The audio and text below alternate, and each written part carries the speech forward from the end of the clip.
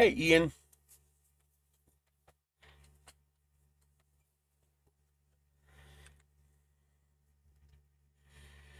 You are our first victim.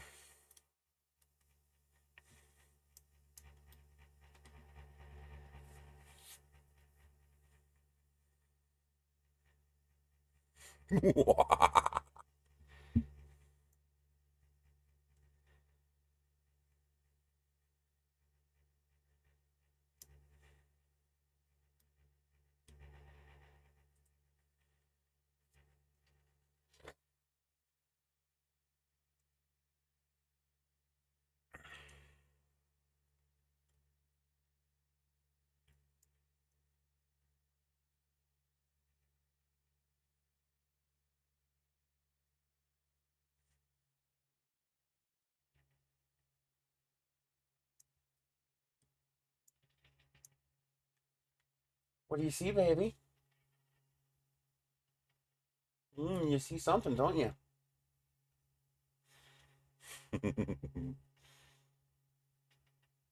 He's chittering heavy over there. He hears something or sees something. You want to get it, don't you, baby? Mm-hmm.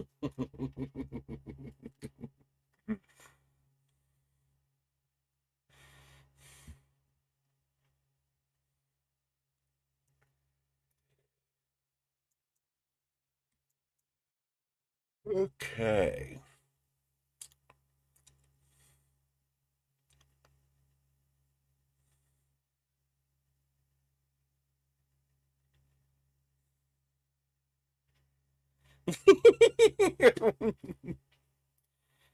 Oh, we could do nothing together.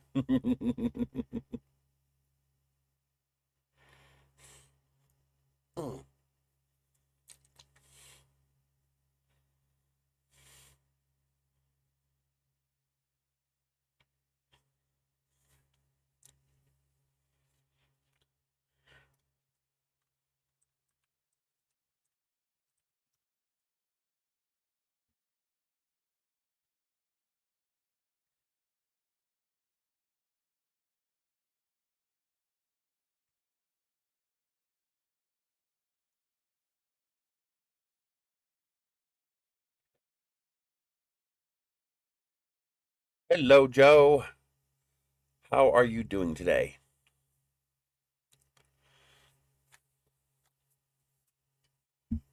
It is going to be cold tonight. It's going to get down to 8 degrees tonight.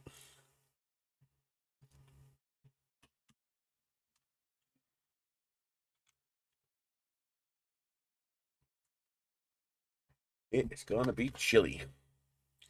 Oh, yeah, lots of snow, but it doesn't stay around. We've been getting snow like every other day, but it's gone in a few hours. As soon as the sunlight comes out, it just blasts it.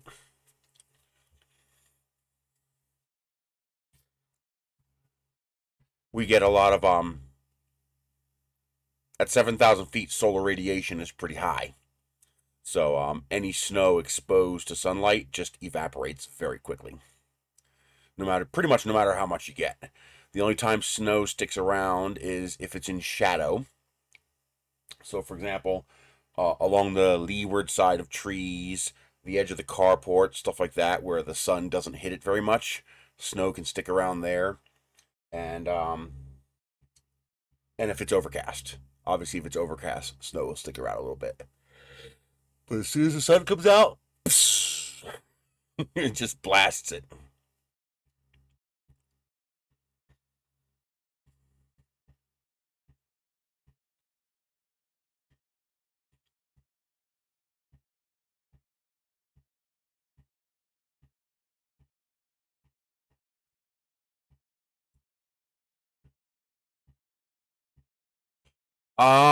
I'm not. I have two electric heaters currently running. I'm gonna turn on a third one for tonight only. Just because each electric heater costs $168 a month to run. Did I do that right?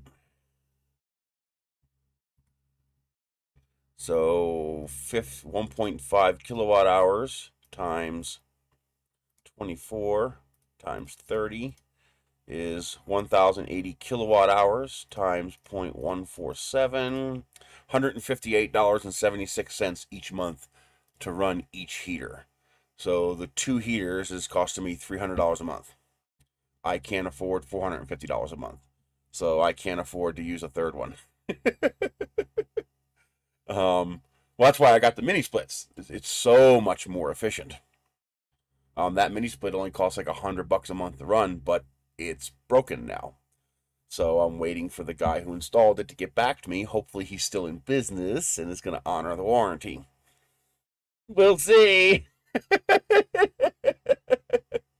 So I can't afford to just turn on a whole bunch of electric heaters. It would cost a fortune.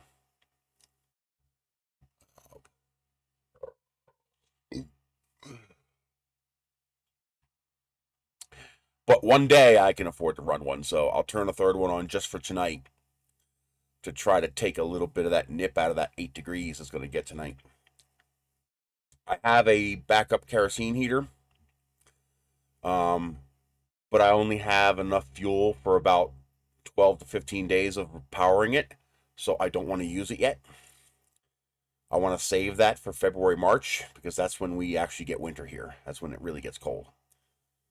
So I want to try to save that fuel for when we have sustained multiple days of single digit or less. If we get that, we might get lucky. Long-term forecasts are looking like we're going to have above average temperatures here this year, so we might get lucky. A little bit. Looks like I'm not going to get any more photo gigs for the properties. Her last message to me was that she found somebody who's cheaper. And I was like, yep, and that'll work until the person has to pay someone to get unstuck out of a mud hole. And then they'll stop doing it, and whatever, but I'm not taking less money. But, so that's probably gone. There's no regulation on that, so, people who are desperate will go, oh, all I gotta do is take some pictures, and I get $150? Yep, until you get stuck in a hole and have to pay someone $300 to come haul your ass out. Then you'll realize $150 wasn't such a great price anymore. But, it is what it is.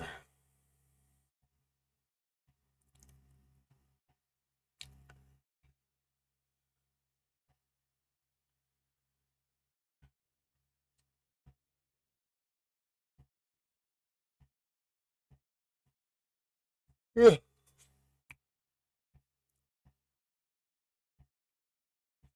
Well, I do plan to stay on YouTube no matter what. Although I had an interesting experience with YouTube this week. I'm doing pretty good. I I think I have to basically stop leaving comments on YouTube. Like I can't leave any comments on YouTube. Because YouTube is willing to threaten my existence because of a comment, and they won't even tell me what the comment was. When I go to YouTube, this message pops up. Oh, it stopped. Interesting. A message kept popping up, which I refused to click the button to. I will not even, under principle alone, I will not click that button.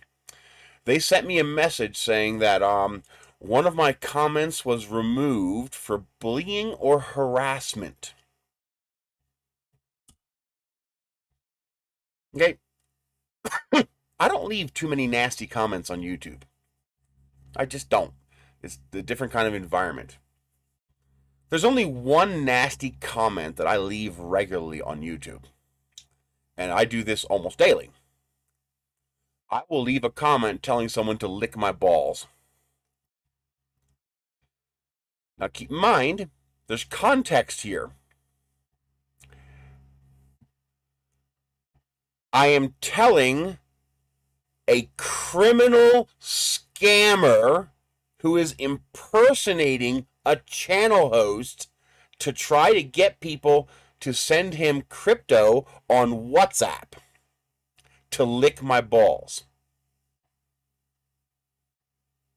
Now, that's the only comment I've left that could be construed in any way to be offensive in any way, shape, or form in the last 6 months. So you're telling me the criminal reported my comment as bullying and harassment, and YouTube is just okay with that? You've seen it. You'll a popular video, one that's getting hundreds of thousands of views or even millions of views, and you'll have this one guy who has a fake name that looks similar to the host's name, and he'll say, "Contact me on WhatsApp," because he's trying to get you to send him crypto so he can rob you, and he's trying to make it look like you're donating to the channel owner. And people will, you've probably seen a lot of the big channels mentioning, hey, if you see somebody asking you for money in the comments, it's not me. And so whenever I see one of these guys stalking one of my, well, they're not my friends, but one of my favorite channels that I like to watch, I'll reply, "Lick my balls." And because it's not cursing, it's not vulgar, but it gets the message across. Go fuck off. That's the only comment I left that could have been construed as bullying or harassing.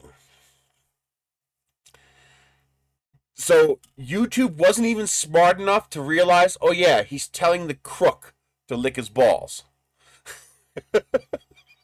I mean, are you fucking kidding me?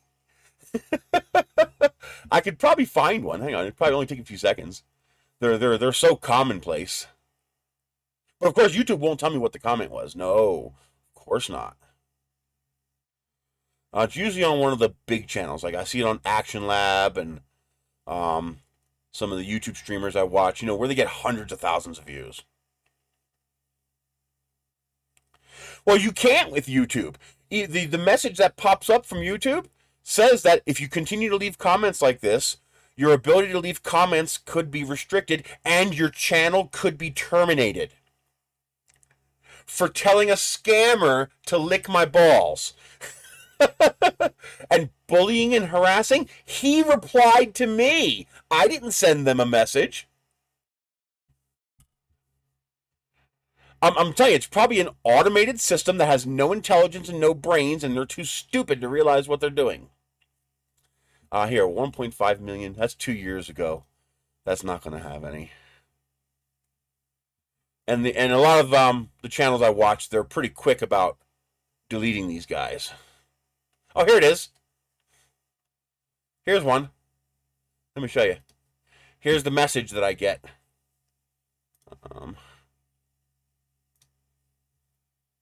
All right, you can see my screen. Yep. I get this.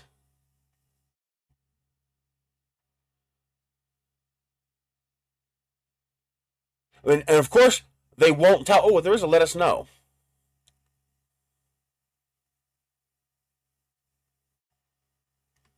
But this is, let me get a screenshot of this. So this is the message that pops up, and they want me to click got it. I will drop dead before I click got it. I will die first. I will never click that button. If that means I can't use this page anymore, so be it. I will never click this button.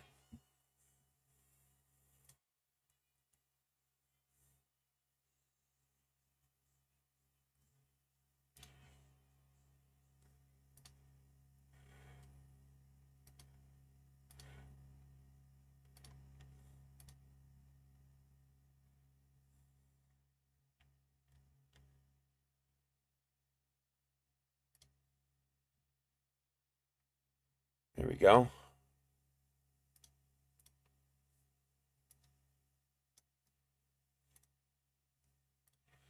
Let's send them a message.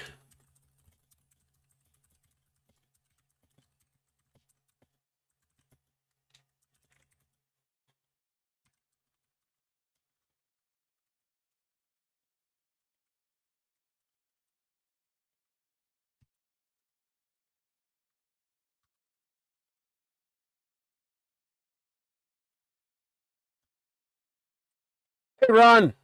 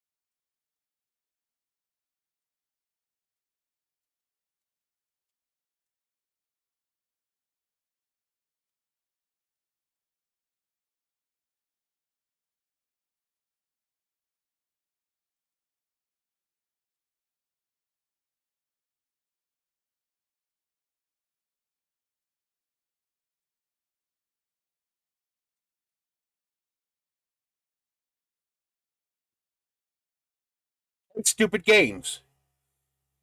Win stupid prizes.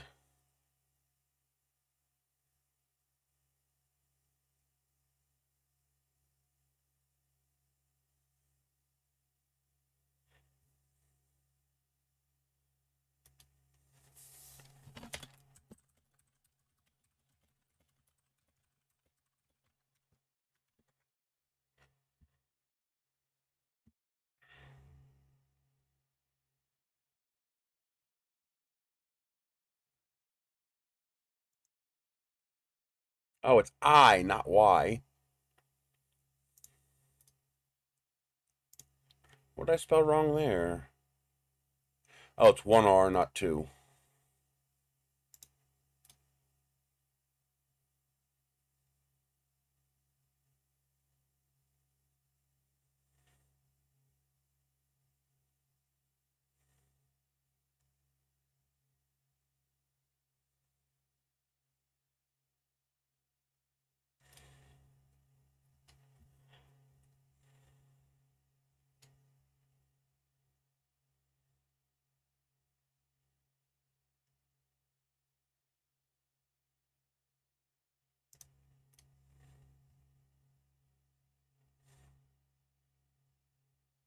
No one's going to read it. But yeah, I keep getting this, which I will not click on. I will never click on this got it button because I don't got it.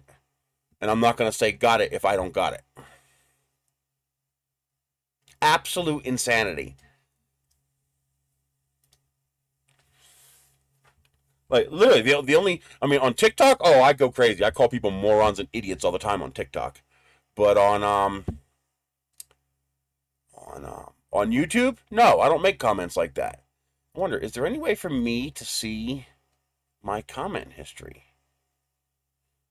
But they remove the comments, so I don't think it'll show me comments they've removed. That's comments, contact, comments. This is comments people post to me.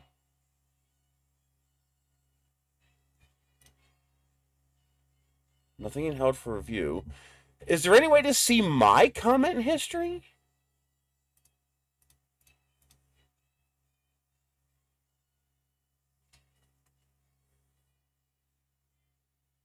Like, how do I see all the comments that I've posted to YouTube? I don't know if there's a way to do that. I don't see any option in here to published. This is comments from you guys.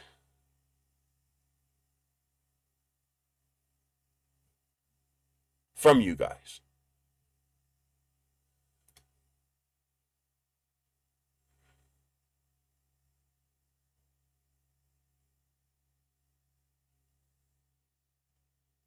What?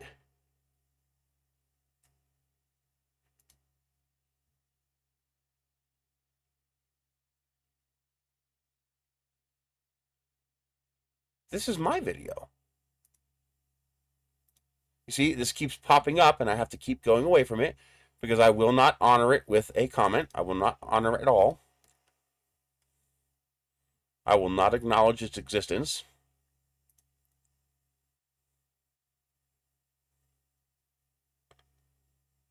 Yeah, there's no copyrighted content here.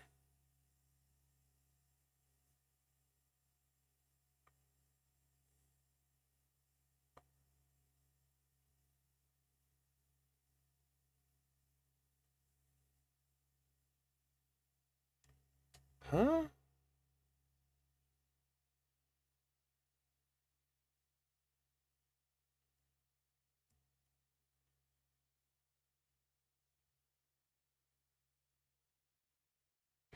Oh, wait a minute. Is this somebody posting my video?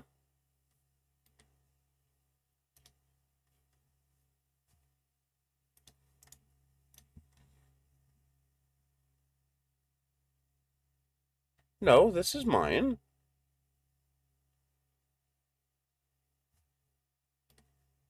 What is this?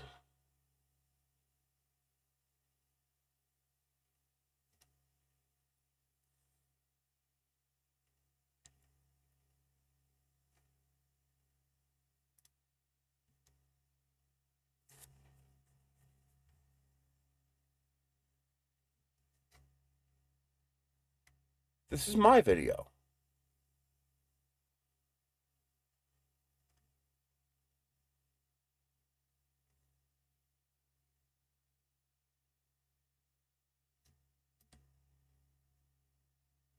I don't know what this means.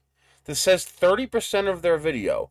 This is all live content from my own camera, so I'm not copying someone else's content. But what does this mean?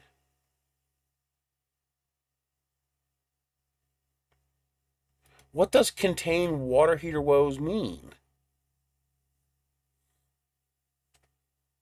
This is two different videos.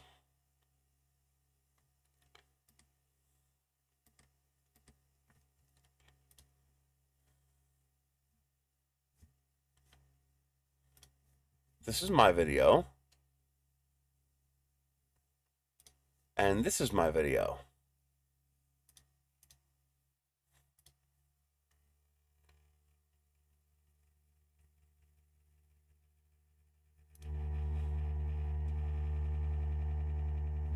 Oh. Who's this?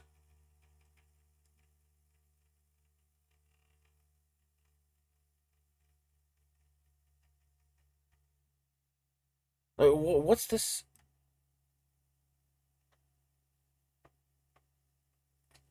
Huh? I don't understand. What am I missing here? There's no music in these videos. They're both my videos.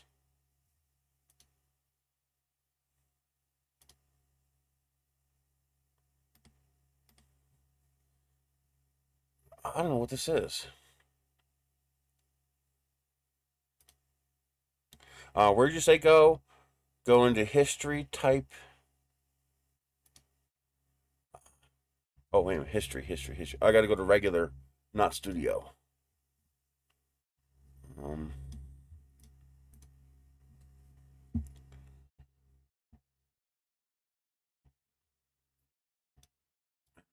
History.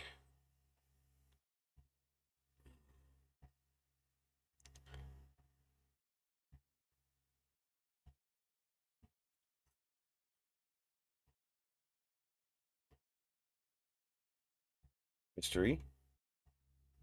Here we go. History type. Community. Comments.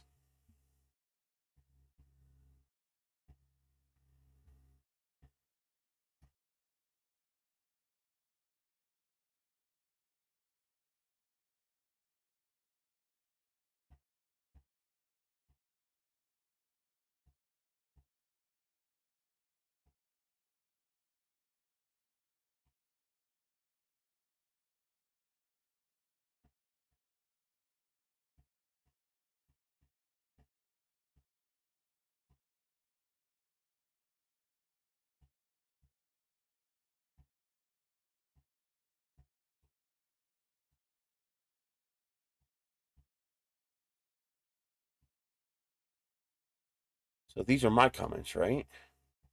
Yeah.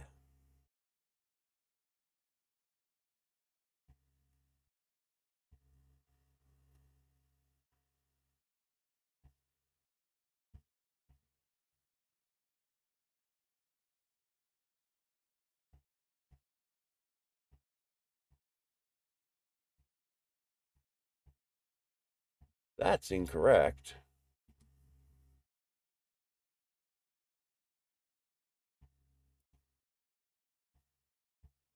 This guy's great, by the way. Tyler Bell. He does practical effects type stuff. That is incorrect. Wait a minute. Aram. No, it's right. Arams. Okay. I love that he mentioned the A-Team and he was creating A-Team's type special effects. That was awesome.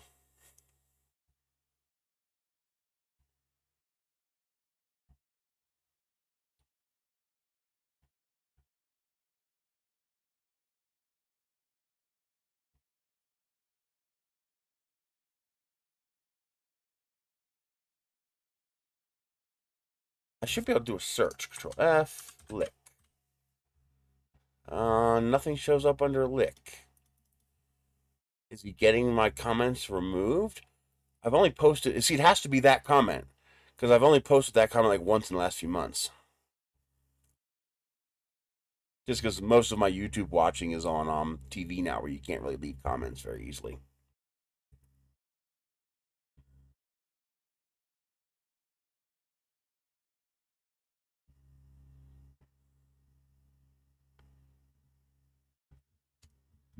Okay, so I don't see anything in here.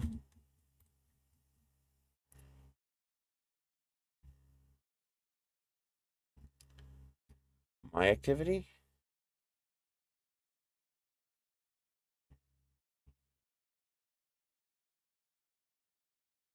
Mr. Who's the Boss tends to get the those type comments, although he's pretty on the ball with flagging them and getting them removed.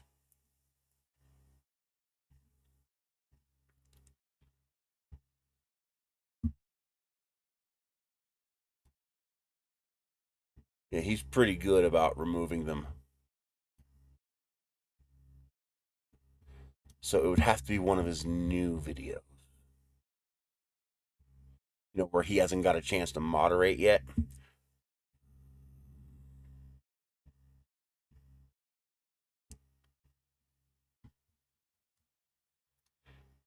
Videos. Yeah, that one just got posted 2 hours ago? Really? I'm surprised he got him removed that quick. Stop it.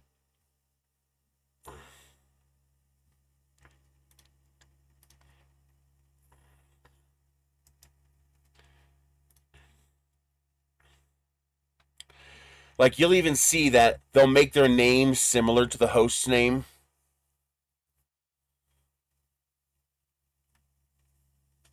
But it has to be. I told you to pause.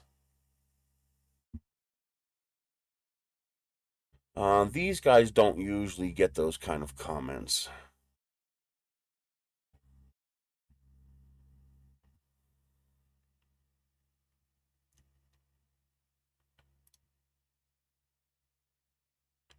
Yeah, these guys don't usually get those kind of comments. Not enough views. It's the big channels they go after.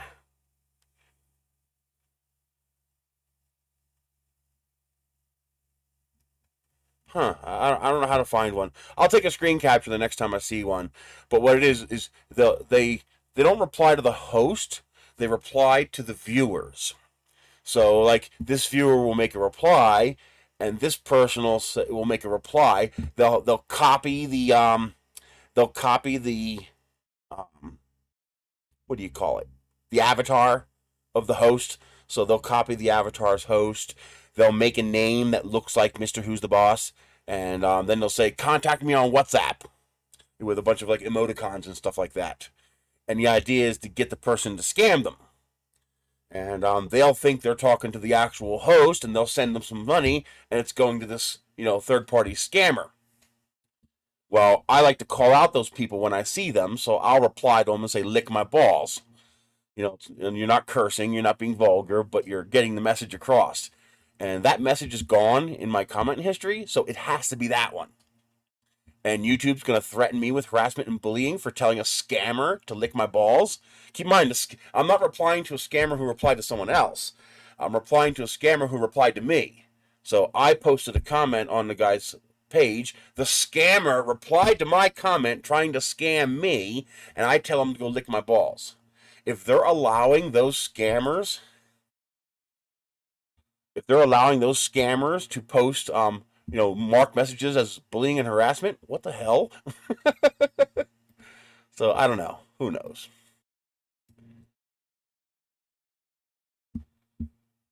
Okay. Pretty good, Nordland. Let's see. CR10 Smart Pro hot end. Are they available on Amazon? I mean, obviously you can get it from Creality or probably AliExpress, but what about Amazon?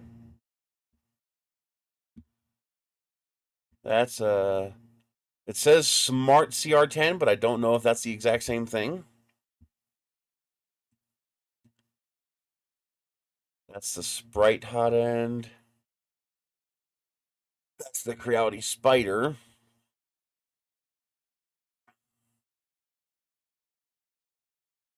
Oh, here we go. CR10 Smart full hot end. $50. Ouch. Is that what it looks like?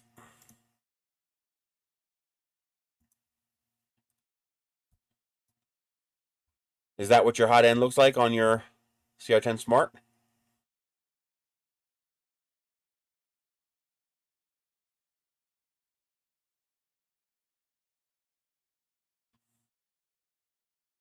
It doesn't look like that. It says this is CR10 Smart full hot end.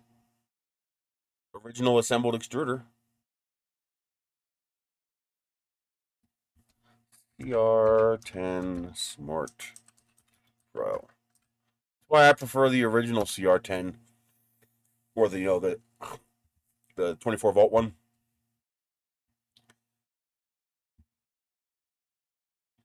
They're so simple. Okay. Go away. Show me a close-up of the hot end. Okay, it looks like that. So the extruder on the front, the feeder behind, a cooling fan angled with a bracket.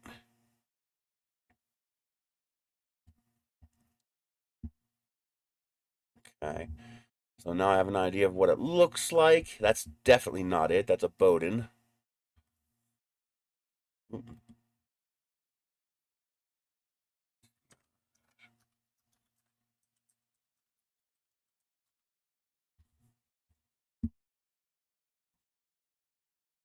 Ooh, $900, $800.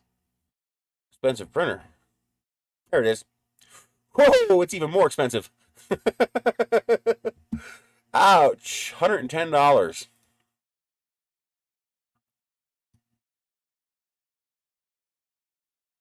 But say, when are you gonna let me click on it? That looks like it's it right there. A little pricey though.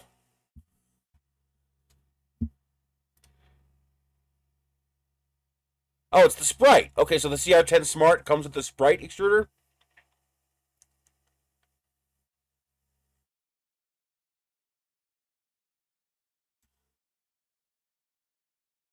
Would you knock it off?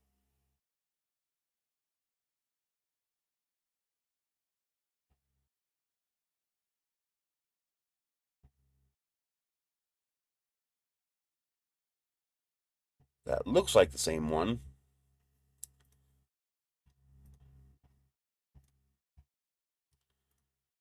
Let's do PRITE. 109, 109, 109. Looks like it's 109. Oh, this one's 90.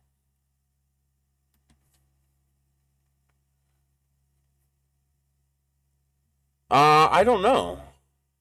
The original S, like the original dual lead screw, original CR10S, it's my favorite big format printer. Well, next to the Chiron. Here's a whole bunch of them, and I do see them as low as $90. Looks like the CR10 Smart Pro uses the Sprite, which is that. So it looks like $90 is the cheapest. Let's see, do they have a CR10S on Amazon? Because $200 is a great deal. Looks like $300 on Amazon. That's the S5.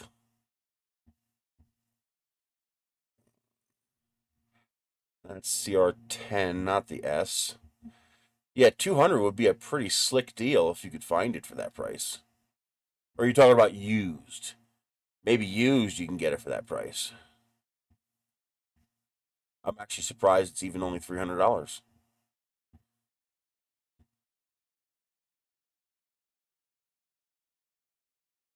Bamboo is completely irrelevant and off the table. Bamboo is Fantasyland. Even their stripped down P1P is $800. I could buy, 3 CR10s for the same price. Or I could buy 8 Ender 3s for the same price. It's a nice machine, don't get me wrong, it looks fantastic, but at that price, yeah, exactly, $700. Now add tax. What does that come to? That's not a straw man argument. That's called reality, buddy.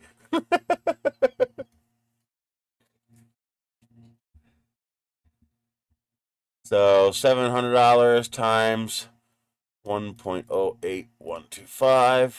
Yeah, $760.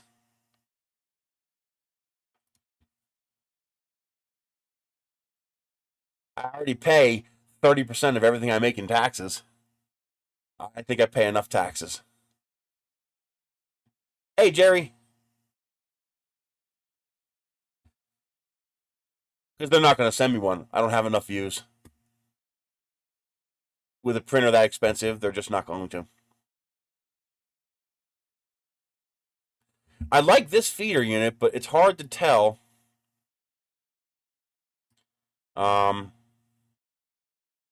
hard to tell if it's the updated model or not. Because the original one, the second gear here, chews its way through the aluminum.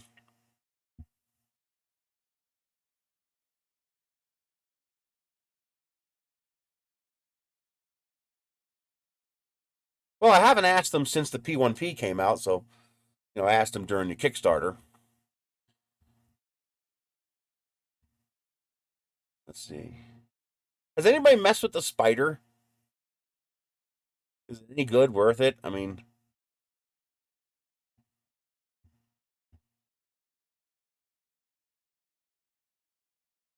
oh, nice metal mounts. Hey, Joe.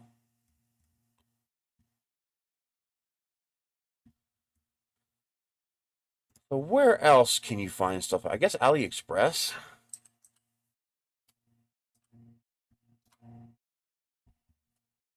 Not good? Okay. Someone asked how much a CR10S is.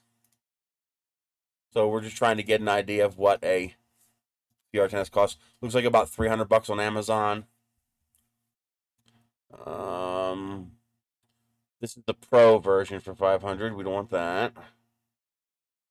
Here we go. Wow, $170. What's shipping though? Free shipping. So if you wanted to dick around with an original CR10S, $170 shipped from AliExpress. Wow. I wouldn't have thought it was that cheap.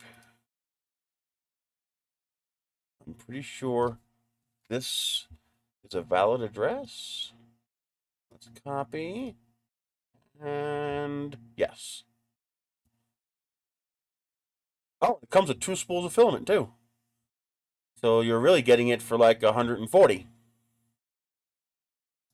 plus 2 rolls of filament. That's not bad.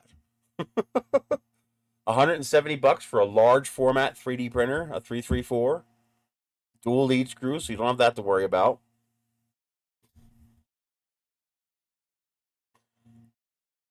Wow.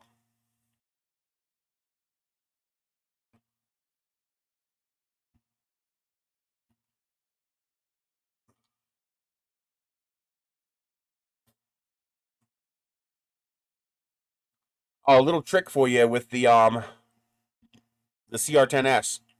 It's dual lead screw, but they're not linked.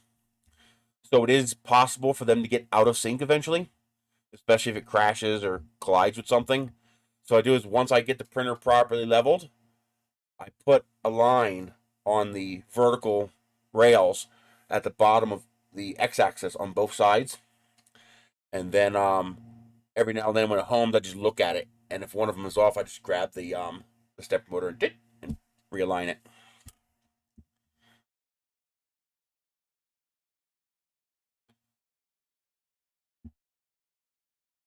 Now, is the CR10S still 12 volt, or was that the first one to get upgraded to 24 volt?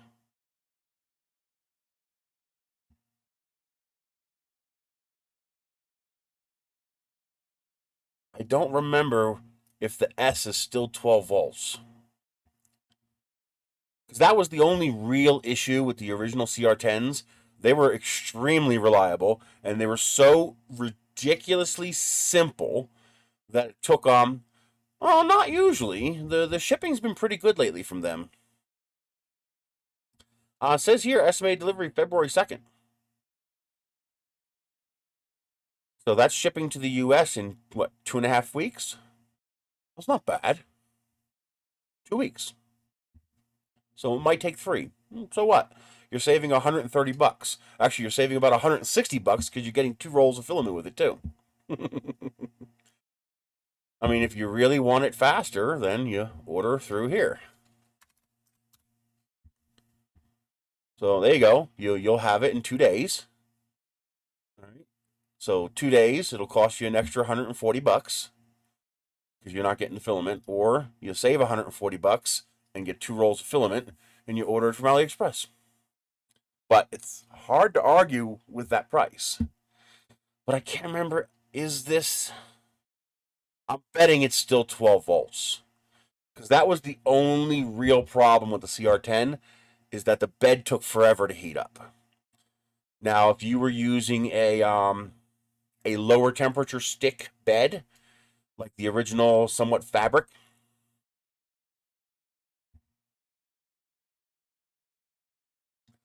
takes too long. It takes forever to run those lead screws all the way up and all the way. Yeah. I level at the bottom. I'm too lazy. Another way you can easily do it is by 3D printing 2 little towers. So level the printer perfectly, and then measure from the bed to the bottom of the X-arm on each side, and then print 2 little towers, and you just stick them under there, and then you just manually grab the 1 lead screw until it properly sits on each side.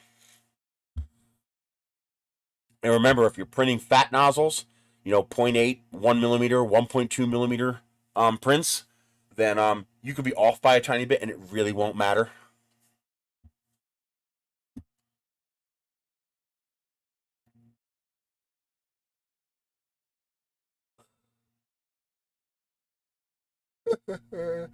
Now, if you're printing something tall, then yes, you can just finish running it up to the top and then bring it down.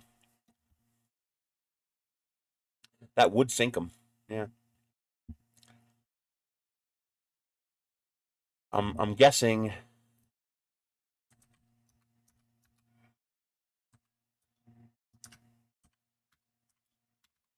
Jesus.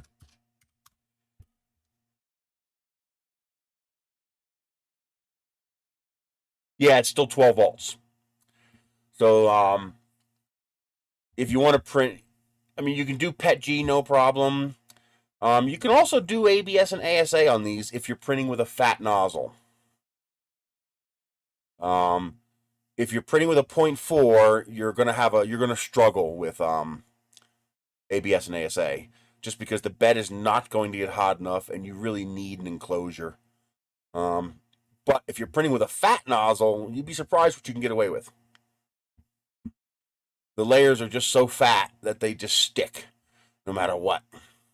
But yeah, for PLA and wait, what's this here? Oh, that's the original CR10 with a single lead screw. 279, 259. So yeah, I'm surprised you can still get them. They're still available.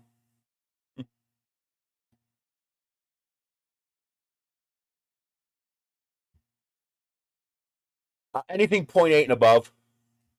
Like I use 1.2 millimeter nozzles. Although for the high power rocket, I'm going to use a 0.8 because I want to try to balance weight versus strength. And 1.2 is going to make it a really heavy rocket. While 0.8 should be a decent compromise between wall strength and mass. Nice. I don't know. I have not played with the S1. The thing with the Ender is it's the cheapest printer there is. So, they cut every corner they could to make it equitable. Which means you have to make up that difference. You have to do a lot of work. But once you understand how to do that work, once you develop the knowledge and experience for what you need to do to make the printers work, it's no big deal. I can sit down in front of an Ender 3, put it together, correct everything that's wrong with it, and in 20 minutes it'll be printing like a champ.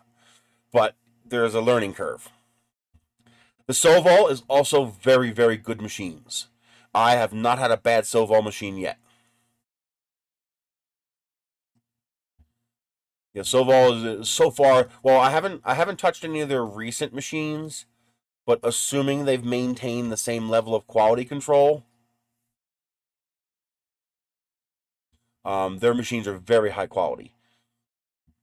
They minimize the corners they cut, so they don't cut so many corners. The threads are all clean, the cuts are all straight, the parts all fit together properly.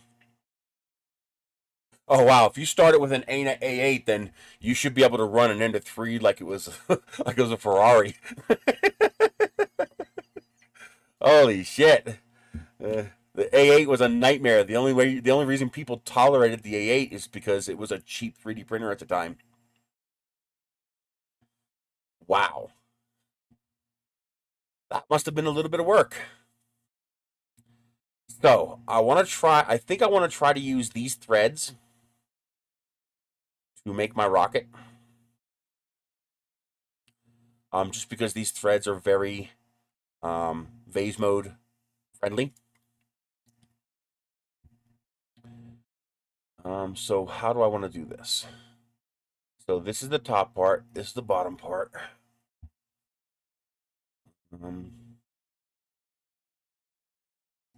so I think I want to copy these two.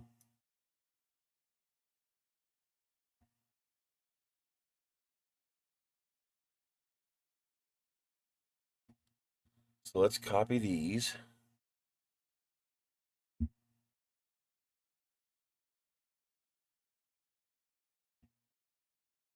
And paste them into here.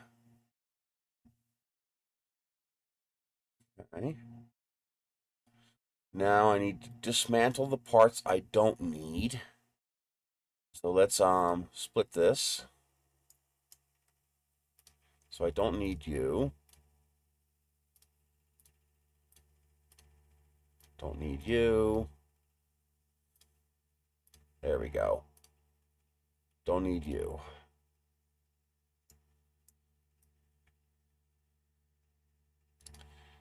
Now I need to get rid of... It'd be kind of cool to print a rocket where the entire outside of the rocket was this surface. That might actually be kind of cool.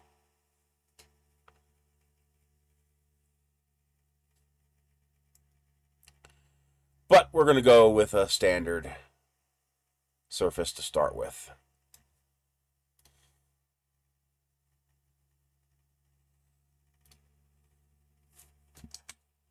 That would also add a tremendous amount of rigidity to the outside of the rocket. You know something? Maybe I will keep it. That would make it incredibly rigid. So that's 64. So let's start with a 4-inch rocket. So 4-inch rocket is that's 101 millimeters.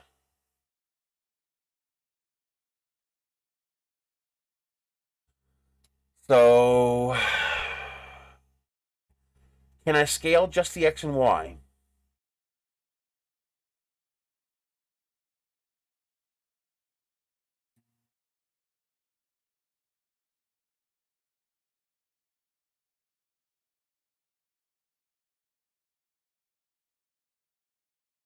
Can I scale just the X and Y? I'm not 100% sure if that works.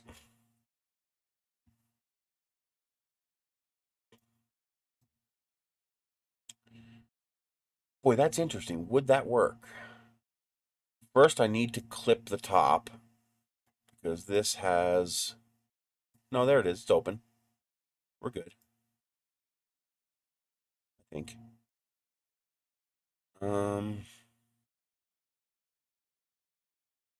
Let's do this.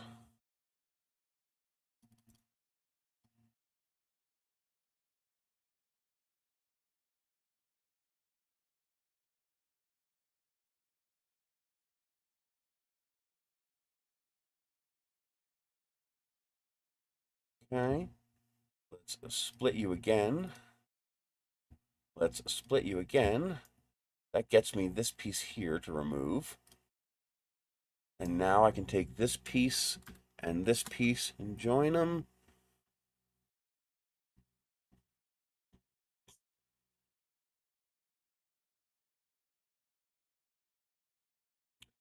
Idea Maker lets you make custom skins? Like totally custom? You can apply your own design to it? Like an embossment? That'd be pretty slick.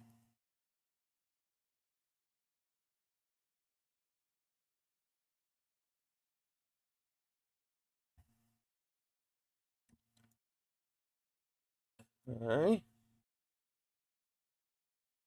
Come on, finish it.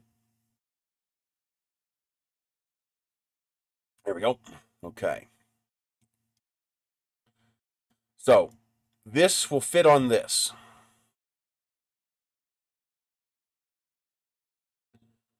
So I guess the next thing to do is to scale it up to the scale that I want. Excuse me. Why would you do that?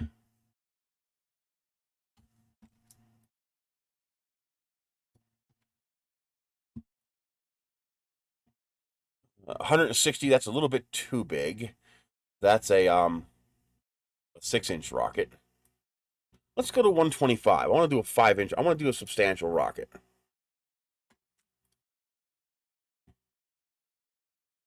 $115. Let's go just a hair bigger.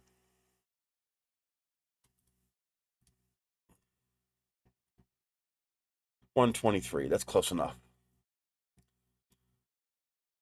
Let's go just a hair.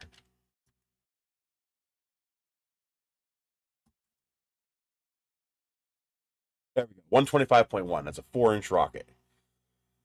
Okay. I'm going to need a 38mm motor mount.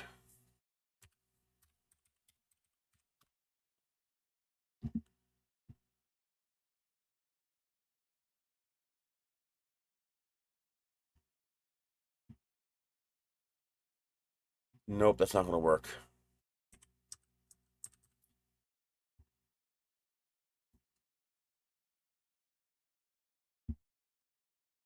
Okay.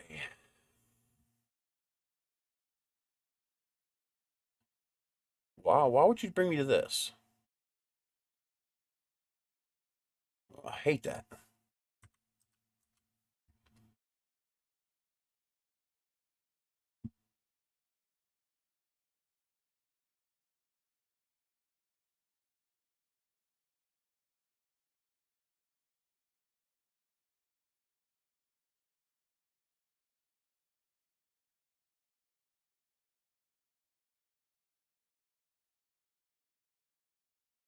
Pre-slotted, no.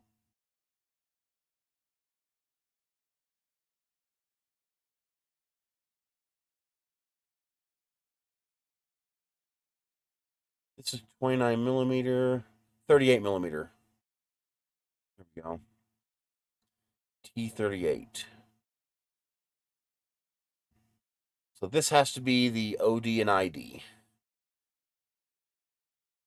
The idea is, so let's call it 1.54 inches.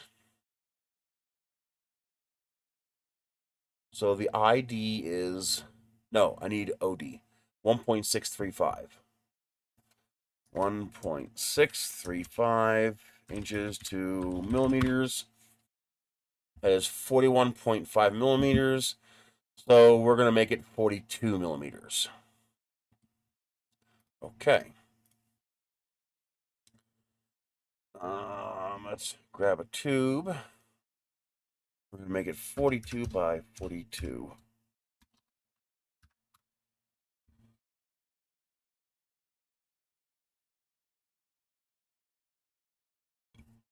Okay. That looks good. That's a 38mm motor, so I could put like a K550 inside of this, and that'll fit pretty good. Okay.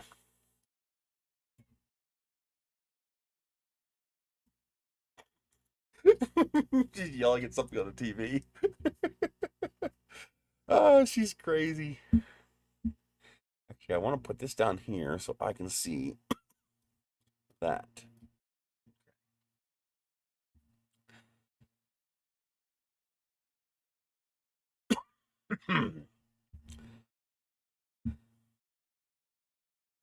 Wish you a happy birthday. It's your birthday, Ben.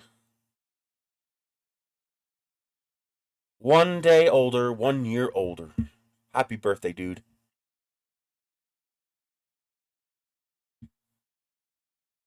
Okay, so that's the size of the motor mount tube. This is the size of the rocket.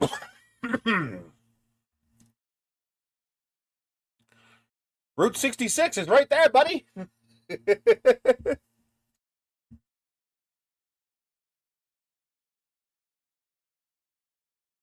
I'm not sure if I can get away with keeping this pattern. I'd like to, though. It's kind of cool. But that's going to add tremendously to the print time. I think I better stick with traditional to begin with. Okay, let's do that. Let's see. Increase the number of... Wait a minute. Come on, come on, come on, come on.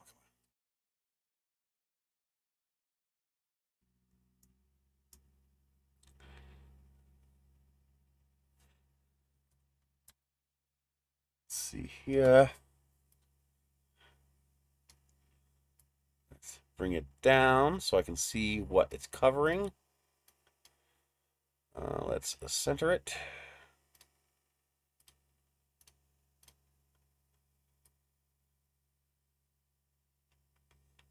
Yeah, that looks pretty good. Nope. Needs to be a little bit bigger.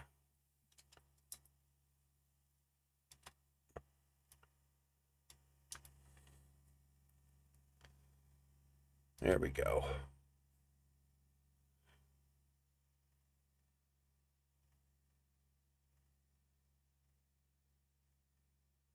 Yeah, I think that'll do it.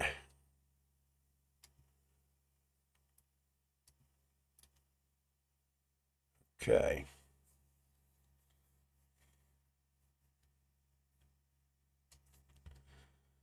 Okay.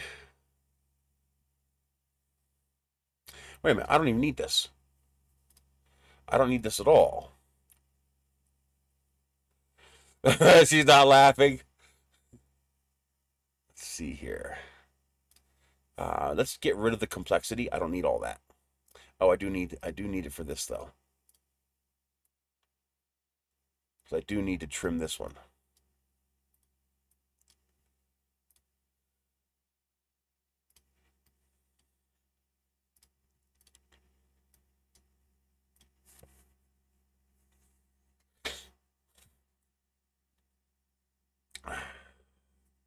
I want to make an entire high power rocket out of a 3D printer. And it's going to be modular because I want to use an Ender 3, since that's the most common, cheap, affordable 3D printer on the market. So it's got to fit within a 235 by 235 build volume. So I want to try to make the whole entire rocket, except for the stuffer tube, out of 3D print. Just to say, see, it can work. Okay, now I also need to get rid of the center. Sides. Okay, let's center it.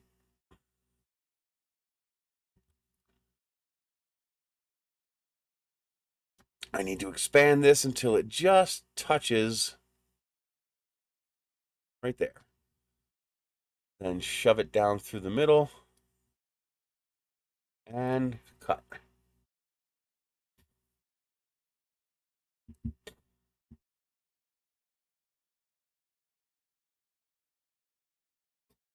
There we go. Okay.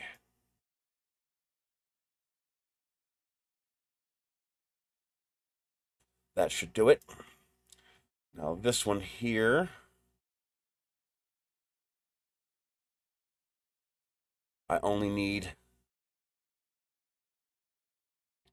the bottom part. We are going to keep the cone.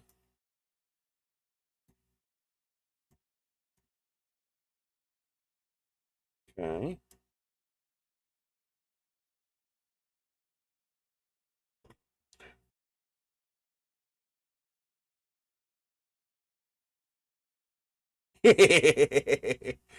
um, well, one of the issues is that they have banned 3D printing from certification flights.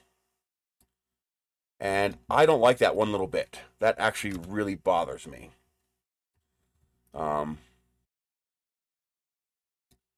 it bothers me because it's a form of what I thought we did not have in this hobby, but apparently we do. It's a form of elitism. I don't understand it, so I'm going to make it so you can't use it. I don't like that one little bit. That actually pisses me off. Especially because we're supposed to be a logical, reasonable group of people. We're supposed to be engineers. We're supposed to be scientists. That's what separates rocketeers from other hobbies to some extent. Um, and it's very easy to look up this information. Like literally, just a couple of seconds on your phone, you can look this information up. Um, PLA has a higher tensile strength than your average plywood.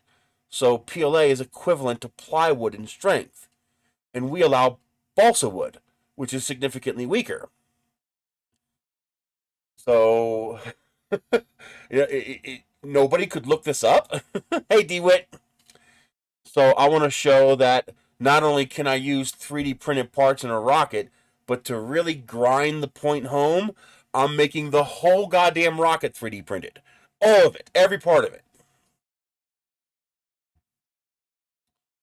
Just because I can. No other reason. Because I can.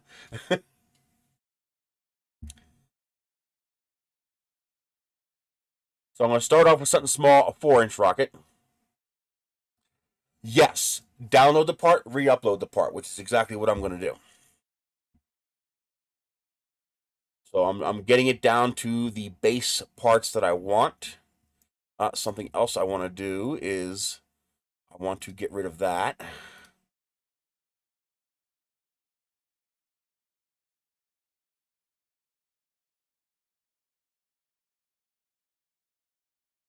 There we go.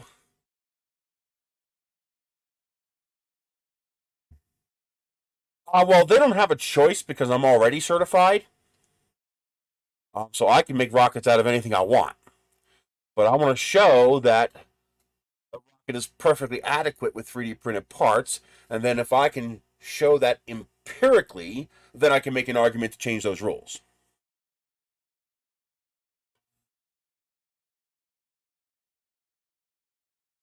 One person replied, well, I don't have the experience to understand whether a 3D printed part is adequate or not.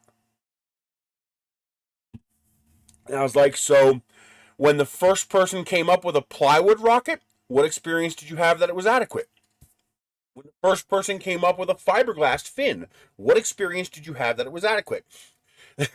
When the first person carbon fibered a fin, what experience did you have that it was adequate? It's called logic and reason, dude. I mean, if your 3D printed rocket does this, maybe you should question it. If your 3D printed rocket is nice and stiff like this, like there's a substantial difference between this part. I mean, look how much that part flexes versus how much this part flexes. I mean, look, there's a huge difference between how much that part can flex and how much this part flexes.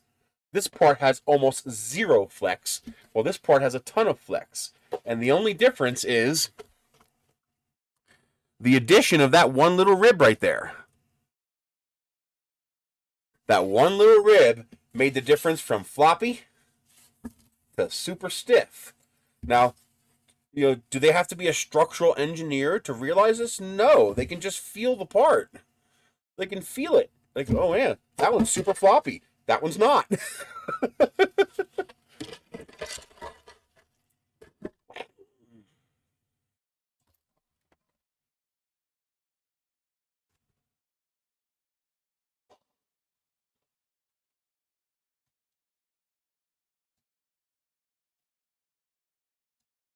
Oh, come on.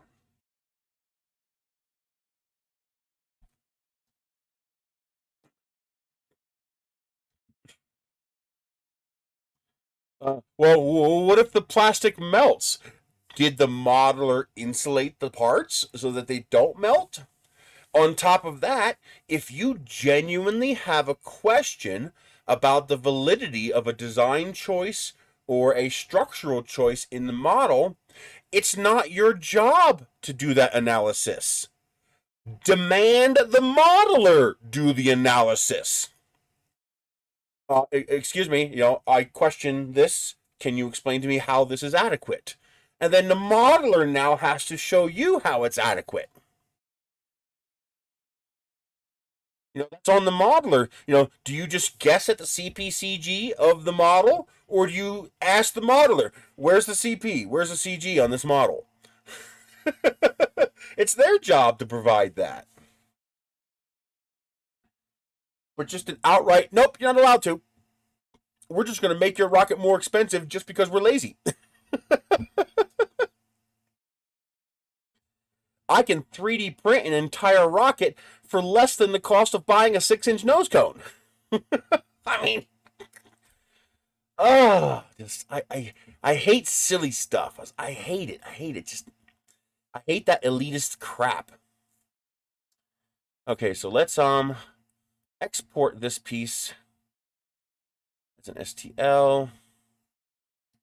And then let's export this piece as an STL. Okay. Now we delete both of these and we import them again. This gets rid of all that history. All those separated parts go away, assuming it doesn't destroy the part when it does this. That is possible.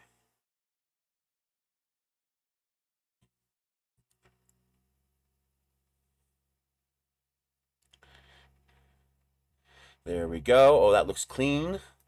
Import, choose file. This one. Now, I may still have to play with the scaling of these parts because there's a tolerance built in. I've built a tolerance into the parts, and that tolerance increases when you scale the parts. So, if I designed a 0.4 millimeter tolerance so that, this K-cup slides into this slot, let's pretend these two parts intersect or interlocked. If I scale these up 200%, my tolerance is also being scaled up 200%. But you don't actually want the tolerance to scale. You want the part to scale, but you don't want the tolerance to scale because the tolerance is going to be the same. So I may have to jigger the scaling of one of these parts to make sure the tolerance is still snug enough. Meaning the parts may become loose as you scale them up because your tolerance is going to grow with the scaling. So what was a nice snug fit at this size might be a loosey janky weaky fit at this size. So we may have to play with that later. That's easy enough to test. Print this in vase mode, print this in vase mode, and then test fit them and see how they work. Okay. So this is going to be at the top of each rocket.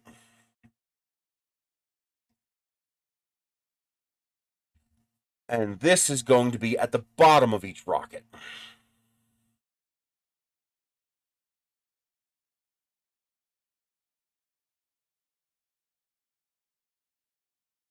And the trick is to maintain this. Printing this in vase mode is not a problem.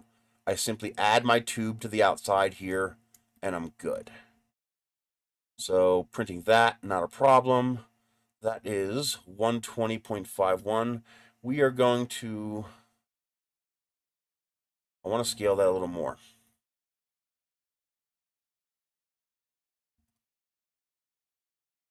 That's 117. I think I am going to gamble and just scale this up 1 millimeter. Let's call it 2 millimeters. Take a gamble that that's going to be a good fit.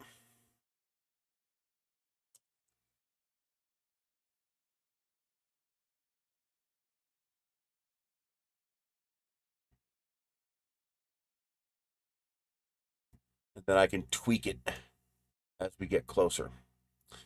So I need a tube. Let's do 125. 125 by 125.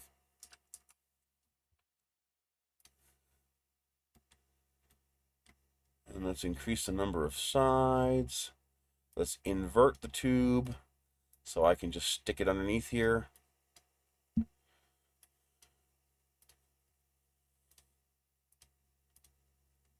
Okay, so the cone will have to be scaled.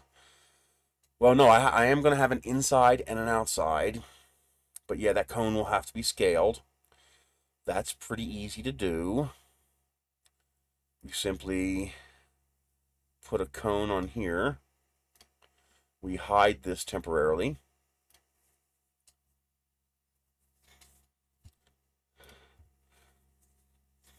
Okay, base radius.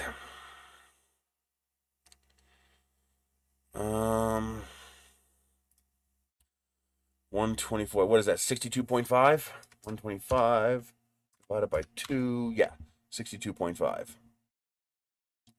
So base radius 62.5. At the comma, because I keep hitting multiple keys because my fingers are freezing. Let's do a height of 20 is probably okay. Top radius of 55. That's not enough. Top radius of 35. That looks better. Increase the number of sides. Would you let me grab the damn thing? Let's bring them back. Center them all. Let's see. Center.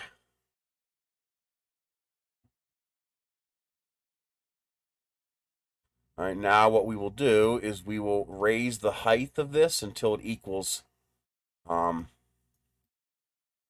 this angle. So that angle looks better. Okay, height. Here we go. I can't see it because it's being covered up because it's stupid. What I do is I just keep increasing that until we get a nice little overlap there. Oh, not quite. Nice little overlap. That looks pretty good to me. It always chooses the darker colors, and I needed to use the lighter colors. The darker colors are hard to see. Okay.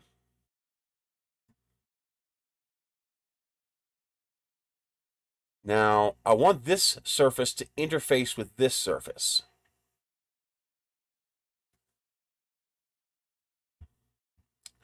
So that means I want to copy this.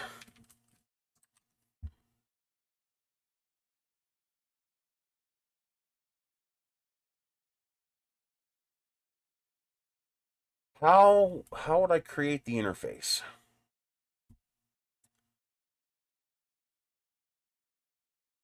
How do I create the interface?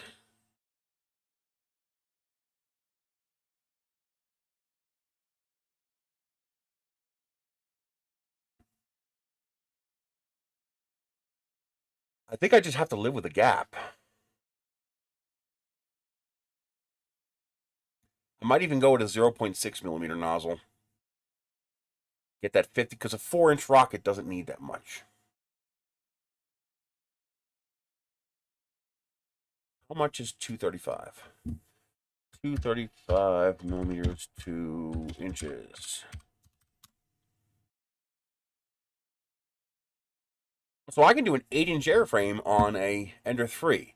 Although you'd need a lot of pieces. You'd need a lot of chunks to make that work.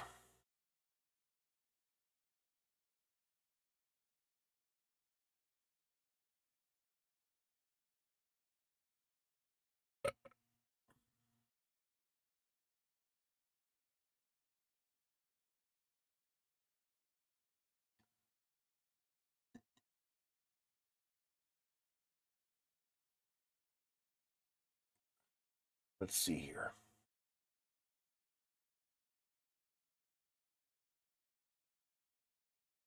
How do I want to do that?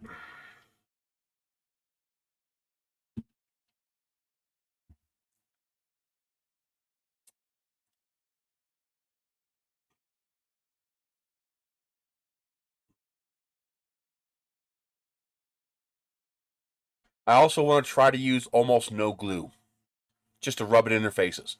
I want to make the whole rocket something I could disassemble, put in a case, get to the field, assemble the rocket, have it all screw together and all interlock, and then have almost no glue.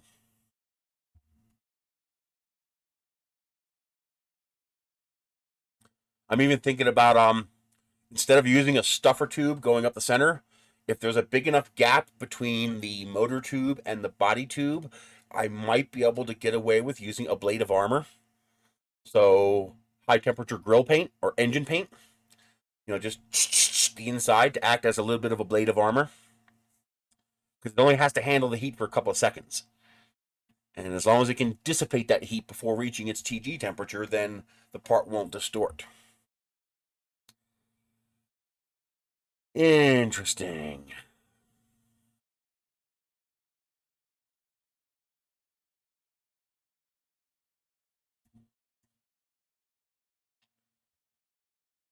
How tall is this? This is 122, so I'm already close to the max.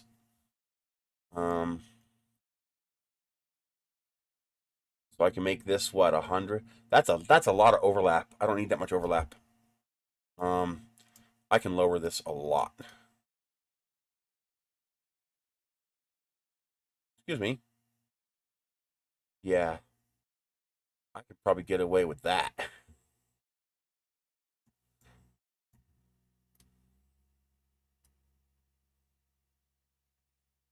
140. How big is this? That's 210, which means I can add another 10.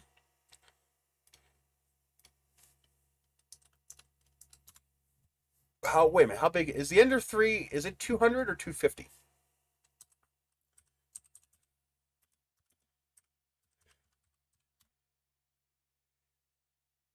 It's 250. Okay. So I can go up to 245.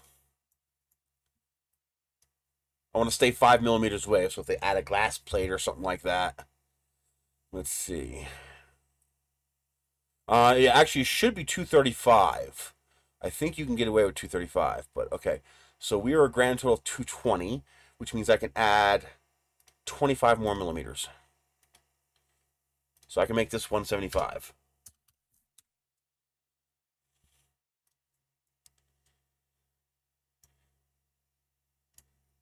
Okay.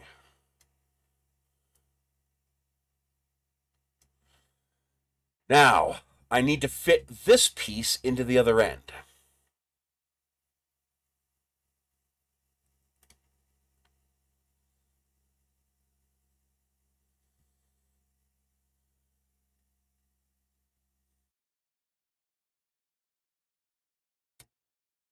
Okay.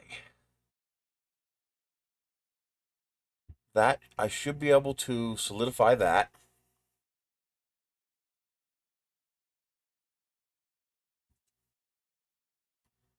Now, ideally, what I need is I need a lip right here, and that lip should be 1.6 millimeters wide. The problem is you can't put a lip there. I mean, I can. There is a way to do vase mode and put a lip there, but the structural integrity of the part will be compromised at that location. So you really don't want to do that.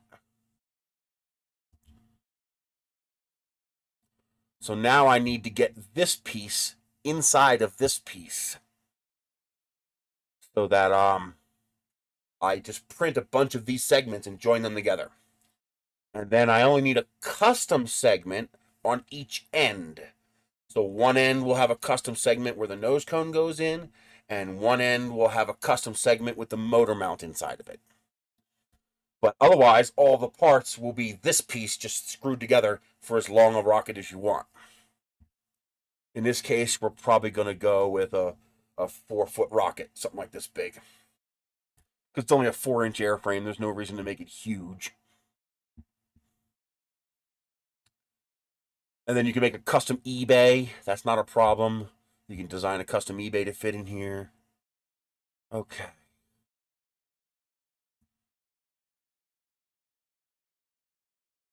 Let's bring this to 0.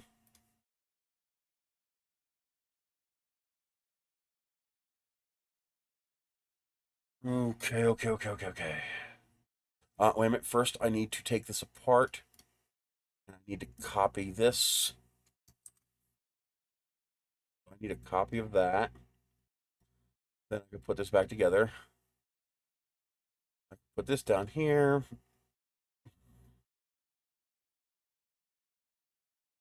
Ah, stop doing that. It's so annoying. Okay. Join, align those, and move them out of the way for now. Okay.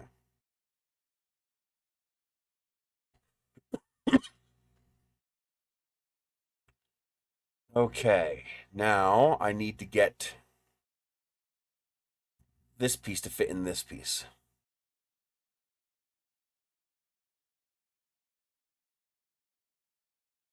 So this is the part that's going to thread, which means I need to invert this 180 degrees. I need to put a hole in this one. Okay, so Control D, get a cut. Now I need to shrink it. Let's go with a 0.6 millimeter nozzle because I think 0.6 will be enough for a 4-inch airframe. That is a 4 perimeter wall with a 2 wall vase. No, it's a 3 perimeter wall. No, let's go with a 0.8 millimeter. Okay. So 0.8 millimeter is 1.6 millimeters per side, 3.2 millimeters total. So I need to subtract 3.2 millimeters from both dimensions, which is going to make us 121.8.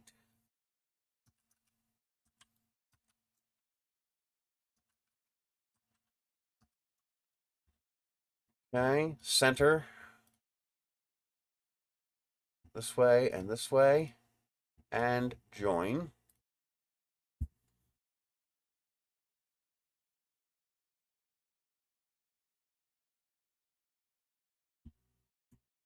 Okay, that gets us our hollow shape. That works. Okay.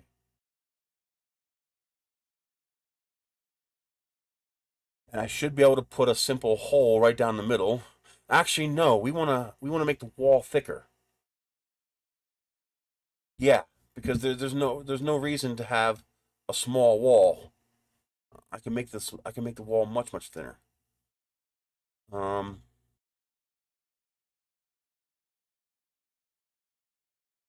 let's see what 100 looks like.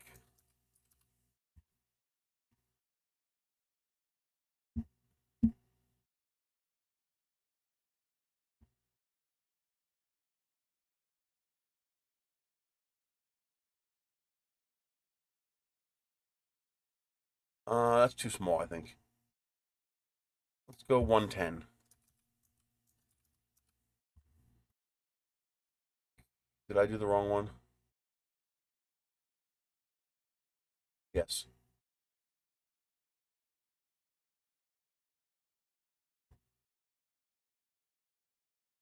I need this.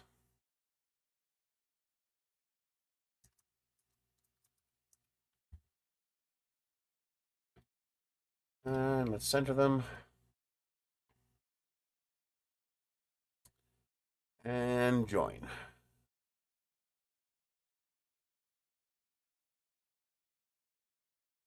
Actually, I don't need to do that. That's a far enough distance that I can just put a hole right down the middle.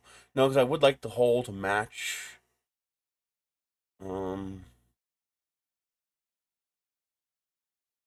Let's just do that and see what happens. Yes, keep it simple. Okay, so there's the 110. Yeah, I'm okay with that. That double wall will be nice and strong too. And that also means I can it'd be easy to make oh, I need that part. Oh, it's already there. The part is there. So I can scale that as needed. Yeah. So I need to duplicate that. So Control D. Pick one of them. Join it with this one.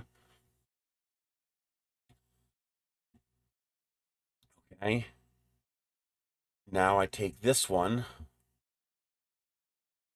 and I gotta add 3.2 millimeters.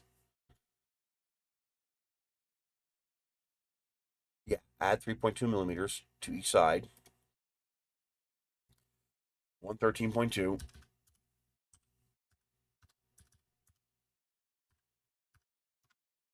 That will create the ribs. Center. It won't be as clean a model, but I discovered that if I make the ribs on the outside instead of the inside, um, it's very, very easy to make my cuts for the rib structure inside the rocket. Very easy. Because all I have, as long as the part's symmetrical. If the part's not symmetrical, this won't work. But God, as long as the parts are symmetrical, this works. Okay. So I can hide this for now. Now I need to put this inside of here. So let's align. Let's freeze this into place and move the centerpiece. So I need this to appear inside of there. Okay, that's going to take a little work.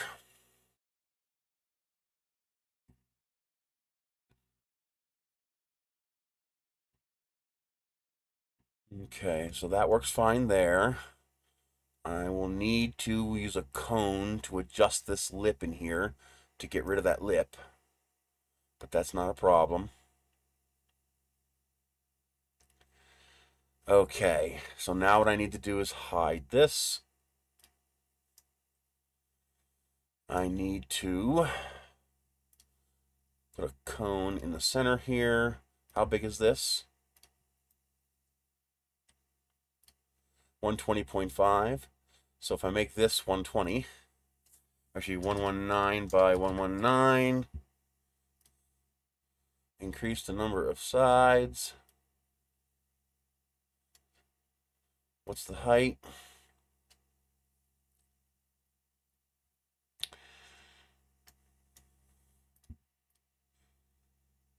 $62.7.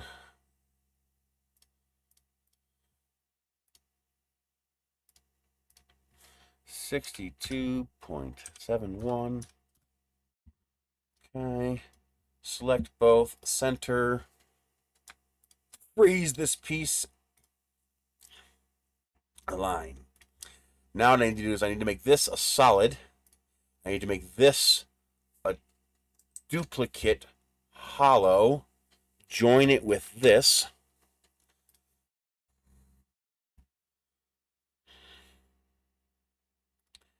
Then take this and make it a hollow. Restore everything. Then we have, wait, I gotta get rid of that piece. I gotta rehide that piece. Let's rehide this.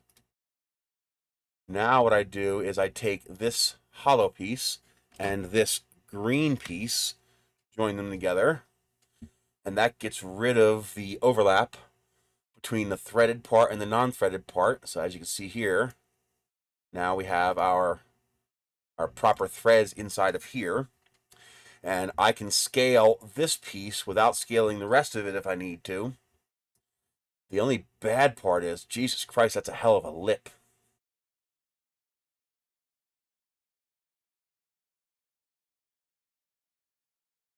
That's way too big of a lip.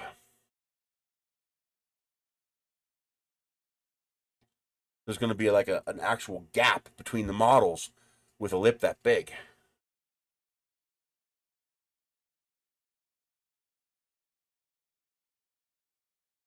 means I need to cone out. I need to get rid of some of the lip.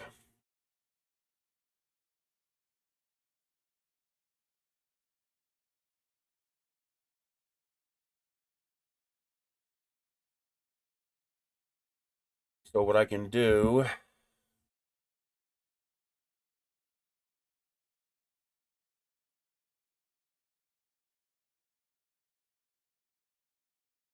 okay, let's take this, hide it.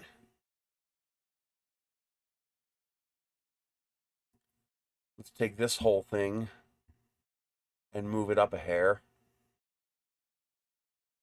What, 5 millimeters?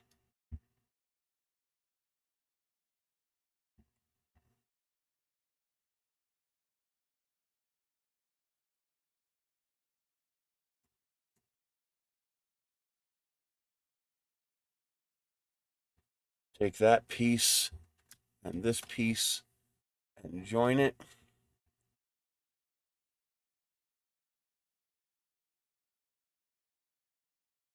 Then take these two and join them.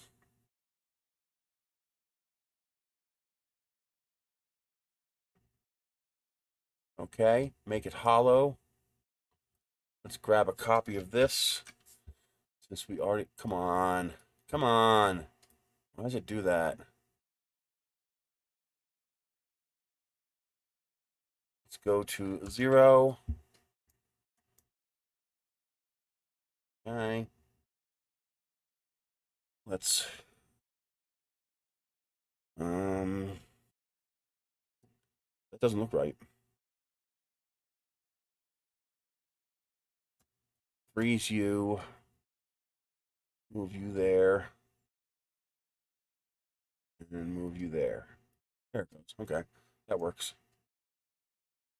Okay.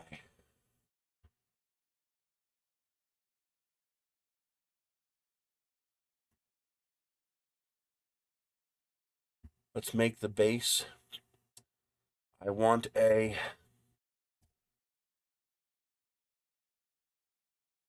how big of a lip do I want? I think I only need a 0.8 millimeter lip.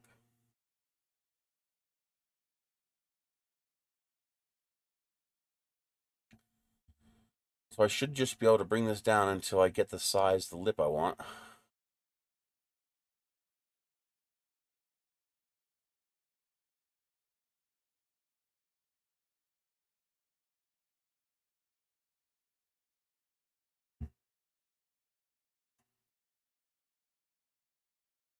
Okay, how do I do this? I guess I put a square down, and I make that square 1.6 on all sides. No, 0.8.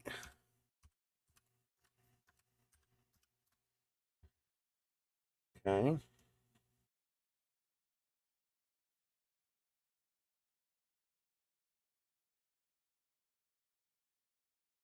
Okay. So now I take this piece and this piece, align, freeze this piece, center it, and align it with the corner. That did not work, but it's close enough. Okay. There we go. So I need to maintain that shape right there.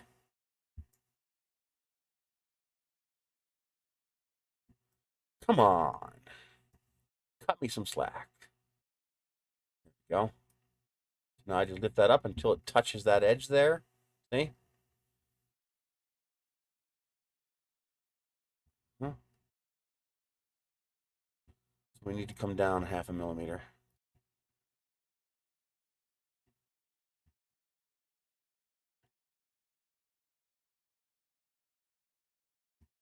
There we go. Perfect. Okay. Now let's see what that looks like. How much am I chopping away?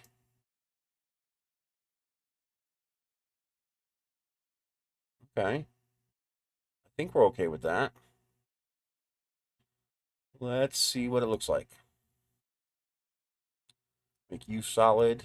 make you hollow, and then join them. Not what I wanted to do. Make you that, join you together. Not what I wanted to do. It's joining the other centerpiece, which I can't do. Yeah, I don't want to do that. Okay. Have to hide that piece first.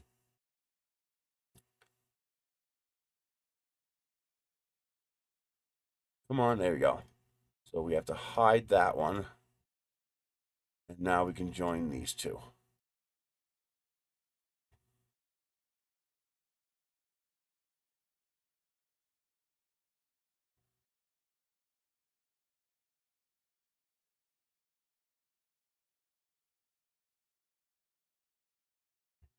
Okay.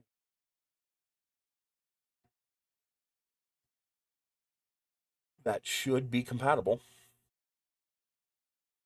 And that should thread right on top of this piece here. Okay.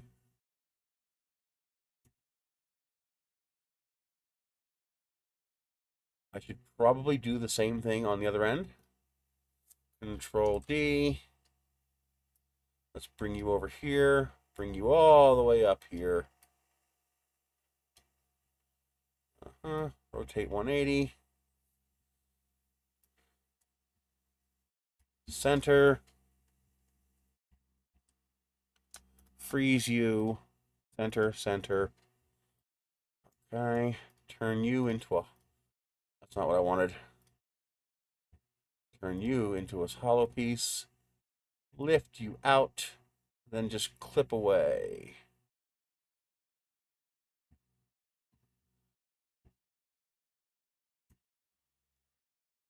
Clip, clip, clip. That's not what I want. Why would you grab the wrong goddamn piece? That piece, you dipshit.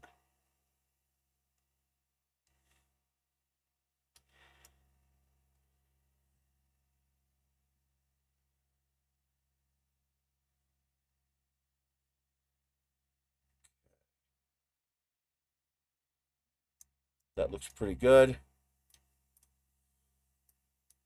Join.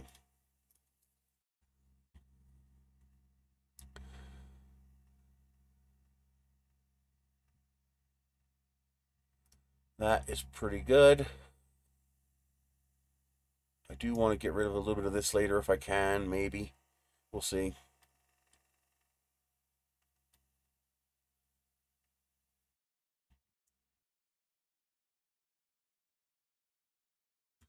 Okay.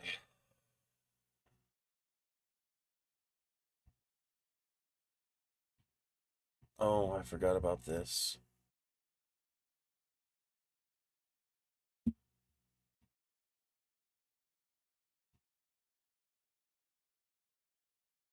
There we go. Delete you.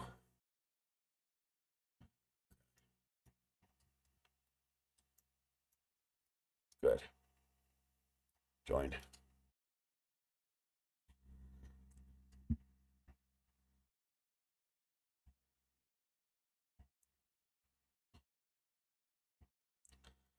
Okay.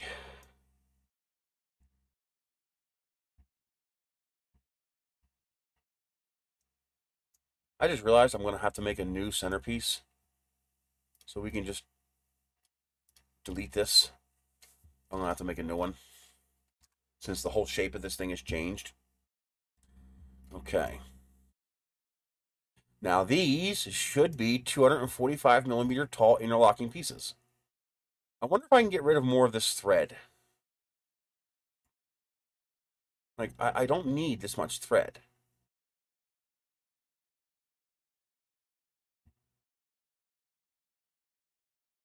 But for now, I'm going to leave it. Because that's a lot of overlap that I probably don't need.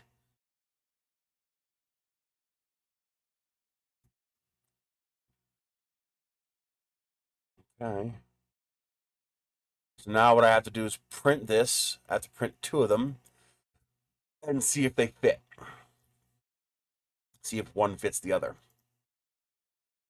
Now the hope is that this cone shape here will kind of work with this cone shape here. Minimize how much gap I have here. That's the hope. So we'll have because no matter what, you're going to have a gap between the two parts, since you'd have to have a 0-point dimension in order to have no gap, or you'd have to have a lip. And with vase mode, you can't really do a lip. I mean, I can, but the structural integrity will be compromised if I do that. So I don't want to do that. Okay.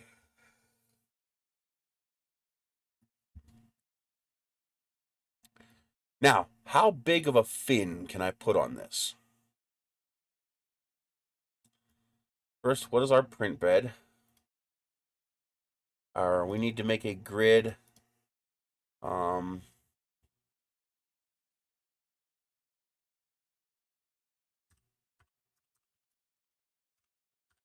Is it 220 or 235? It is 220. I believe the Pro can go to 235. It's just a matter of settings, but we're going to leave it with stock settings. So that means I need to make this 220. Seriously? 220 by 220.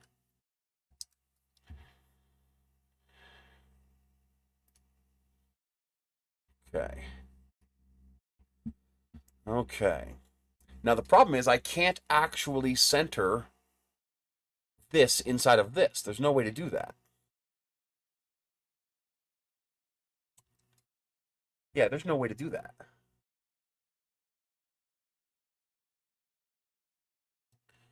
Now I should be able to use my existing... I was going to use this fin. Maybe I will, because this is kind of cool.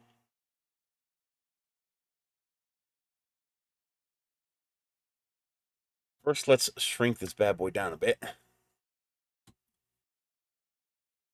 I kind of just like this fin, but I don't know how compatible it is with vase mode. It's compatible this way, but is it compatible the other way? Meaning, can I print it like this?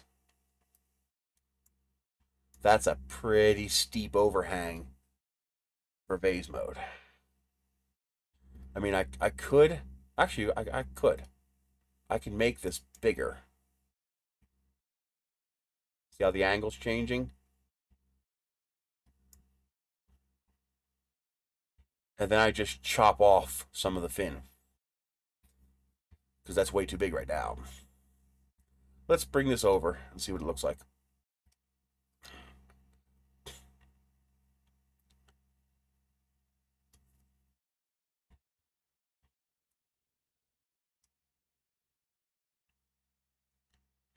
Okay. How big can I make the fins? Calculator. A squared plus B squared is C squared. So 220 times 220, 48,400. We're going to add that together, so times 2, and then square root. So 311. So I can make a 300 millimeter wingspan, and it will fit on a 220 millimeter bed. See, geometry is useful in future life.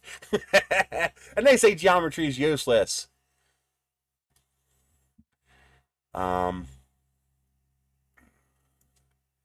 Actually, that height is not too bad.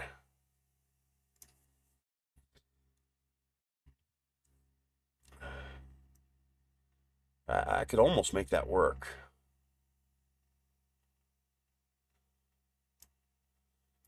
But the reality is I need to bring it down a little bit. Like there. Okay. That's pushing it. I don't know if the vase mode is going to handle that. That bottom edge might get a little sloppy. I might have to do like 0.1 millimeter layer height for the first, bit, and then switch to 0.24 or something like that. This will be no problem, but this...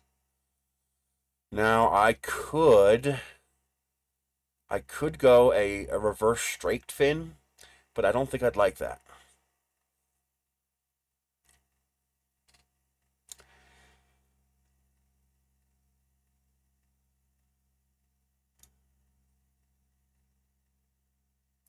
So first, let's make our fin.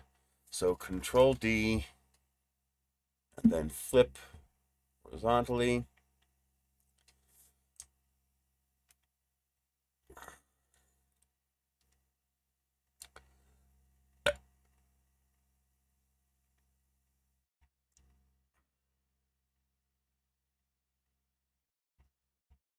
La-di-da-di-da. Okay. So how big is this? 244. So I can go a lot more.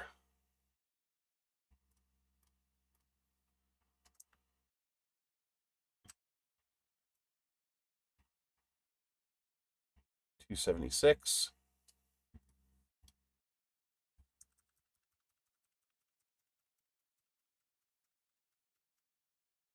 That should be 300 millimeter. That's 300 millimeters. Join that together.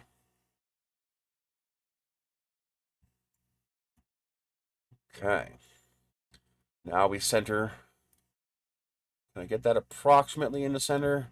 There's one thing Tinkercad doesn't let you do. There's no way to center this part on the build plate. Like, there's just no way to do that.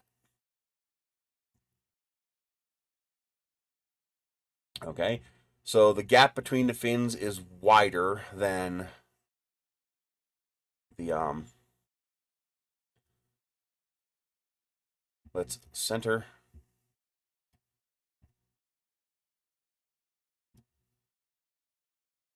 So I need to enlarge the fins to bring it in. Split them. Let's go 90. 90. Oh, that looks good. Oh, that looks really good.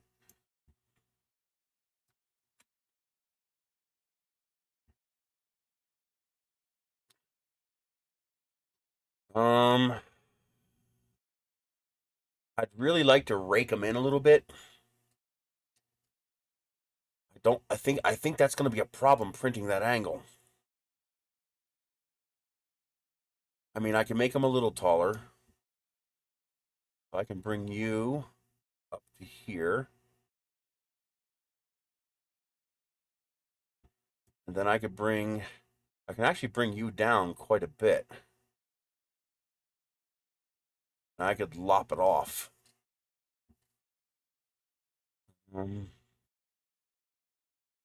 That's not a problem. And that looks like a much better angle. I think I can get away with that. So let's break that apart. Good. Now we take this, we duplicate it, join it with this.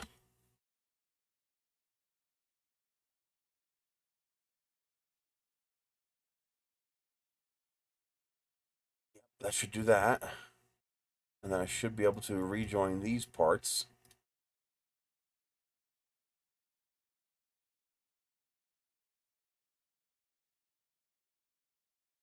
Okay. Then I should be able to put a box here,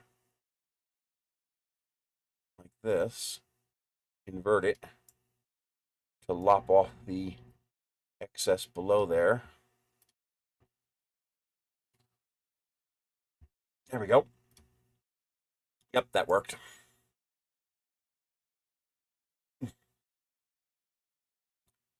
Okay. And I think 4 of those will be enough. Stability. How wide is this? 300. So Control D, rotate 90. There we go. And that will be the bottom fin can, which we'll have to combine with the motor mount.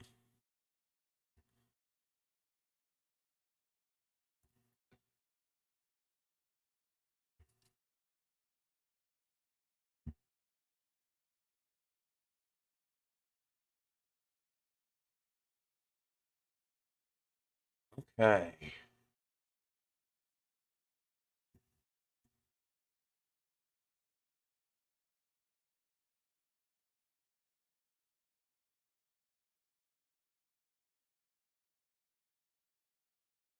Mm-hmm.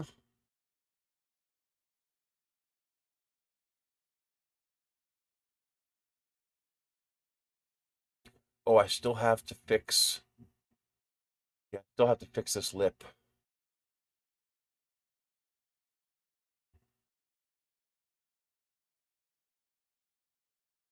How do I want to do that?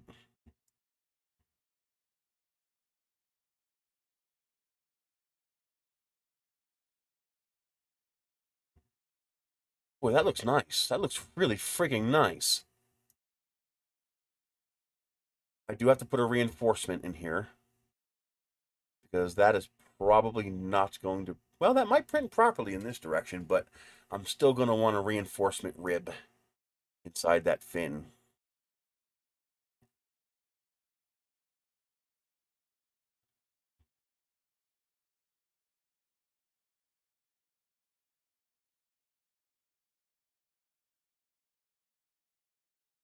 Okay, so how do I want to do this? So I should have two of these, right? Yes. So I can delete one, make the corrections to one of them, and then add it again.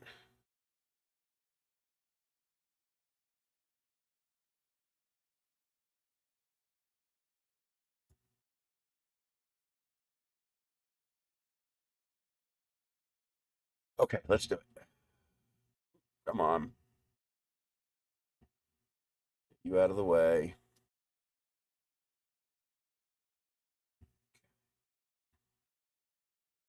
Let's do this.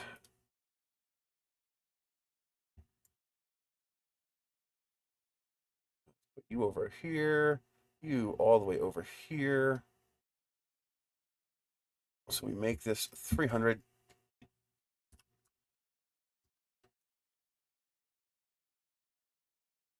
Line, center. Okay. Let's bring you out here like this. Now I need to bring you in like that. Is that centered? Not quite. Go 0.1.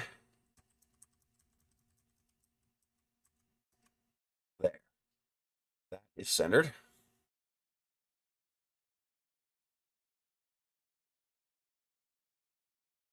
So now I need to make this a solid.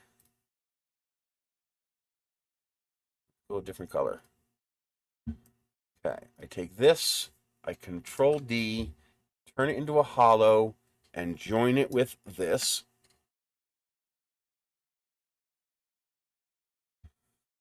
Okay, that gets me my outer rib shape. You can see that here. See how I got that shape of the fin inside there? Now what I need to do is create two wedges.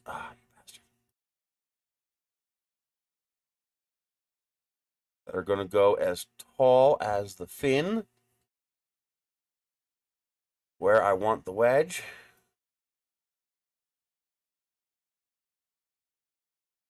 Step this is going to be 0.01. Okay, they are not sticking out the other side. Okay, Control D. Let's go to 1 millimeter and move it over here.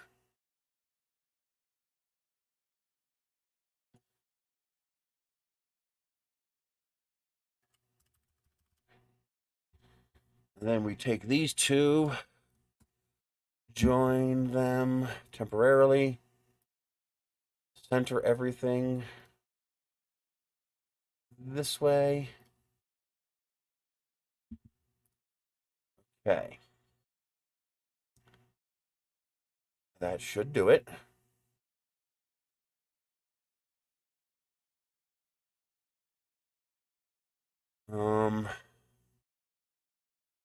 The next thing I need to do is to create the 45.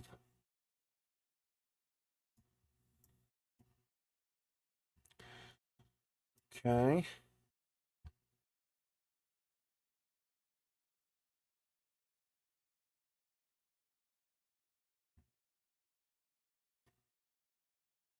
Okay.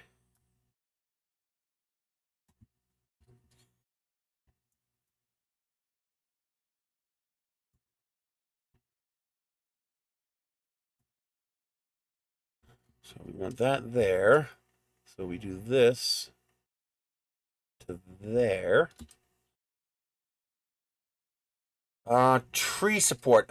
I believe they're adding something like tree support. I think, didn't somebody say that was added in the last revision? That they added something similar to tree support? Okay. So that's going to give me ribs that way. And then I Control D that. Rotate it 180. Lift it up here. Create the inverse. Right about there. Ought to do it. So I take this, and this. I turn this into a hollow, and I join it with these. Oh, no, wait a minute. Okay. This needs to shift. How big of a gap? Wait. This is backwards, I think. Yeah, this is backwards. This needs to be rotated 180. Okay.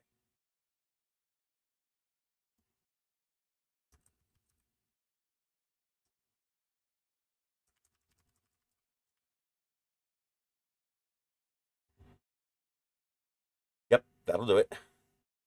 That creates my 245s. Wait a minute. Yes. Those 45s will build out from one side to the other side. Okay. Now this needs to shift 0.8 millimeter nozzle. Am I going to do this with I can still choose. I think I'm going to do this with a 0.6.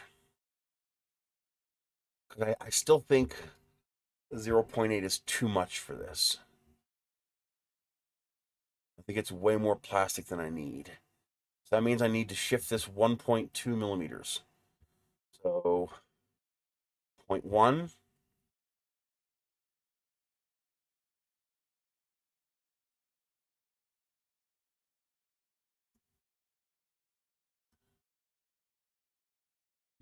I can pick the dimension.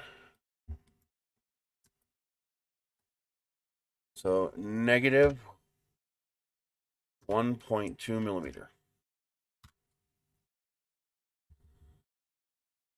Okay. Now I take that piece and I join it with this piece.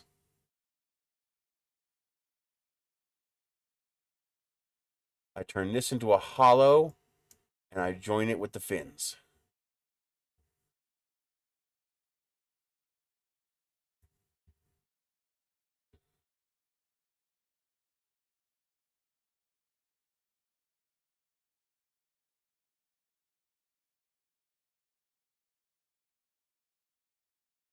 That's pretty cool. Okay. Now I should be able to make this transparent, and there we go. You can see the rib. Oh no, it's backwards again. Shoot. No. It's right. Because this is the opening, and the opening will grow 45 degrees upward, and then back again, close off the rib. So that is a reinforcement rib that should prevent the fin from doing this. Although that's less of a problem on one this small. It's more of a problem on the giant fin. But that will stop that. And that's basically the same as this reinforcement I added here. This little reinforcement that I added inside here. That's what that is.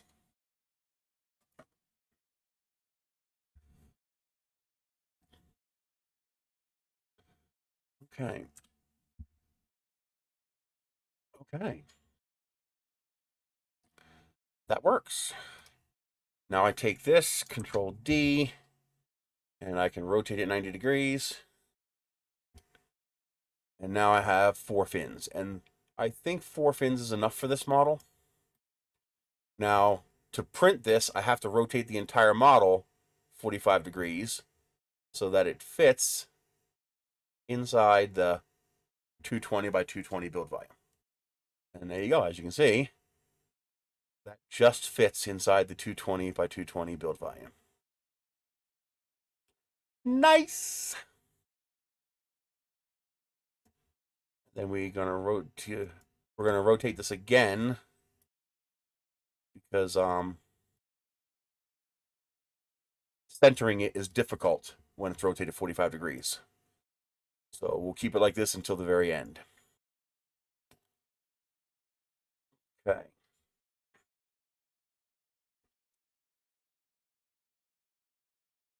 All right.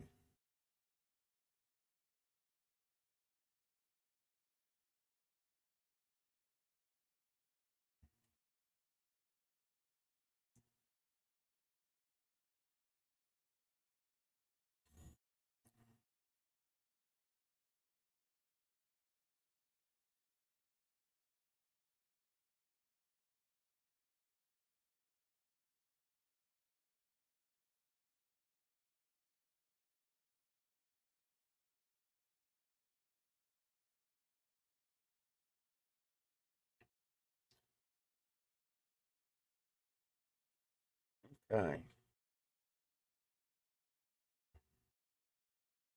Ooh, I need to.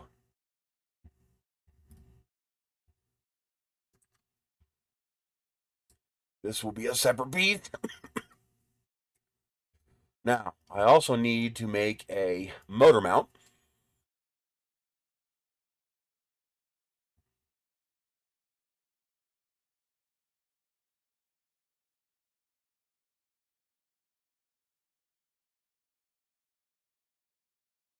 Now, a motor mount is going to be this.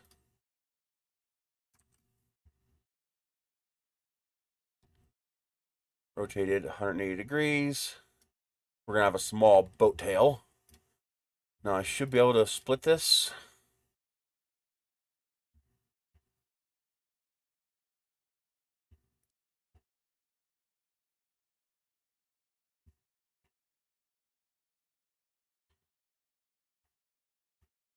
How many P? There it is.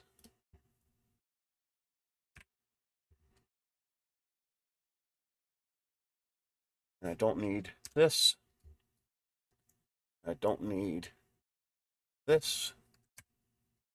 And I don't need this.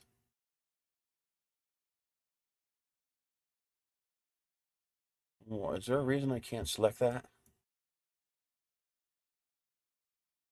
Why can't I pick that piece? That one. Thank you. Okay. What am I doing here? What is this? Oh, I shortened it. That's right.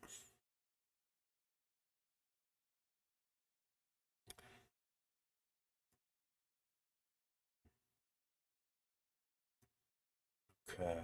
So I can put a work plane on here, and then I can put a box here.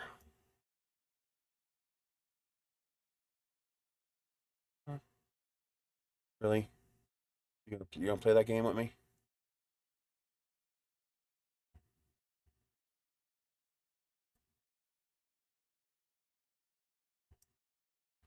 Take this and join it.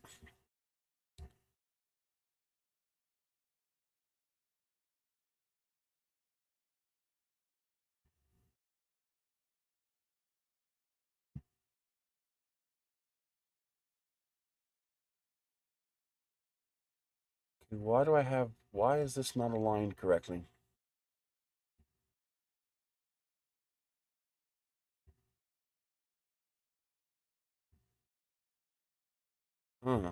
That's not right.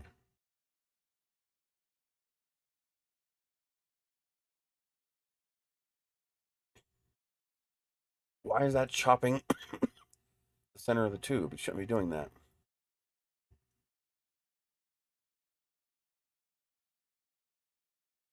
That should not be chopping up my tube.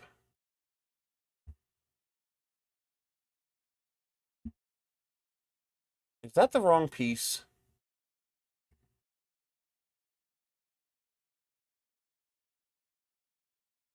No, it's the right piece.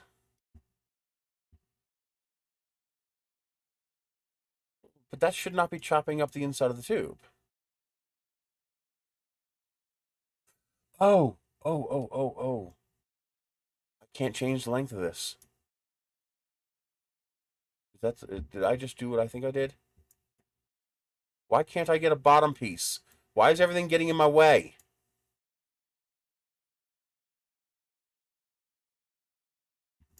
Yep, that's what I did. A Prusa XL? No, I can't afford that.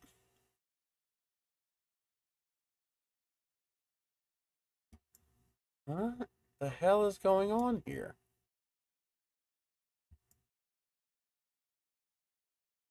Oh, that's what I did. Okay. I think it's close enough.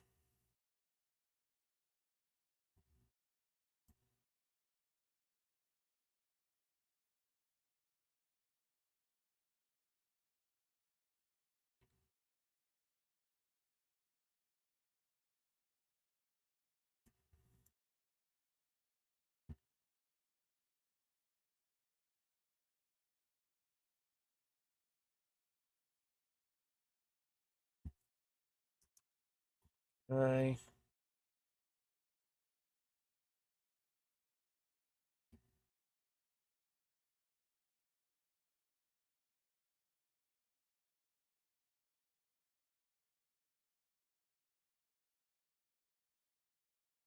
Drasgo Draws? Who's that?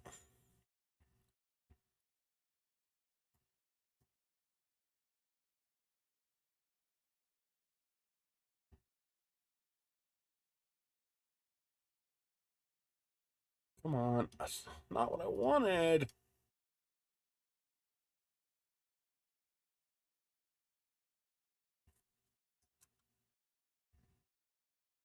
Okay.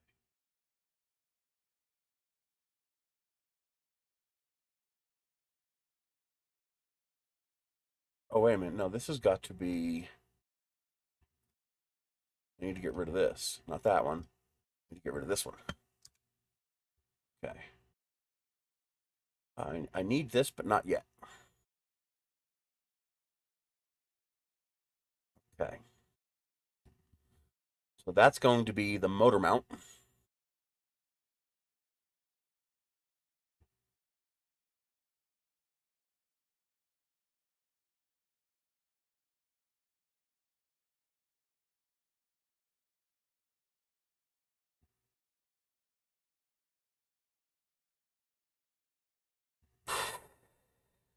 Okay. Control D. That needs to go in here. Center, center. Okay.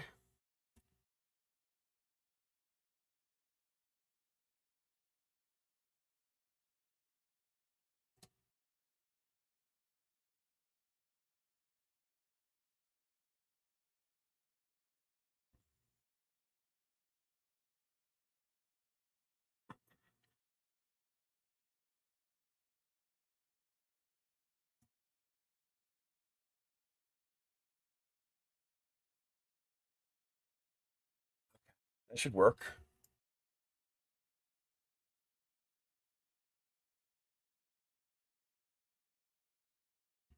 So I need to make that a hollow.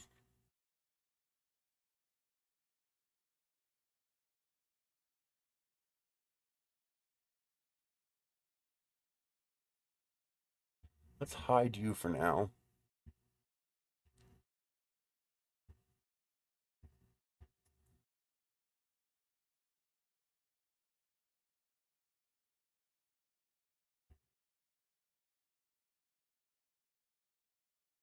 Okay.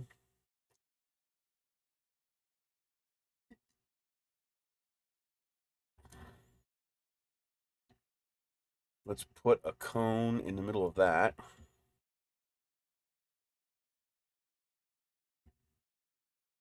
Make you that color. Nope. Let's make you that color.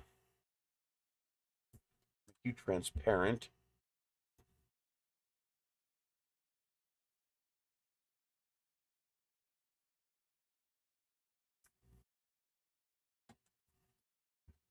Let's center you.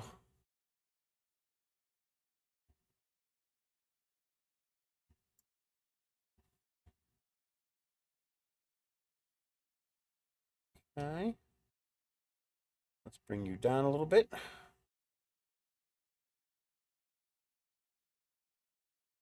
Let's shrink. Let's make your angle more.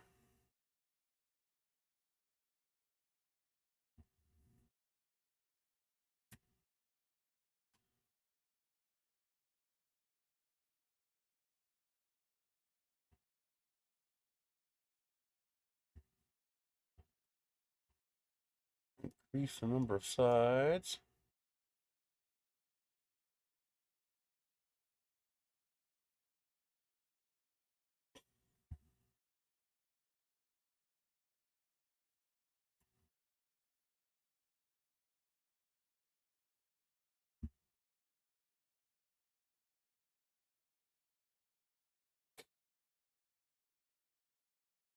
Okay.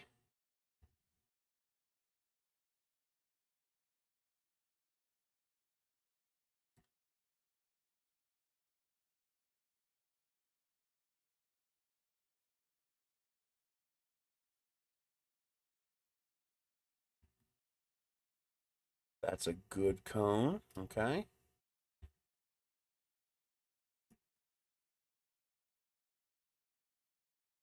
Now let's grab this, duplicate it, flip it 180, and bring it up here.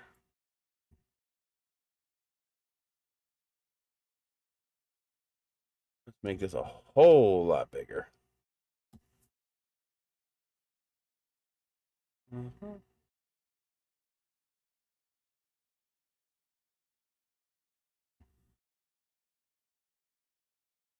That looks good to me.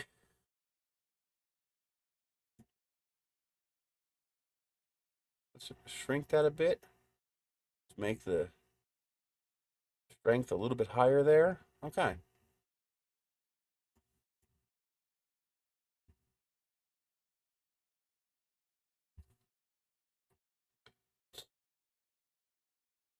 Go. Let's make it not transparent again. There we go. That looks good. Okay.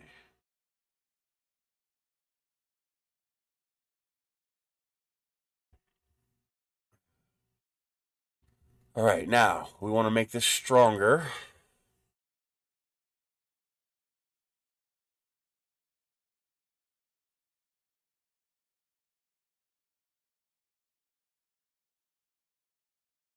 So now what'll happen is I will glue the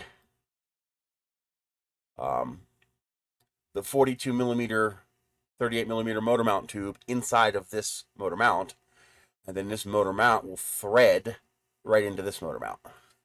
So these will actually thread together.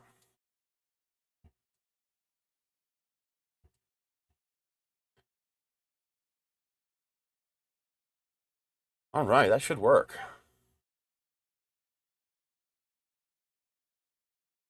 So the only place I'll have to use any glue is for this piece right here. To glue this paper tube into this plastic piece is the only place I should have to use any glue. Okay.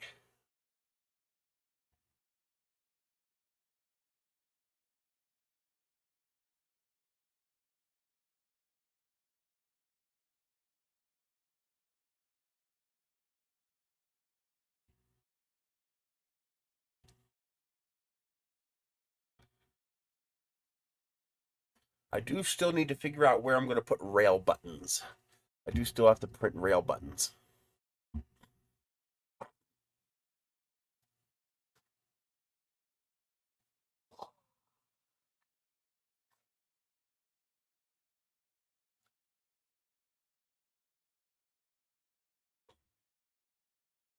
Okay. Everything is angles. So there shouldn't be a problem vase printing it. And in fact, I think I can get it. I think I can print this upside down. I think I can print this like this.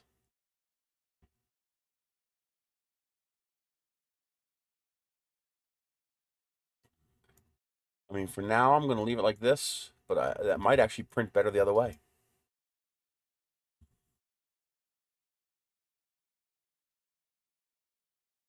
Okay.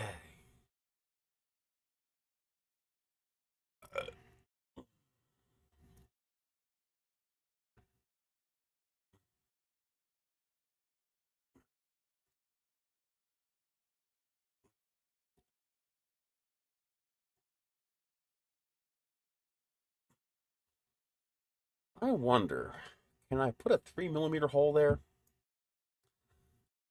Or 4mm hole would be better. Eighth, let's see. A 1/4 of an inch is too big. That's 6.5mm. And I don't need 1/4 inch Kevlar. Okay. Not for a rocket this small. Let's see, let's try it. Let's make you taller. Increase the number of sides. Can I fit a 6x6? I do not know. We're going to find out.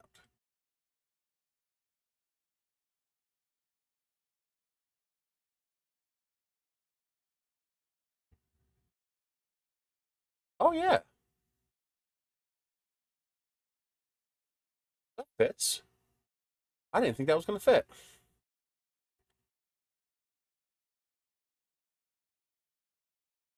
All right, Control D.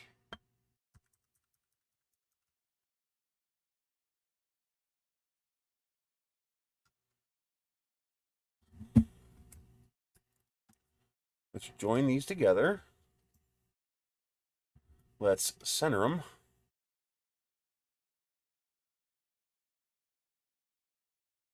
Okay. Yeah, that works.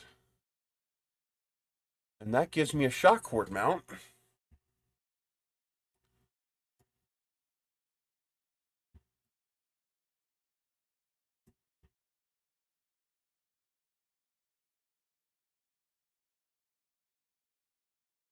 Okay, now I also want to put a bridge in between them.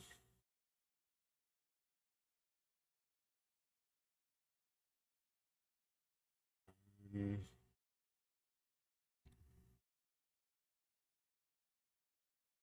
gonna leave that there for now because I got to put it between two ribs. We need to rivet this first.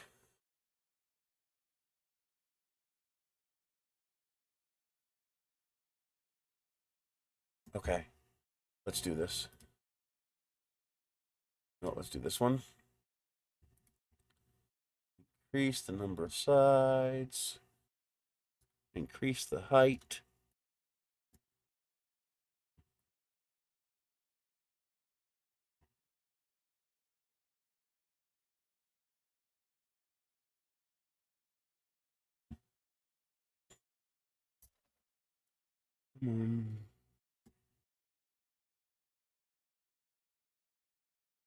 It's a line, and yeah. Nothing sticks through. Good.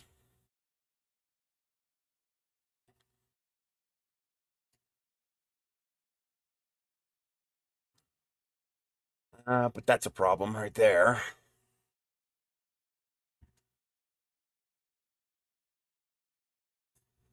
Oh, that's annoying.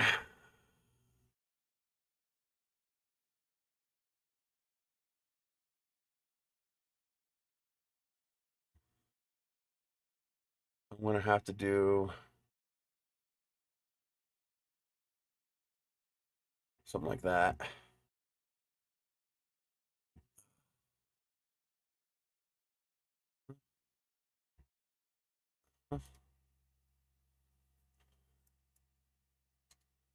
Yep.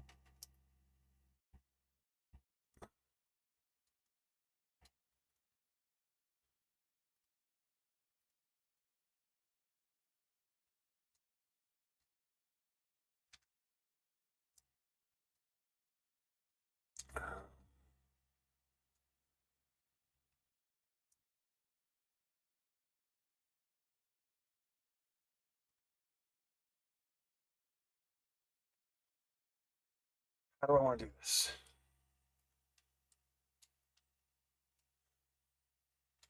Hey, that looks like around here. Google Earth. Oh, Rosamond, United States, wherever that is. Okay. The base. We're going to make the base 108 by 108 so that I can make this base 54. I can't because I scaled it. Dagnabbit. Yes, I can.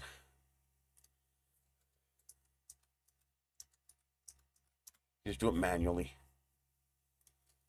Okay. Center everything again. Now I should be able to join the cone with the orange. Make it yellow. Scale it until it disappears. Here we go.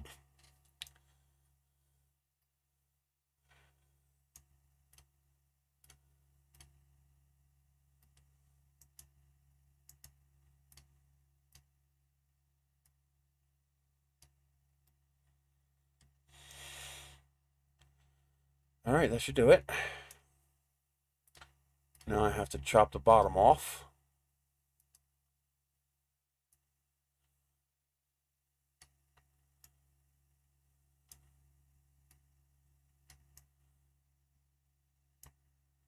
Always misses a little bit. Take this and this, chop it. This is exactly 114.31, so we're going to make it 114. You lose 0.31.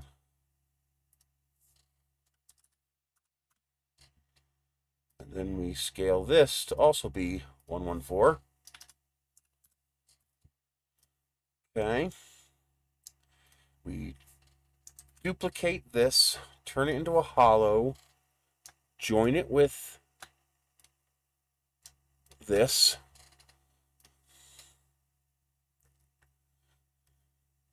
And now we scale it. Okay. So we're using a 0.6, so I need to scale it 1.2 or 2.4 on each side.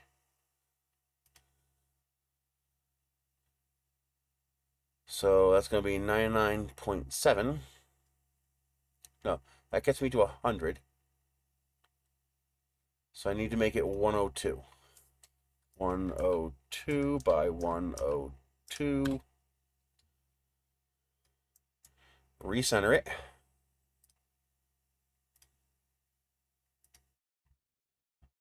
Okay. Turn it into a hollow. That gets me my wall thickness.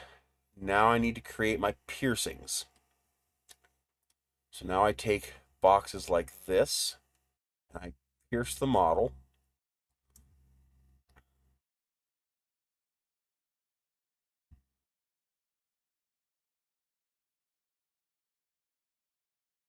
Make it 0.1 millimeter, no, 0.01 millimeter thick. Okay. Now I take all three of these and I center them.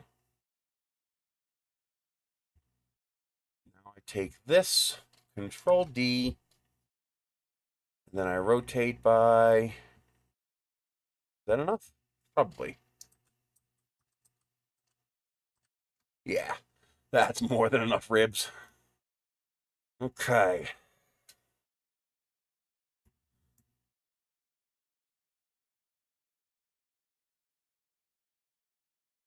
Now one of these has to go inside to outside. Nope, not that one.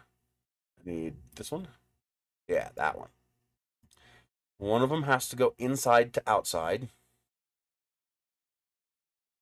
So Control D and hide it.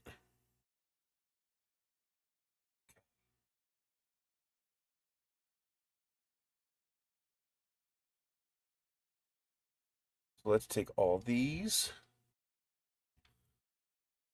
plus all these, join them into one, make it a solid, join it with my cutout. Nope, I'm missing one.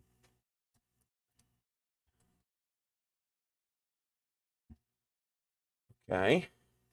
Now I take my ribs, I join it with my internal cutout here.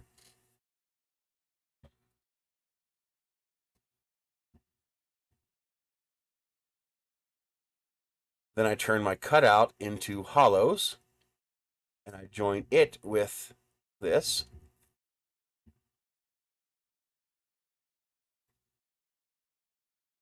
I restore the hidden one.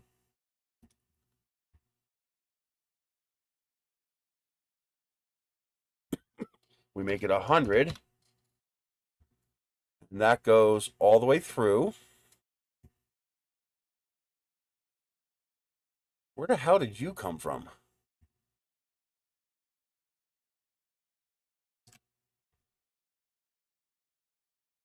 And we join this like that. So now that rib cuts all the way through, which gives us our inside outside. And now we have, there we go. Now we have our rib structure.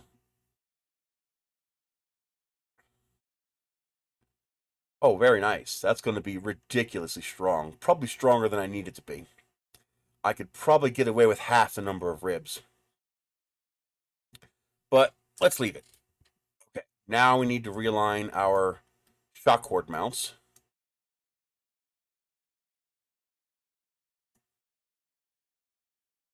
So I think the first thing I'm going to do is we're going to take this out here. This is 15.5. So we are going to take a box, make it as tall as this. Just needs to be close. We're going to make it 15 by 0.01.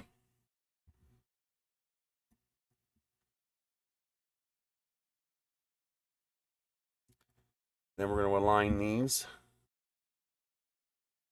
Zip it like that. Like that.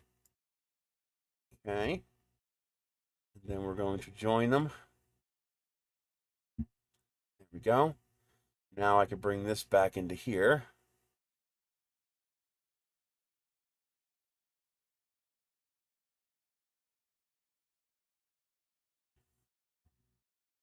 Let's put it right on that rib there.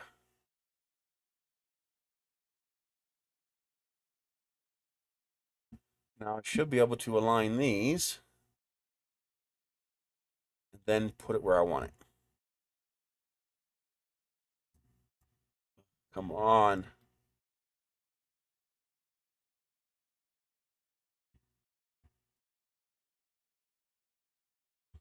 Yeah, that looks good.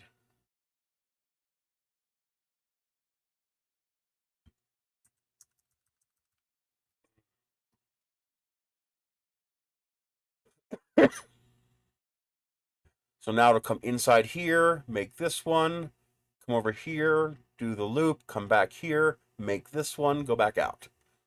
Okay.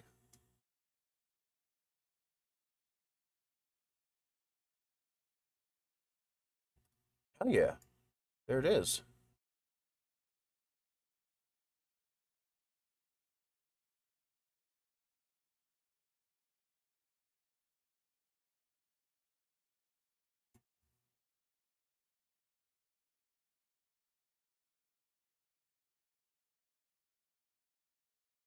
Okay, what does that look like? Yeah, I'm okay with that. That looks good.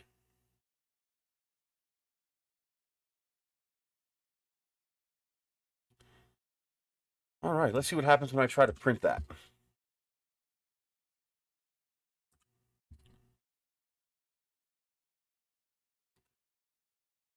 Go 4-inch MMT.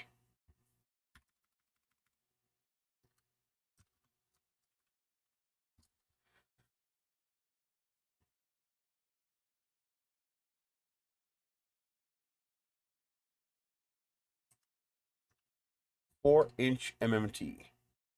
Export that. STL.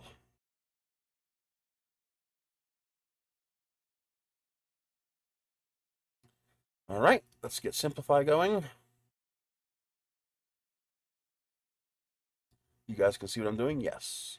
Here's my kitty cat. Okay. Let's remove, delete, add a process. CR6SE will be the same, I believe. Let's save as new. Ender 0.6 millimeter.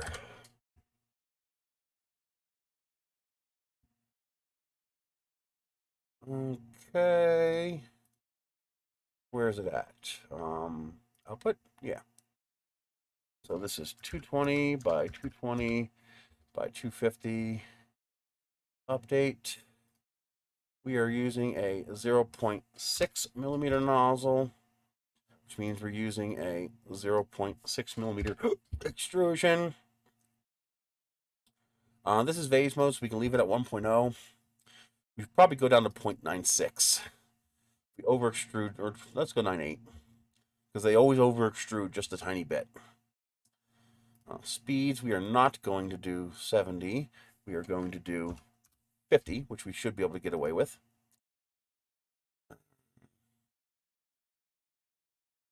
Let's go temperature 220. Let's just leave it at 220. I don't think we need it to be 220 though. We don't need it to be that hot. So layer 2, we're only doing a 50% over. So 210 should still be enough. 65 is fine. That should be fine. Okay. Let's update the profile. Do I need to change anything else? 6.98, 6. 6 millimeter retraction is fine. Wipe is good. We're doing vase, so it doesn't matter. 001 outline. Let's try to start with 0.2, see if that works. Skirt offset 5 millimeters. Skirt outline 2. That should be enough. 0% infill, no support. Temperatures are good. Cooling is good. Speed is 50 and 100 because we're doing vase. That's all 220. That's fine. Scripts is fine. Let's see. Well, it's more like $20 per kilogram for cheap filament. Bridging doesn't matter. Perimeter, allow single extrusion. 50% is fine. We're not going to do a retraction. Should be fine. We're not going to worry about that. Should be fine. Okay. Let's try it.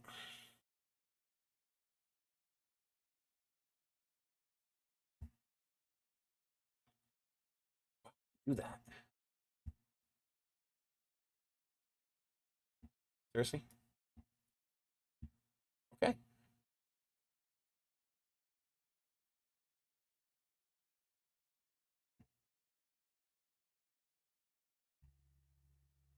All right, that's broken.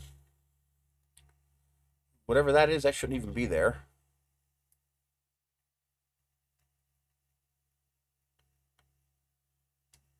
All right, that has pierced the inner wall, and it should not have pierced the inner wall. Why did it pierce the inner wall?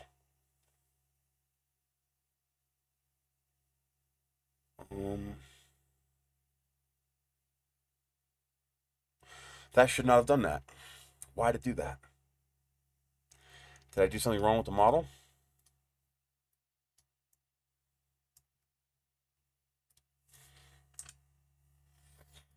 Nope, model looks okay.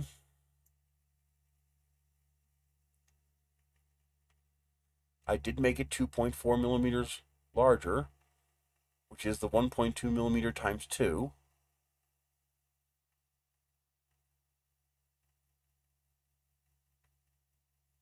I did something wrong.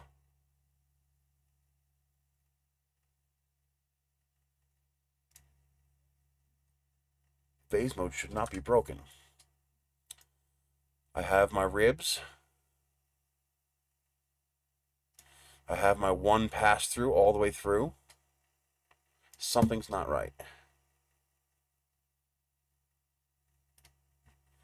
I broke something. See how it's piercing? Every vein is coming all the way through, and it should not be doing that.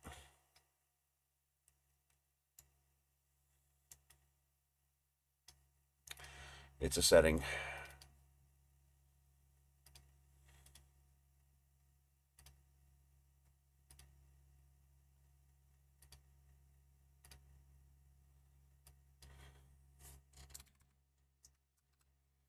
Let's do it for perimeters only.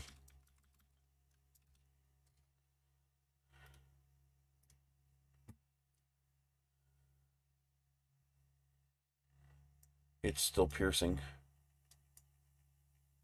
Why is it doing that? Well, it stops piercing here for some reason. That doesn't make any sense. Why would it do that? This is what it should look like. Right here is what it should look like. See?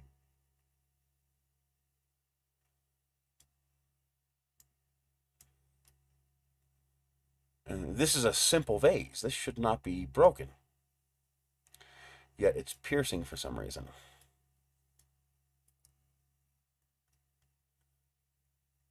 It's fine down here.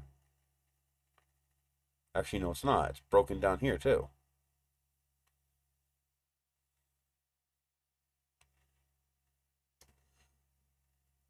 See how it's a little too tight.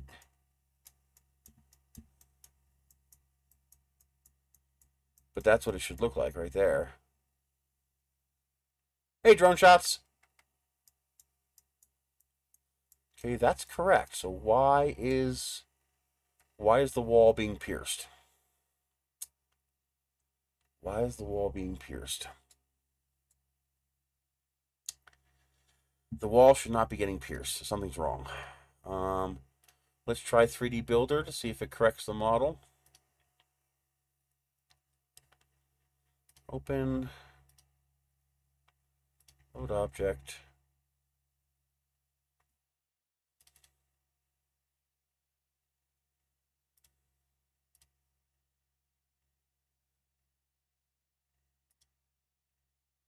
No problems. Interesting. It says the model's fine.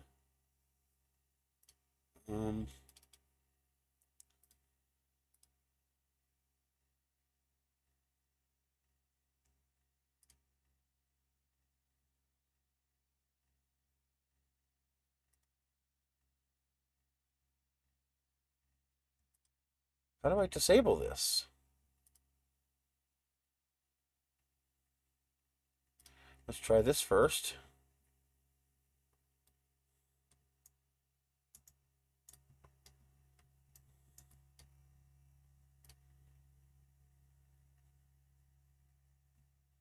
Nope.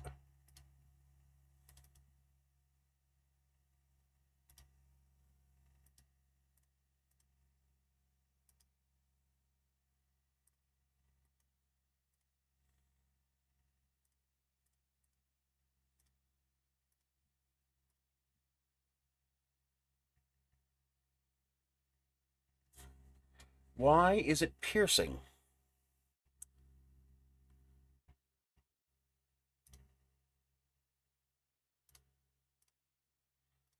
I need to know why it's doing it. I mean, I know how to fix it, but if I don't know why it's doing it, it's just going to keep on happening.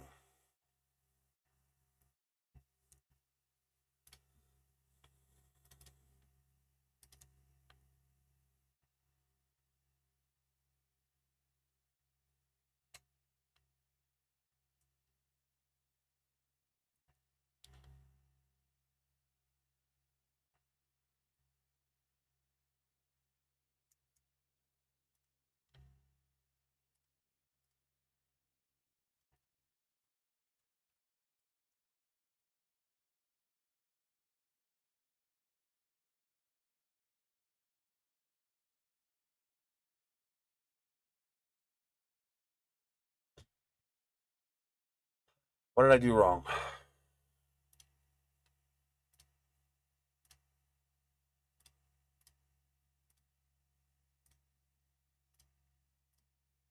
Oh, I gotta hide that.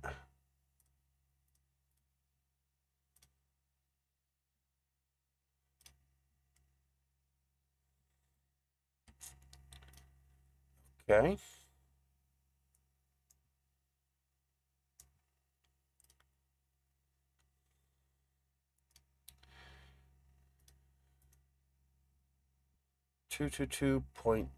.6.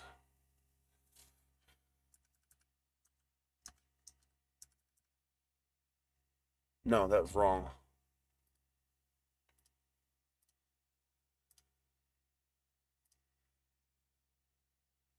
226.6.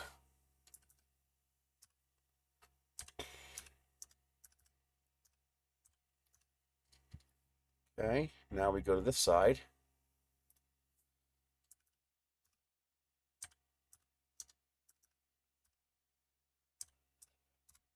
That added 0.2 millimeters.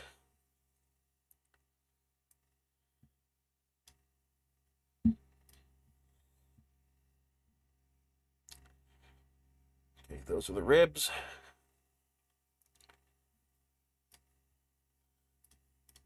And this is the clear through.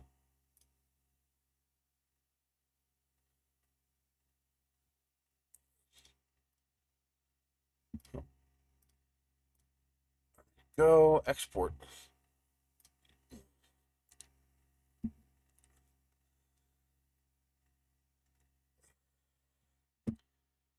Okay.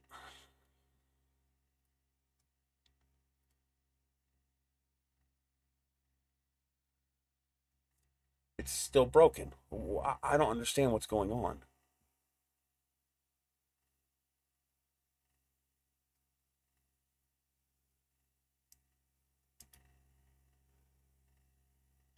It's running all the way through. It should not be doing this.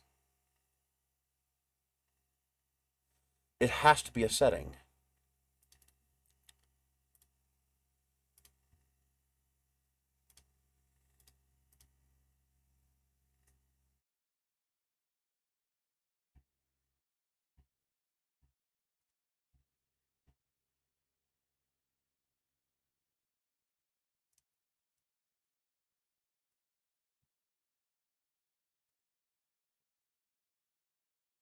Could it be that?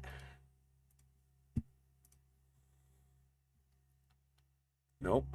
Still breaking.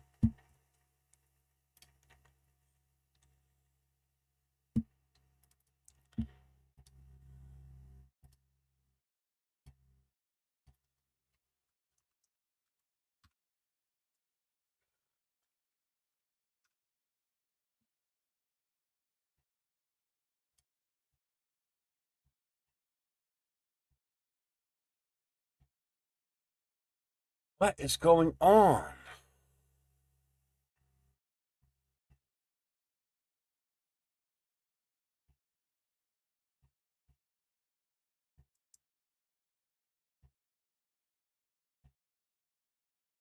That looks okay.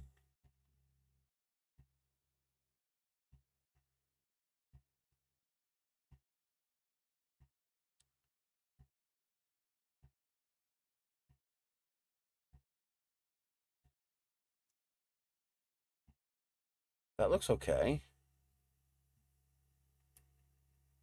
And then it starts breaking. See, it's breaking. It's got travel movements where there shouldn't be. This should be a solid wall inside here.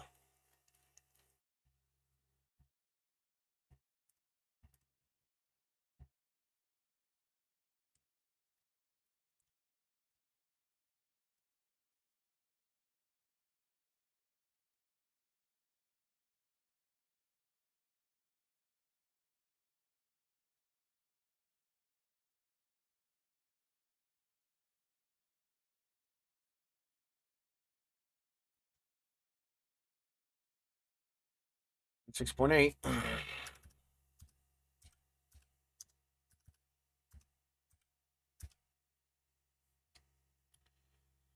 Now we go 227.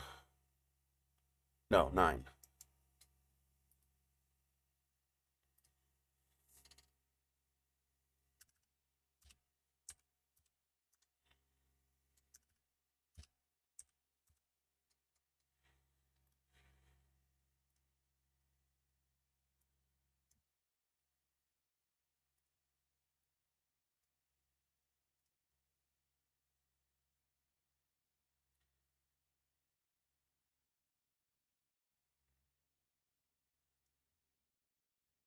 Why can't? There it is.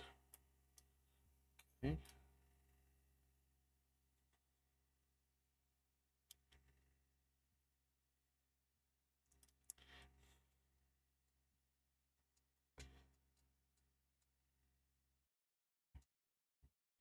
Okay. Let's try it again. It's got to be a setting. I'm pretty sure I did the math right. Still broken. Let's try something.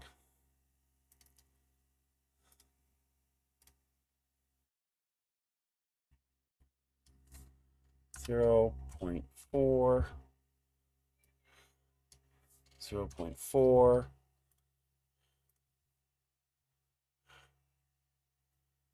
It's still broken. I did it. It's better, but like for example, it's broken here, and it should not be. See? Oh, I know why that's broken there.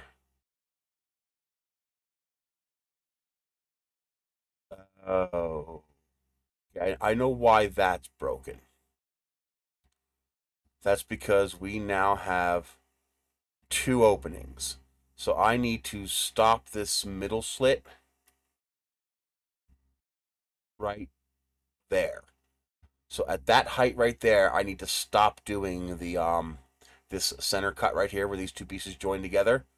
I need to get rid of that because at the next layer, an opening forms here and here. Um, so it no longer needs to cross over here to make it manifold. See? No, I can go one more. I can go one more. Right there. So I know why it's doing that. That's fine. I had to have done it wrong. Because see how these are touching? There should be an obvious gap there now. So I really messed something up somewhere. See how, oh, look at this. See how I got a real big gap here? Okay, something's wrong. Something's really, see how the gap is really big here now? My shape is wrong. I screwed something up. Yeah, I screwed something up somehow.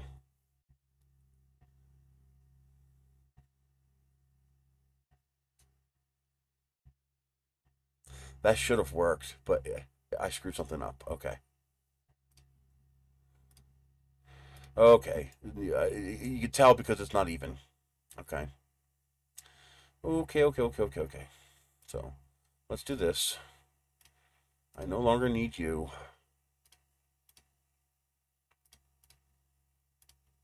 You are completely broken, so I can get rid of you altogether.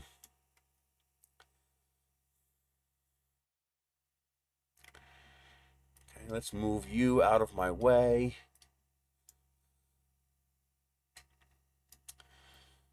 Okay.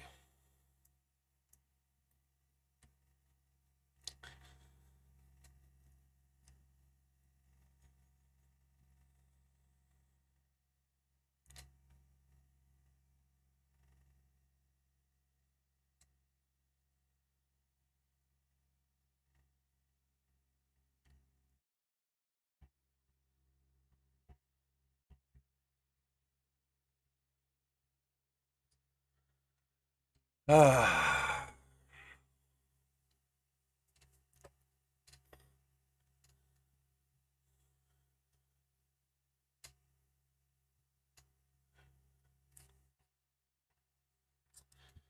Okay.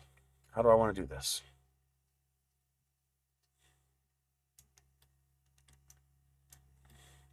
I know how to fix this, but I can't do that until the end. I do need to bring it up to the 0 point though. 0.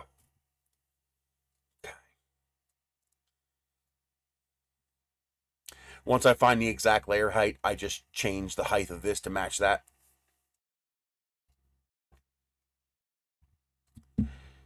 Okay. I'm trying to figure out how to do it without adding the entire history of the freaking model.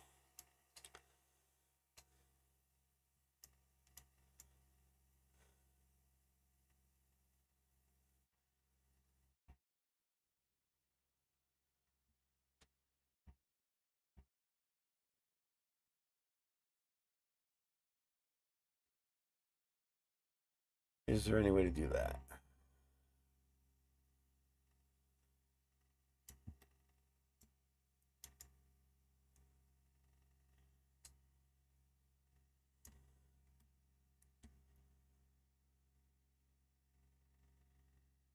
Okay. How do I want to do this? I guess I have to put something in the center. I can join this now that I know that's in the correct spot for the ribs.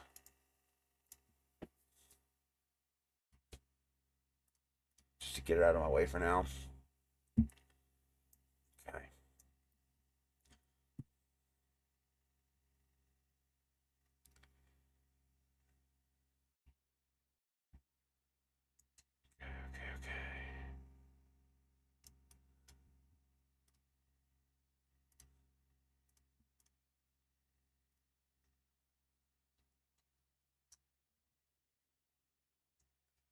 Nope.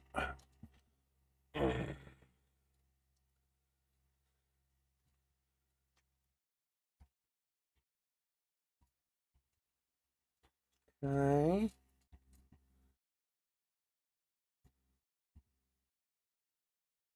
Shrink that a tiny bit.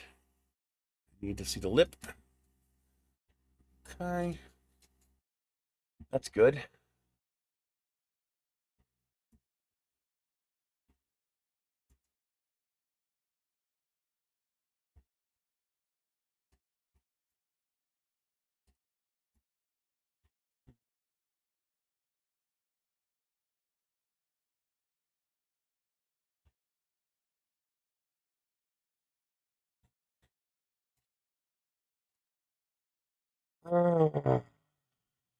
Normally this is easier because the top and bottom are the same shape, but on this one, the top and bottom are a different diameter.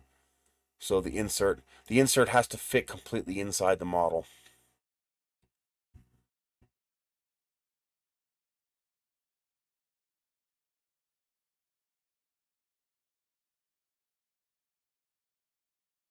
That should be enough. Hide this. Put a mark here. Put a cone here. How big is this? 104.55. Let's make it 104 by 104. Which will allow me to make this 52. 52. Increase the height.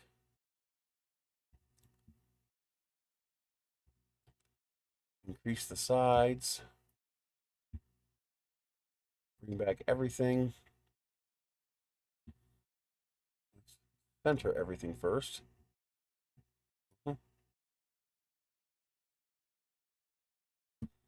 Okay.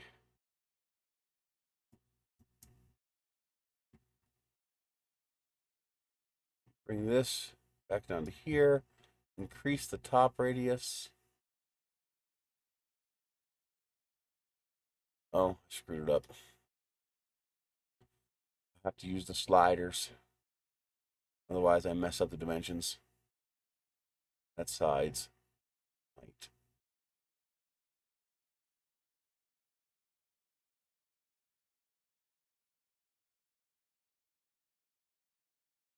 There we go.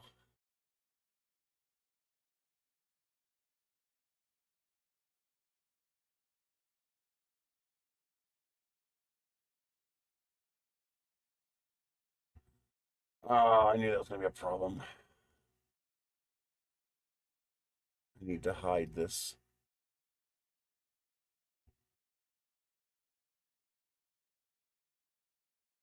There we go.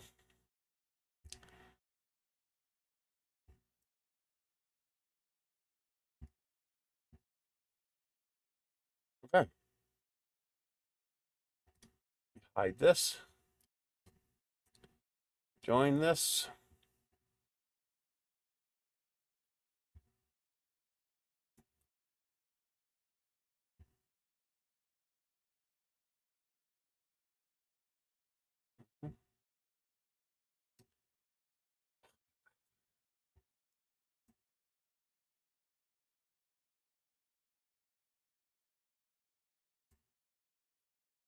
Come on.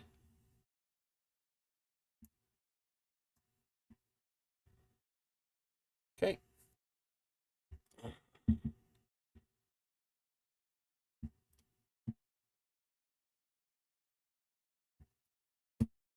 Okay.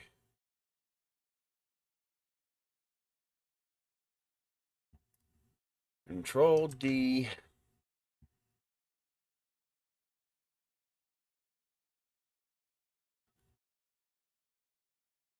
Hello.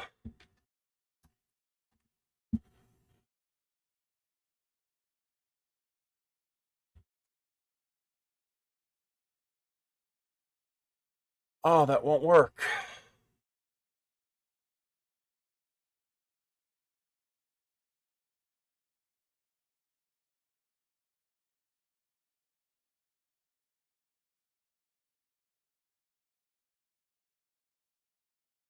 It should work.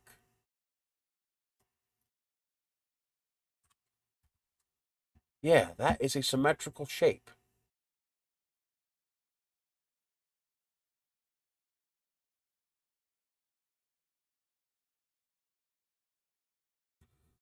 That is perfectly symmetrical, which means I should be able to simply scale this part on X and Y.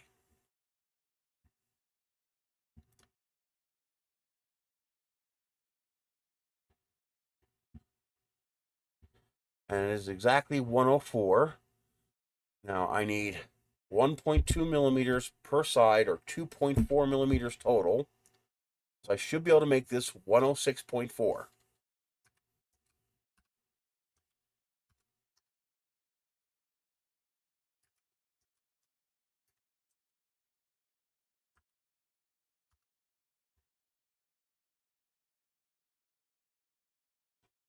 Center it. Okay.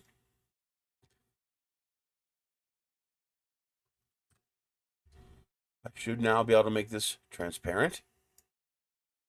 And now I should be able to put blocks through this.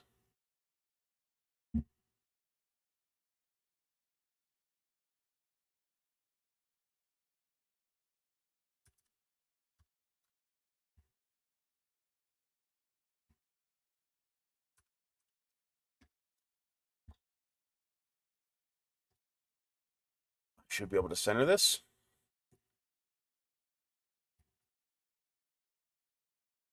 Should then be able to rotate this. First, let's Control D1 and then hide it. Now I should be able to Control D this and rotate it 1 unit.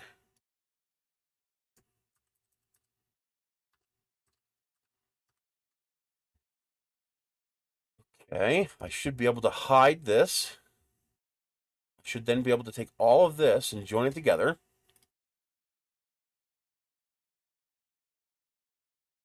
Those should be my veins. I should then be able to take this and make it 120. A little bit smaller. And that is inside the hole. Yes. I should be able to make that a cut. And I should... Why isn't that centered anymore?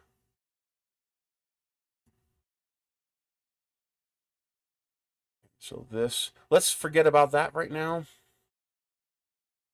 Let's add that afterwards. Let's just do this.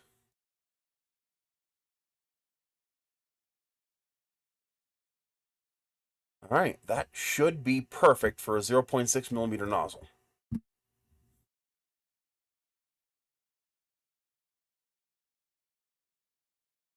Export. Maybe the angles are too steep. That might be the problem. I might still have to do the split and spread method. Okay.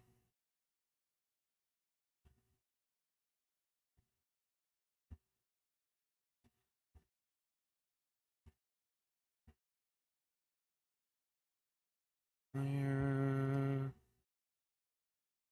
0.6. 0.6. No. It's still broken. All right, I guess the little trick of expanding it's just not going to work when I need precision. I thought it would. All right, have to go back to the old method.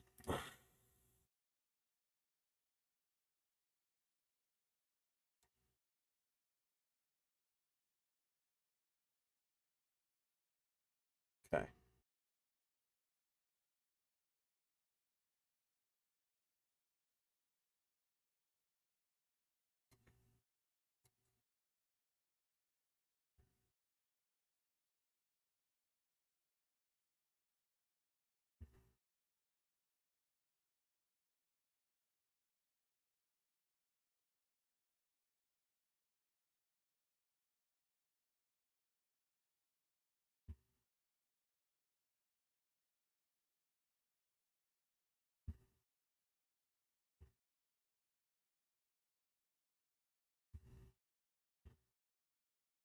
Okay, now it's exactly the right size.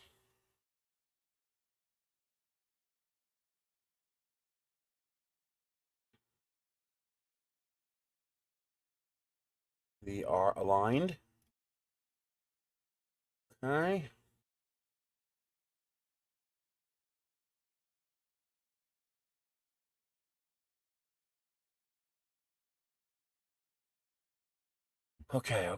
Okay. Let's make that not transparent again. Let's hide it. So, what I need to do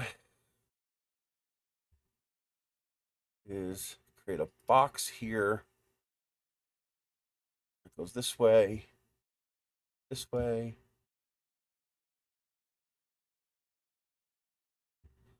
Control D. 72.6.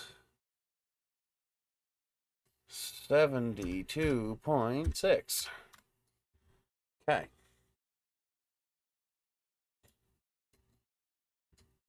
Okay, I need to join these together.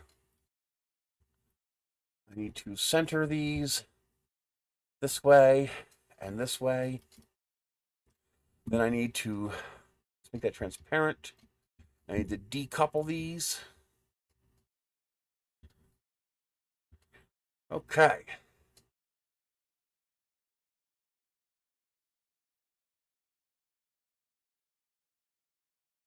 I need to move this way. 0.01. That. I need to join these together again.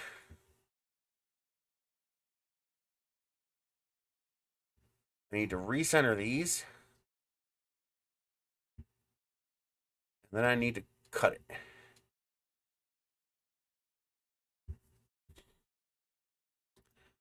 Okay. There is my piece.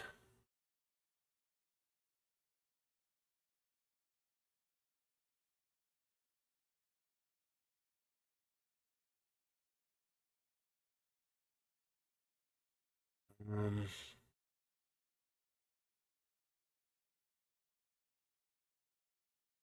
I think I know what I can do.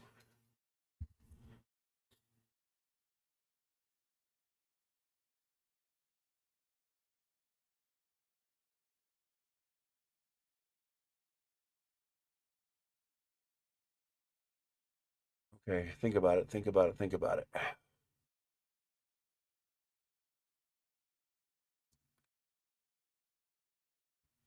First, let's thicken it to make it easier to play with. And then I need to take a box here.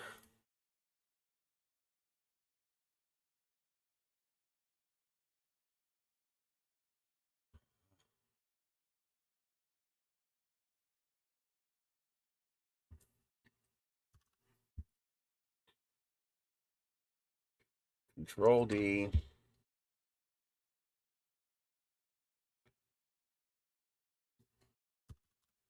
Okay.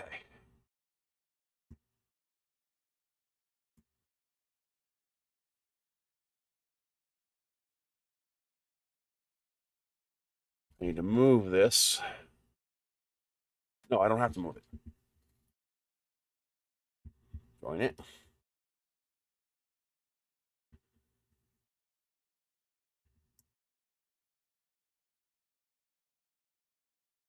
Okay.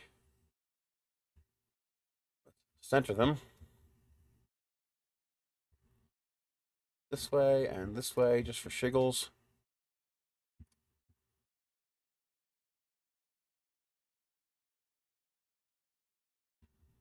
Okay. So I can hide this. I need to duplicate this, change the color, take this and this and join it. Bring back the other halves. Hide you. No, something went wrong. No, it's fine. It's fine. I need to hide you and hide you. Now I need to take this and this and join it. Now I have my two pieces.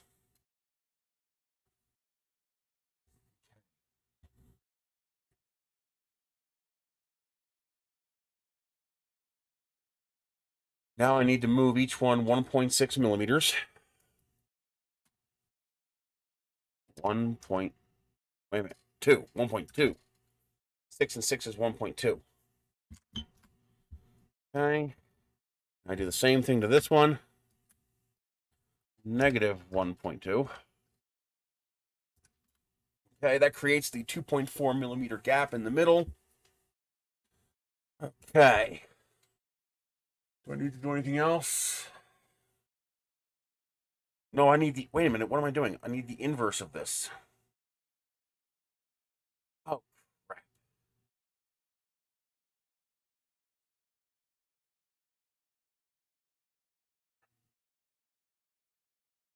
Actually, I could just gap it on the inside. Since I'm already doing this, I can just gap it on the inside.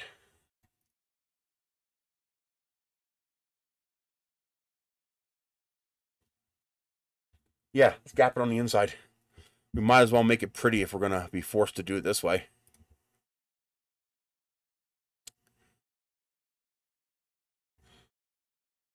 No, that won't work.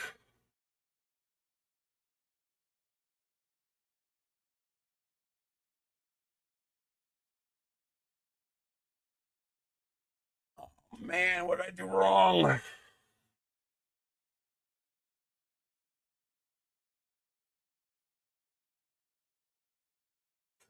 Oh, I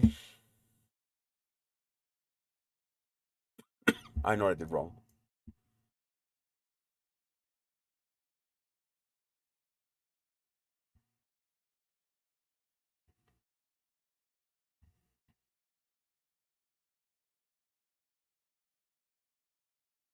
Yeah, well, I don't mind going off topic. What's a doomsday clock? I have no idea what that is.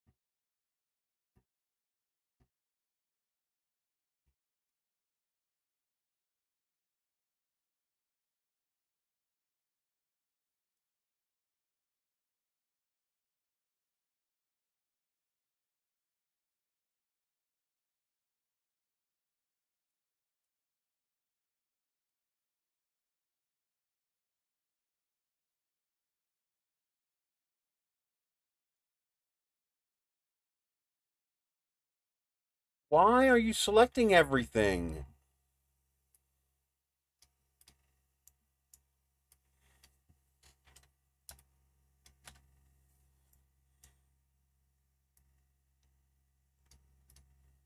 Okay.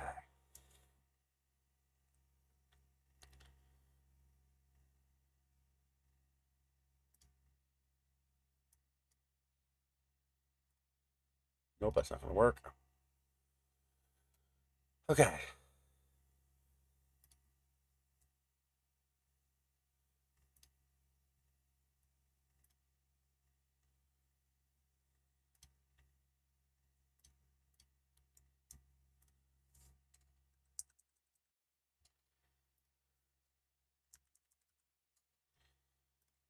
Okay. So this needs to be moved 1.2 millimeters that way. This needs to be moved 1.2 millimeters that way.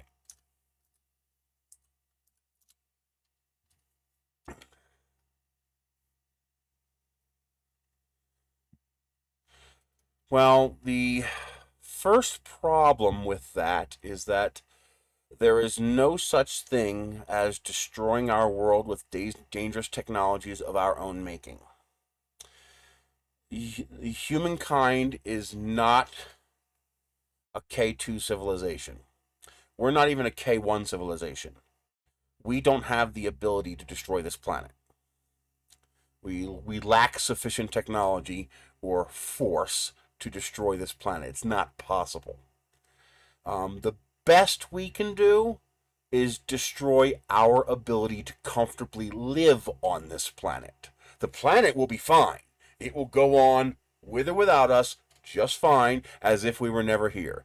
In 1,000 years, which is that to the Earth, in 1,000 years there won't be a trace of anything that we made left behind, except for relics and fossils. And in 20,000 years, which is still a to the Earth, there'll be nothing left to even show we were here, for the most part. So there is no such thing as destroy the Earth. What we can do is think of it like shitting in your bed. All right? Your bed isn't destroyed. Your bed is fine. You just no longer have any wish to sleep in all the diarrhea that you just put all over your bed. So it's not that the bed's broken, it's that it's now icky and you don't want to live there anymore. And that's what we can do. We can render the environment inhospitable to our comfortable existence. So that's an important distinction to make sure we understand, because some people delude themselves into thinking we can destroy the Earth, and that's just not the case. 115.8.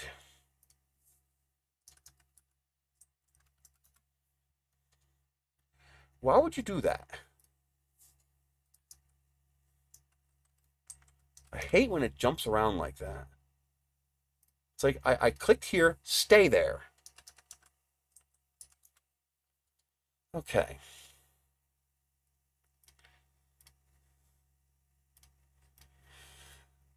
Okay. That is a 1.2 millimeter displacement. So I should be able to join this to this and this to this. Okay. Now I join these together and I make it 0.01.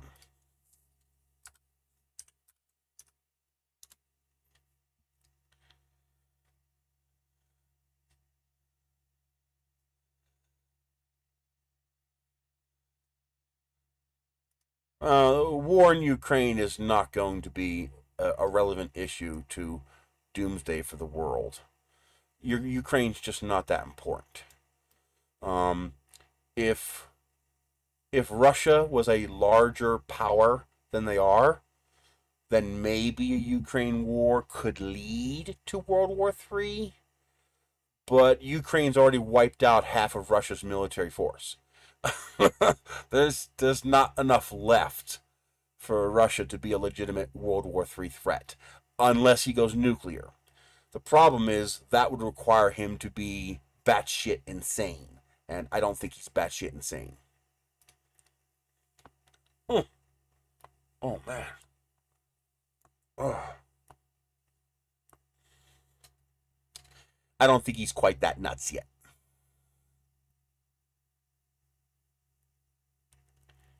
Okay, first of all, you need to stop concerning yourself with the money we send to the Ukraine. Not that it shouldn't be important. It's just not important. It's 1% of our current GDP. 1%. It's nothing. We have bigger fish to fry. Does that mean we ignore it? No. But what it does mean is you prioritize what you concern yourself with. And that is a low priority item.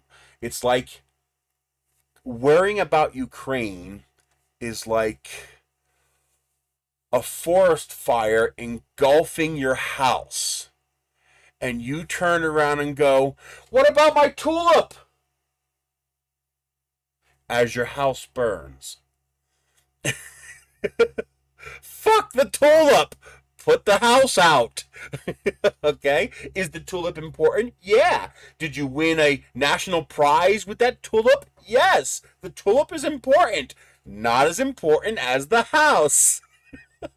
Okay? So put the house fire out. And after you've put the house fire out, put the forest fire out. And after you've put the forest fire out, then worry about the tulip. Again, you have to I don't... Okay.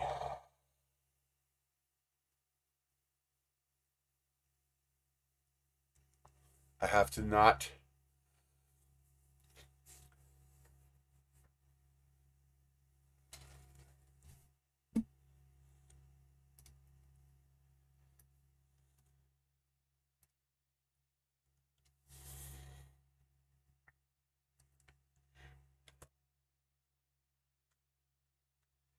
This is trillions.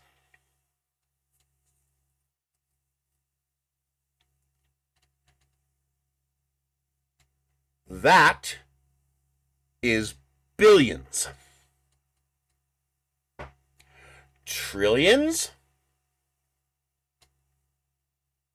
Billions. I don't give a fuck about Ukraine as long as we are not giving a fuck about the trillions. Okay, one more time for everybody in the room. Trillions.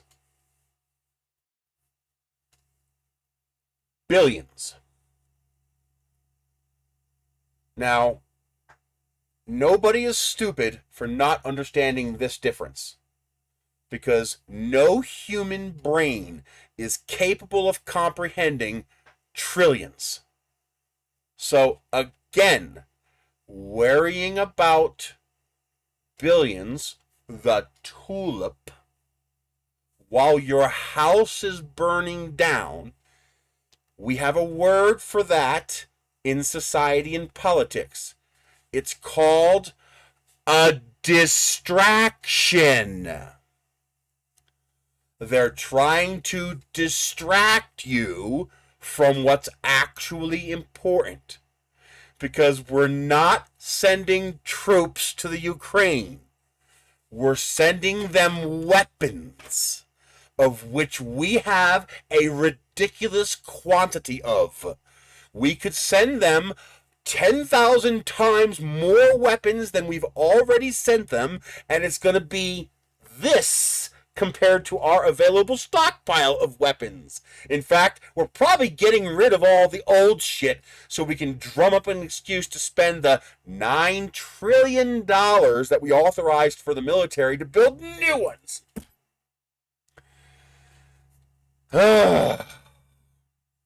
It doesn't matter. It's a distraction. It's designed to keep you bickering and fighting over things that don't matter so that you don't fight over the things that do matter. It's an intentional Distraction. Stop letting it work.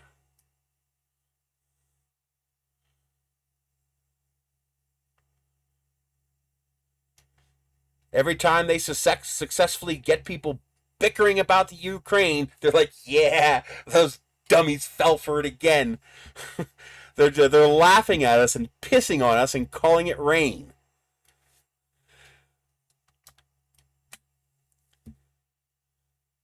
And we need to stop letting them do it. Okay, that should be perfect.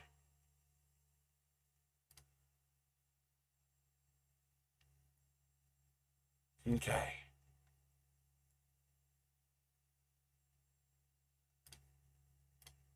Okay, Control D. If you don't work, I'm going to throw you out a window.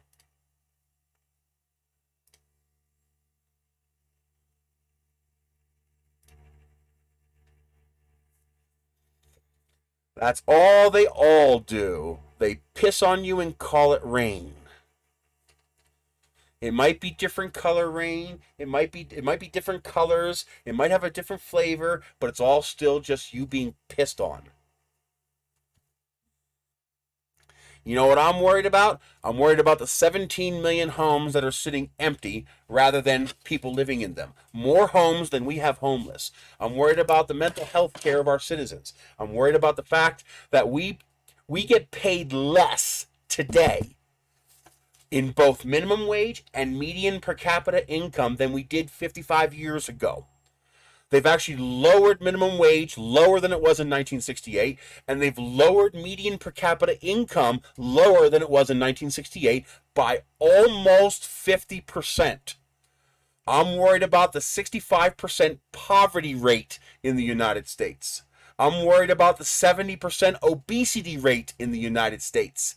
I'm worried about police murdering and killing people because they can and nothing being done to hold them accountable for it. I'm worried about them printing money out the wazoo and bankrupting us by stealing the money right out of our savings accounts. Most of us don't have savings accounts.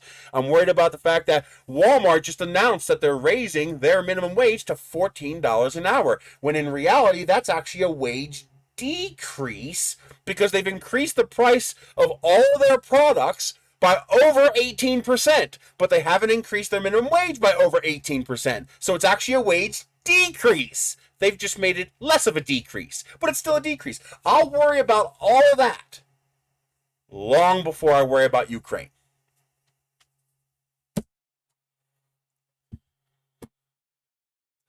Now, if you start sending our boys and girls over there to die, I'll worry about Ukraine a little more.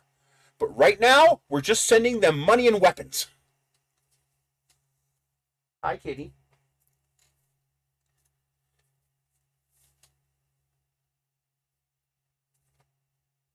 I hear something right here.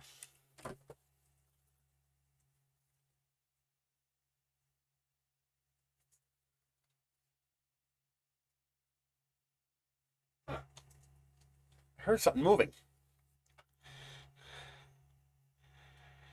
And $1/3 of $1 billion of old antiquated tanks? Who cares? They were probably just going to scrap them. Who cares?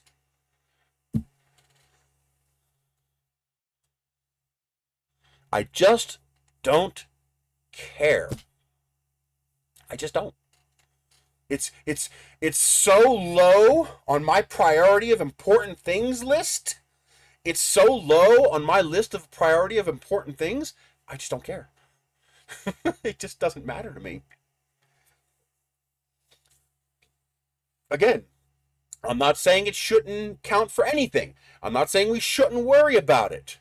But again, it's like your house is burning down and you're worried about the burning out house. You're composting shitter outside your house, your little shack you built with the little toilet on the door. You're worried about that while your home is burning. Does that mean you don't worry about the shitter? No. But what it does mean is worry about the home first. Because you can always rebuild the shitter.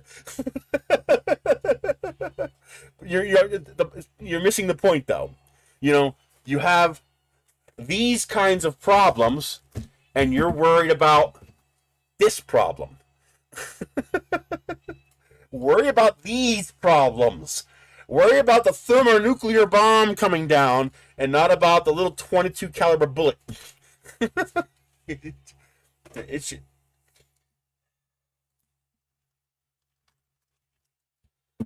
uh the density here is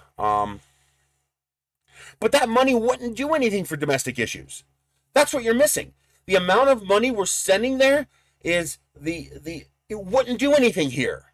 It wouldn't do a thing. I mean, even if we gave all that money to the American people, divided by 330 million.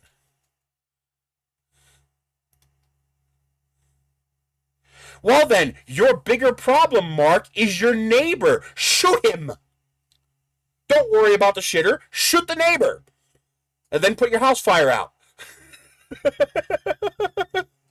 It doesn't matter what started the fire. The point is now you have a shitter fire and you have a house fire. The house fire is just a little more important. And Russia's taking care of himself. The Ukraine has already successfully wiped out half their military arsenal. They're kicking their ass with drones and grenades. Oh, give me a break. When you have a source and proof, then we can talk about that. Otherwise, it's conspiracy nonsense. He's been in the government for 47 years. I guarantee you he has a mansion-sized closet space full of skeletons. I don't care. I don't care. He's a useless, senile meat sack. Joe Biden is a useless, worthless, rotting, senile meat sack. But the alternative to him, the alternative to Biden, a useless, senile, festering meat sack, was a sociopathic, criminal megalomaniac named Trump. So I got this asshole, and I got this really, really bad asshole. Okay? Oh my God. I mean, anybody who doesn't realize that both Trump and Biden are scum-sucking pieces of shit.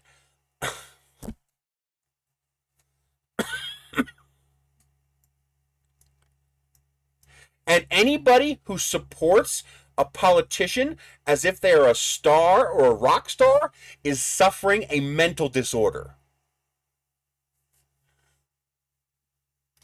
Exactly. Biden's a useless asshole. Trump is a dangerous asshole. Although I think Biden's dangerous too. He's just a lot less dangerous.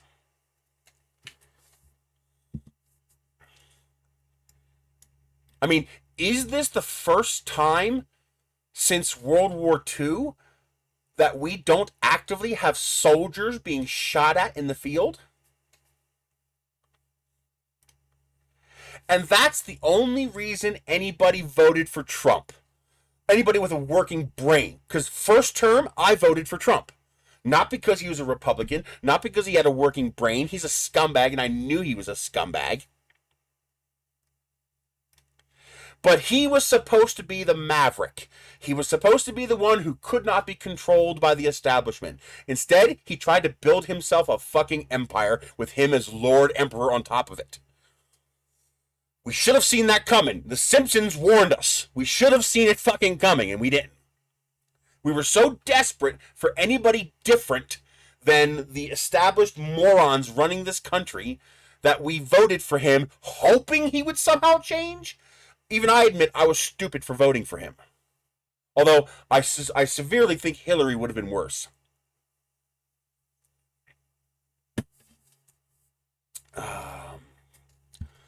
And anybody who misses the Trump era lacks a basic understanding of the term racketeering. Because that's all Trump's presidency was. One giant racket. Designed to make you think it was good. And then when it got worse, Nobody realizes that he's the one who made it worse on purpose so that you would blame the next person. But hey, that was just the Tax Act of 2017 that he signed.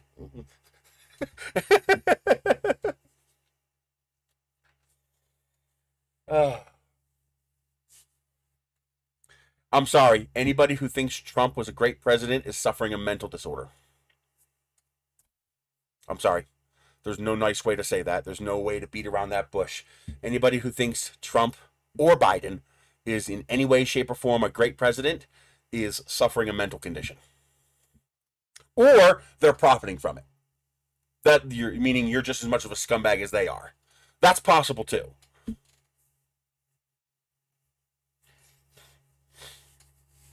I don't like Trump because I grew up with Trump.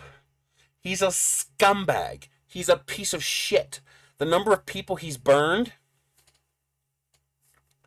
or you think you will profit, or you're just trolling, or you have a mental condition. Let's see. Do I need to do anything else to that piece?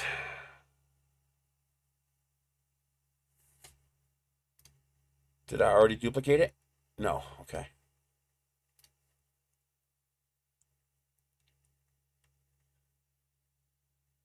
Oh, just ignore them. You can mute them if you want.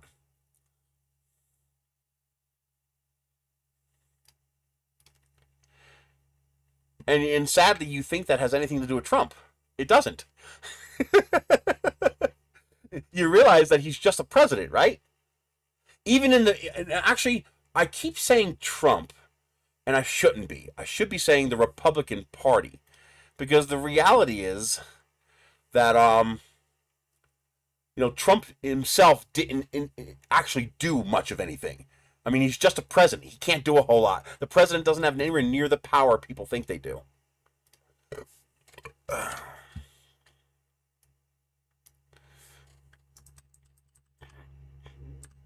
Okay.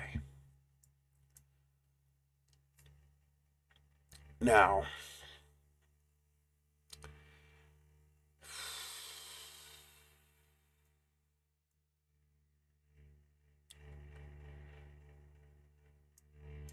that's to decouple these two. And then I should be able to shift this to do a full cut.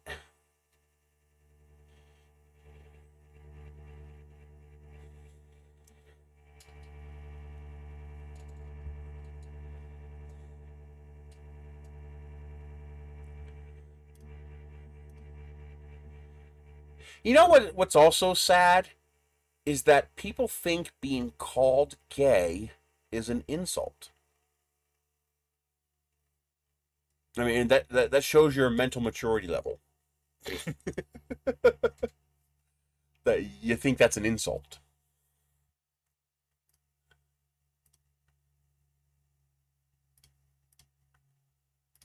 Okay, join these all together.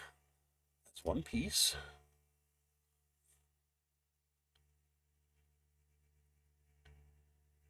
Why does that look incorrectly shaped? It is incorrect. Why is that shaped like that?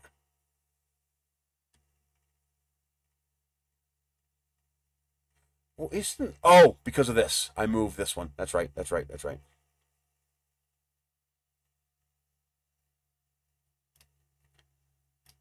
No, but there's a lot of people who think it's on both ends. The person who thinks they're upsetting somebody, calling them gay, is a child. And the person who is insulted by being called gay is also a child. Because it's not an insult. It was never an insult. They did everything they could to make it an insult, but it was never an insult.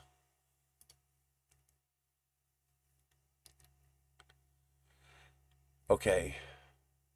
That should be that. I should have duplicated that and moved it, but that's okay.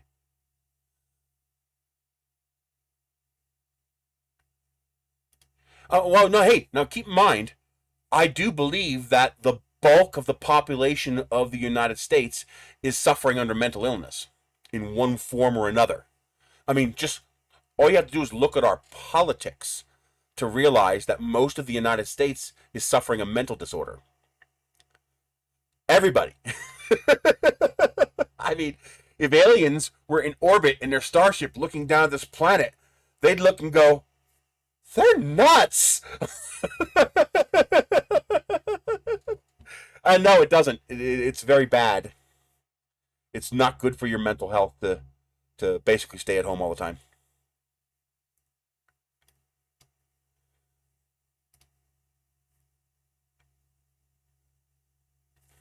Is that going to work? We are. Me included. But we treat mental health like it's a joke in this country. And we wonder why we have people murdering children in schools. But, mental health care is a joke, right? How many more kids need to be shot in schools before we take it seriously? I mean,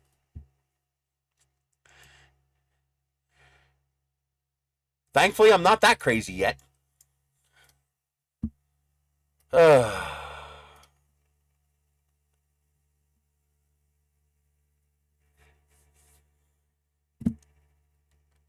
But as long as the feudal lords get a few more $1 billion, yep, we're good. One more billionaire.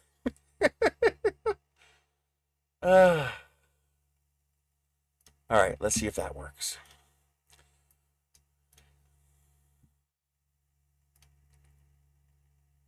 Yes! Okay, so it was just angular distortion.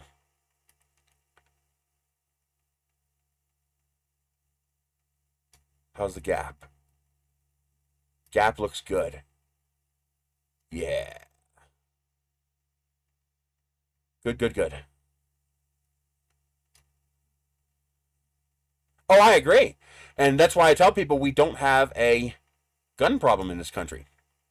We average 42,000 deaths a year to guns. 65% of them are suicides, 5% of them are justified, and 30% of the remaining, or 90% of the remaining 30%, how much would that be? 27% is gang related. So only 3% of our gun deaths are actually of any real significance to guns, which puts us right on par with Finland. So we don't have a gun problem. We have a poverty problem. We have a mental health care problem.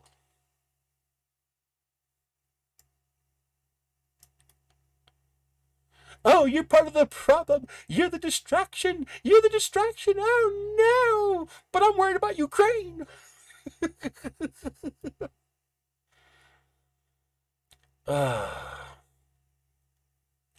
You know something? Of the 3% remaining gun deaths, school shootings are probably a pretty significant portion of that. Although, how many died? I don't know how many died in those shootings. Okay. That looks good. That's why I said, although I don't know how many died. Because, I mean, I don't. How successful are they at killing in those school shootings? I don't know.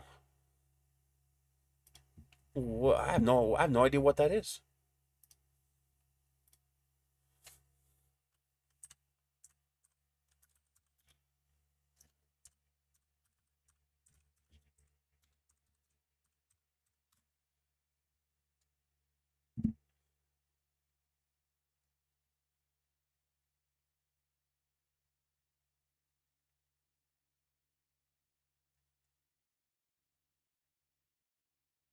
Oh wow, yeah. So Sandy Hook killed 26.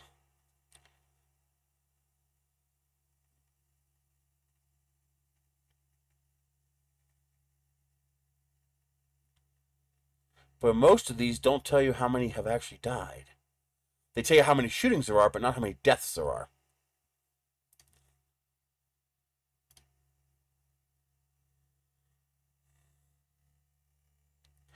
Well, I would be concerned with that. Unless Russia poses a threat to us, we should not be sending soldiers.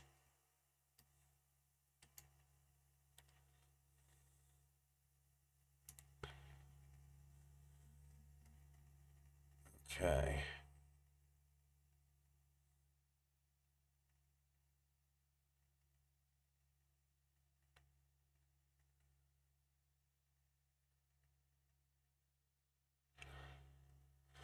Okay, now I need to find the layer at which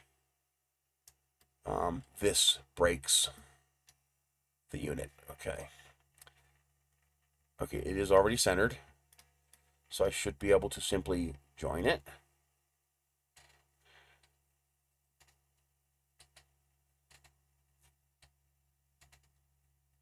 Oh, that's the wrong point. Hold on. Wait a minute, that's the wrong point.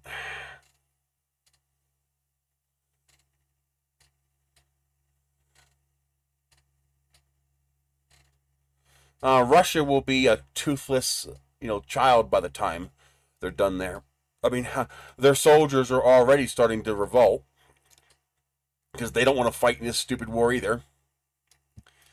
How long before one of his own generals offs him? Or one of his own soldiers gets close enough to pew pew? Because the guy's a little bit nuts. Now, see, there's the bigger threat. The big threat that most people aren't paying attention to is if China, Russia, and Saudi Arabia actually make their own reserve currency and start selling oil in it, and if that currency gains traction, well, Russia won't have to worry about fighting the U.S. We will implode from the inside, and you'll get to watch, and India, and you'll get to watch the U.S. go without them having to launch a single missile. Because by all rights, we should be experiencing hyperinflation. And the fact that we are a trusted world reserve currency is the only reason we're not experiencing hyperinflation. If we lose reserve currency status, oh boy, are the fireworks going to go off. And the rest of the world should not want that to happen, because if the United States begins to implode, they might just use their largest military in the entire planet and their 800 military bases. No, I'm not starting to get it. That's a separate issue. That has nothing to do with Ukraine. Russia still has no right invading Ukraine. That's just China preparing for the demise of the U.S. You see, China is attached to the hip with the United States. When the United States goes down, China goes down. And China knows it. So they're spending as much money as they can on resources and infrastructure so that they can try to survive the collapse of the United States empire. Whether they can succeed or not, I'm not sure. But they're trying. China is trying to. They know we're going to collapse and we're going to go splat. And the problem is, you guys think Russia's going to do that? No. No, Russia's not going to do that. The United States is going to do that to itself.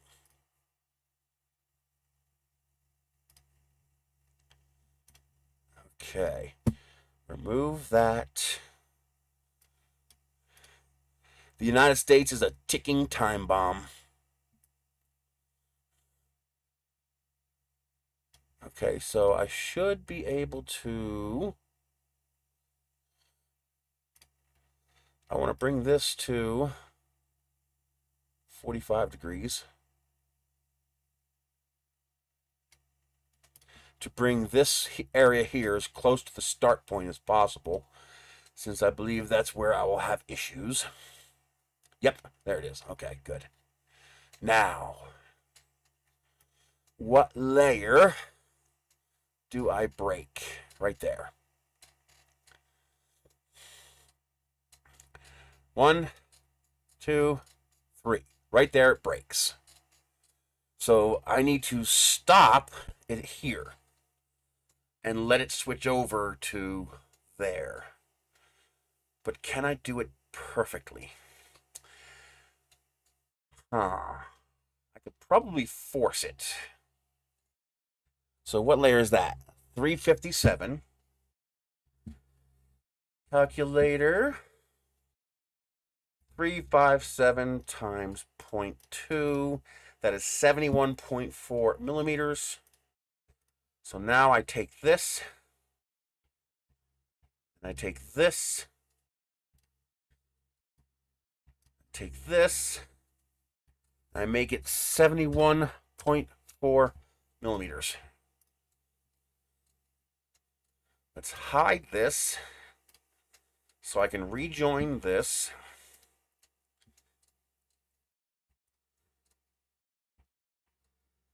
Bring it back, join it with this, and that should take care of it.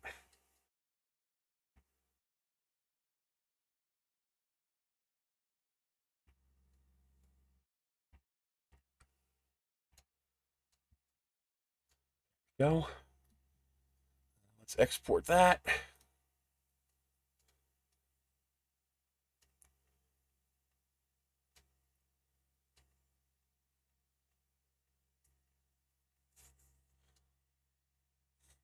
Ow. Okay. Let's get rid of you. Bring in version 7. We still want to rotate it about 45 degrees.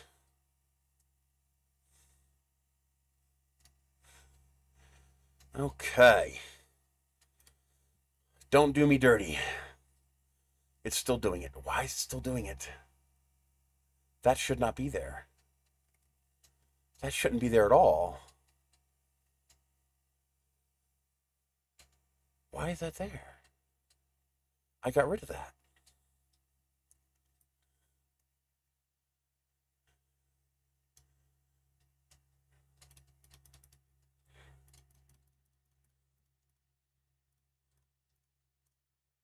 Okay. It's still there. It shouldn't be there. I got rid of it. Why is it still there?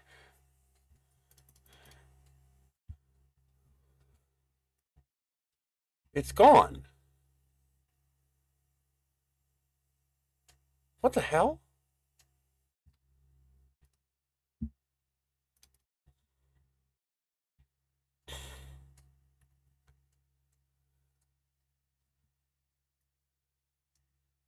Let's try to re-import it again. It's adding shit that isn't there.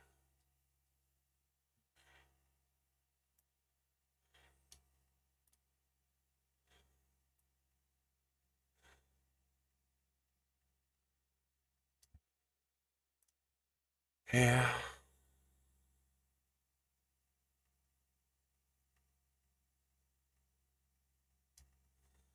$45. Why is it? Oh, did it do it right this time?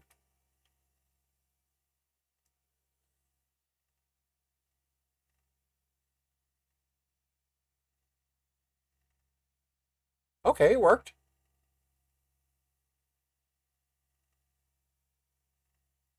No, it didn't. It's still there. Why is the slice still there? I deleted it. This line should stop right here. It should not be here anymore. But it's still drawing it. Where the hell is it getting the line from? I mean, you can see right there, it's gone. Go away.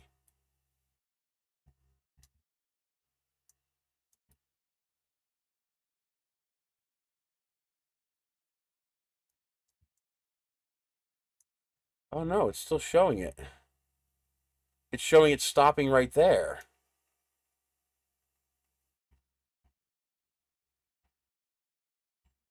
Just below the surface. But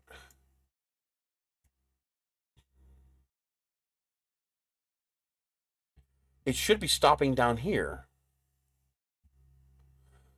I think it is. If you're a hardcore Simplify 3D user and you like what Simplify 3D does, yes. If you're a new user and you've never used any slicer before, no. Probably just stick with Prusa Slicer or Idea Maker. Cura sucks. I would just avoid Cura, but Prusa Slicer is being improved very rapidly, and Idea Maker is pretty good too.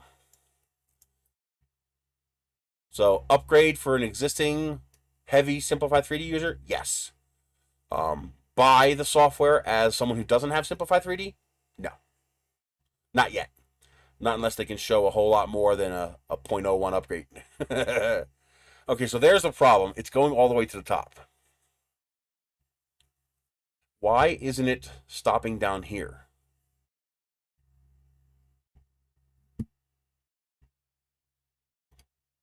I have a measurement wrong or something.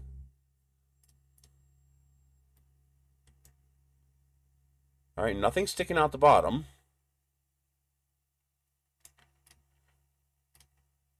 Oh, there it is. It's not all the way down. Duh. Okay, there's the problem. This is 71.4, but needs to be at the 0 line. There's the problem. Okay. Boy, that explains a lot. Okay. Bring it back. Join it. Okay. Now we getting somewhere.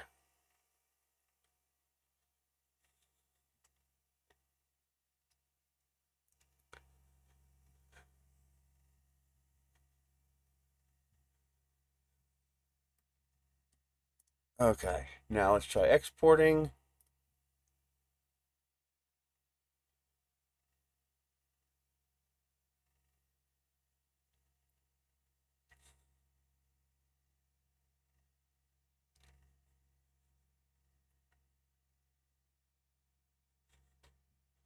Come on. Here you go. Alrighty. Remove the part. Add number 8. Slice map. Okay. We still have a tiny glitch there, but I think I know what's doing that. Right.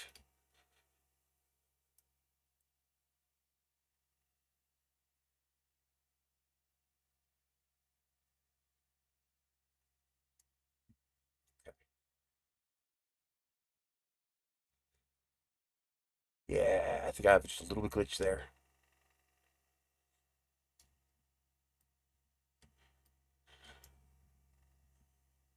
Okay. Okay, so it glitches right there. So do I need to make it higher or lower?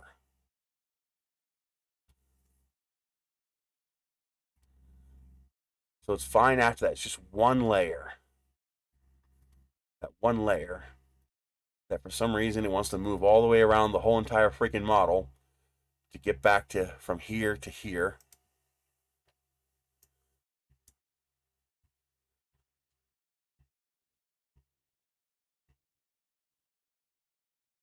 So do I need to go up or down?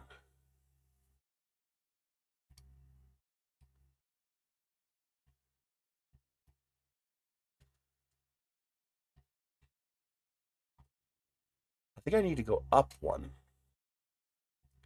because it hasn't pierced. There it is. It just pierced. I think I need to go up 0.1. See how it's not pierced yet? At 357, it has not pierced this wall. But if I go up one more, now the wall's beginning to get pierced. So I think I need to go up one more.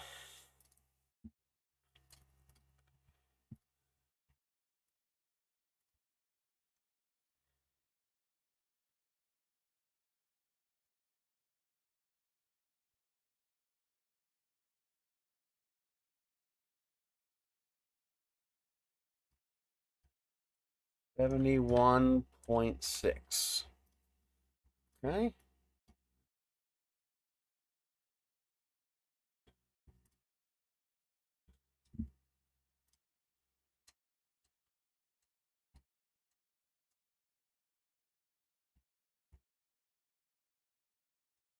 And let's rotate this 45 so I don't have to keep doing it myself.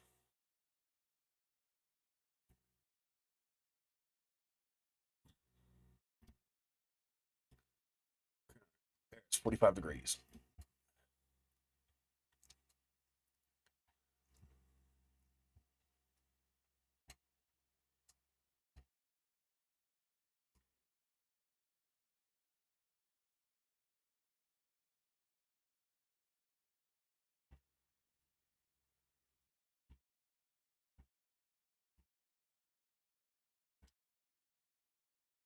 Okay.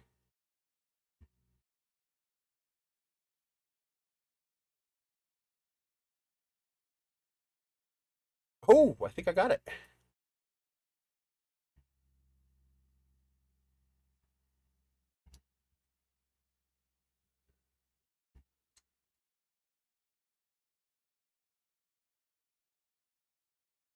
Oh, yeah.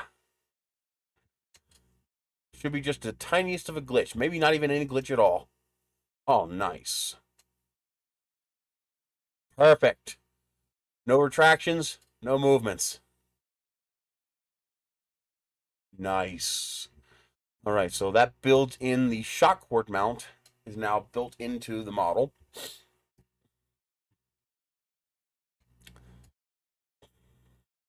And because this will unscrew from the model, if you burn or fray the shock cord, you'll actually be able to disassemble the model, cut away the old shock cord, install a new one, and put the model back together again.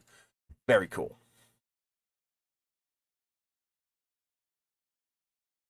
Okay.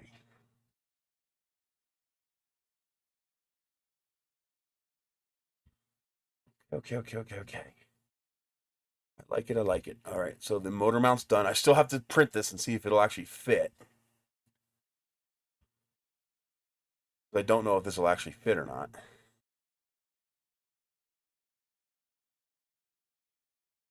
Okay.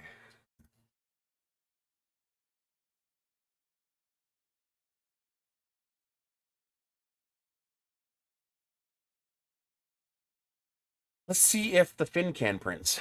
I haven't tried to see if the fin can will print yet.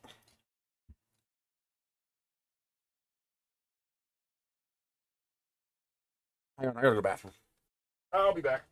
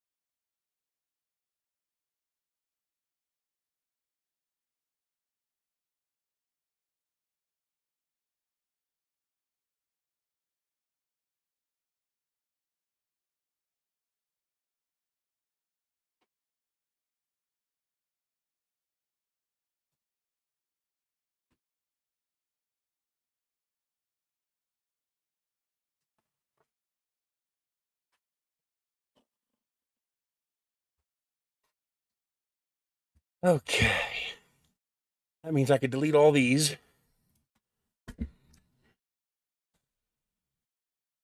And let's mark this one as good. Nice cat clock keep getting turned on. Okay.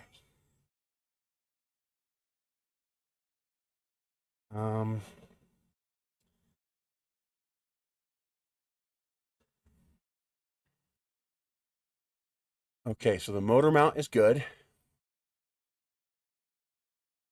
Now let's do the coupling tube. Where's it at? I got rid of it. Control D. Coupling tube. Let's leave that there.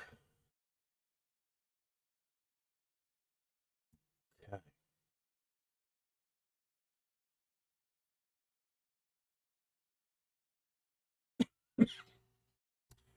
Okay, so now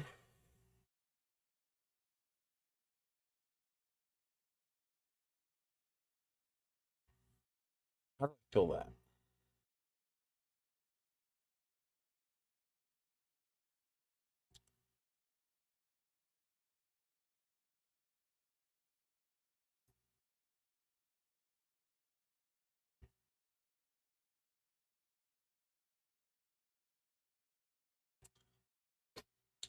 How do I want to do this? I think I want to get rid of this stuff inside here. Hi, baby. How you doing? Good boy. Boy, good boy. Because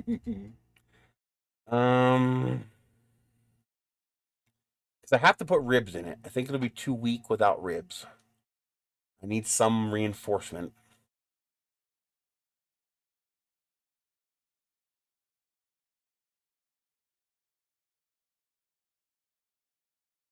So how do I want to reinforce that?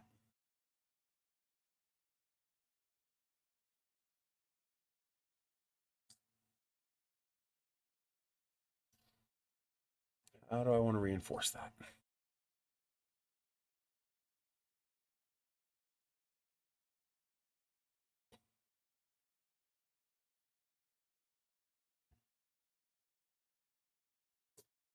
I could just rib the bottom and not rib the threading. Although I suspect that's a bad idea. I suspect I really need to do the whole thing.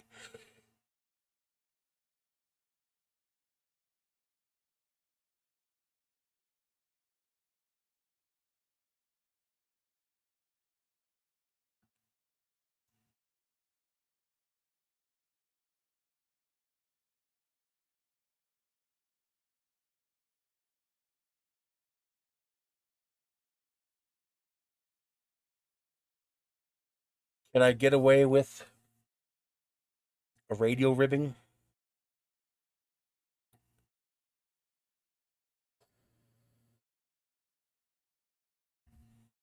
Hi, baby. Yeah. Boy. You're such a good boy. He's such a good cat. Um,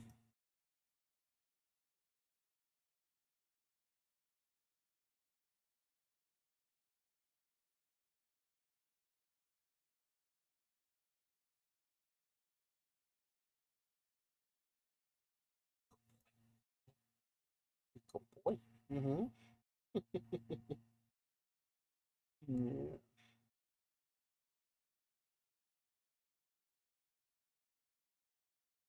He just wants loving.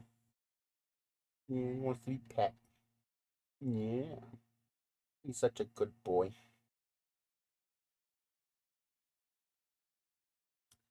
He's a good kitty cat.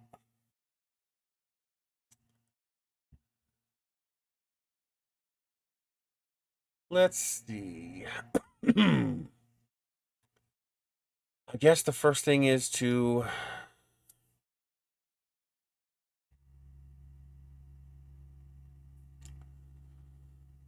How do I want to do it?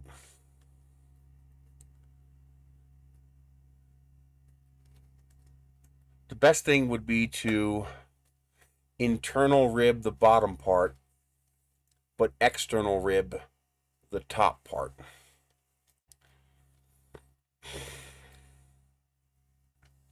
Hi, baby.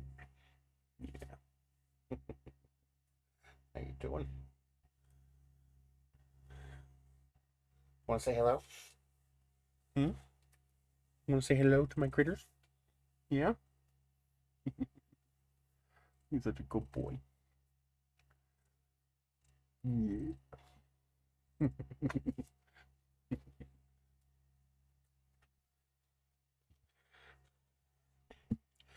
I guess first things, let's see if this prints at all. So I need to rotate this 45, and I need to pierce the wall.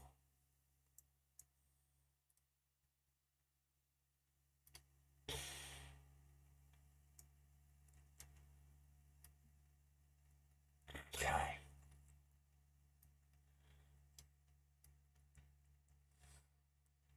Hey, hey, hey. Be nice.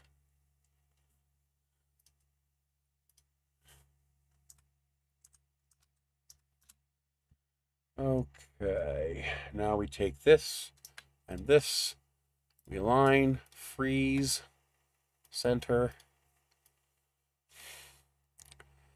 And hey. Join.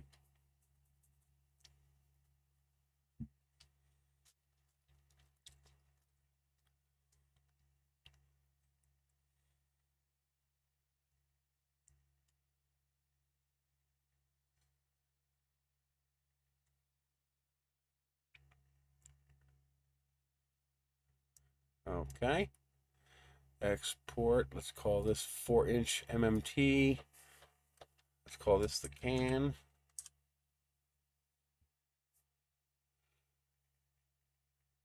Export. 4-inch can.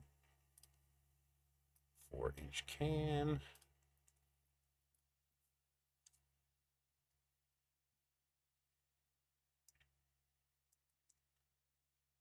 Okay, looking good. I see a lip there, but I think that lip is smaller than the path width, so it should be okay.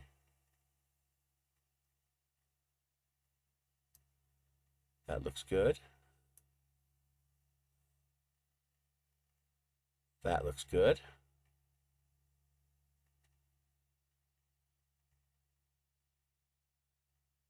Yeah, it looks good. I see no issues.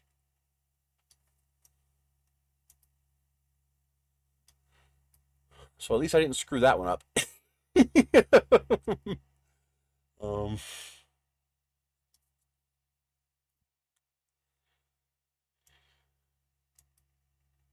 right, that looks good.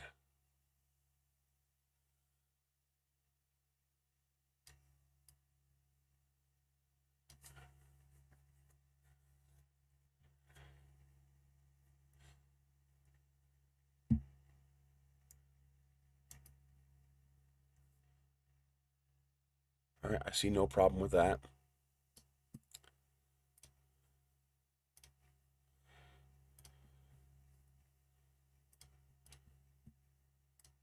Okay.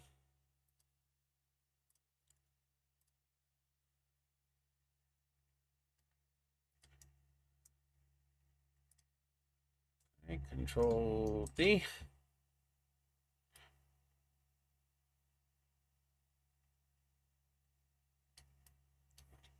Okay.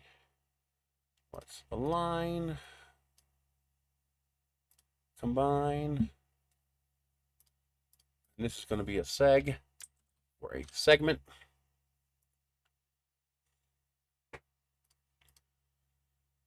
Okay, export seg.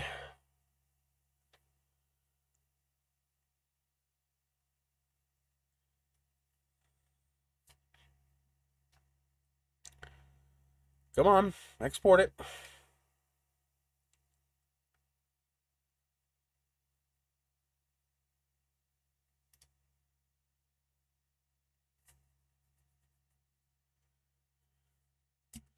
Sometime today.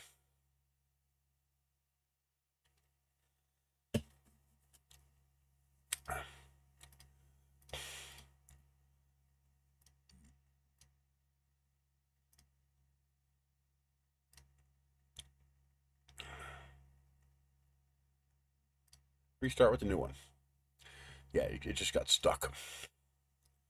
Okay. Oh, it did get them both. Let's get rid of the old one. Use a new one. And does that one cut clean? Yes. The fin can cut clean, so I knew this would too, but figured just to be sure. Now, the only thing I don't like is this. I know how to fix it. I just got to do it. Oh, whoa, whoa, whoa, whoa. What is that? Ah, we got a glitch. That's a glitch. That's a phantom piece that shouldn't exist. 3D Builder might fix that. 3D Builder. Let's see here. Load object.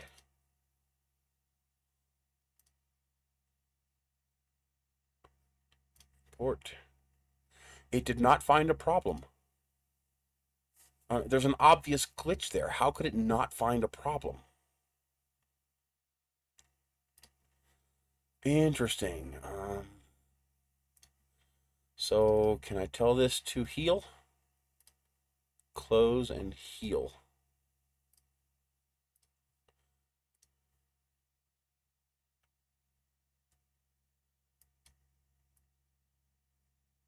Nope, it's still there.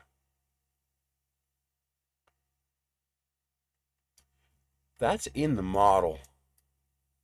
I have a gap or something because it's healing the hole, but that goes all the way around, so it's manifold.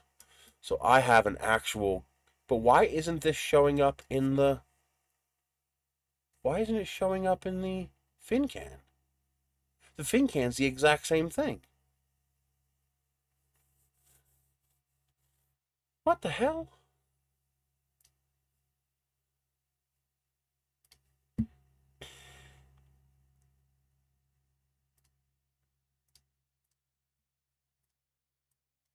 Okay, let's delete you.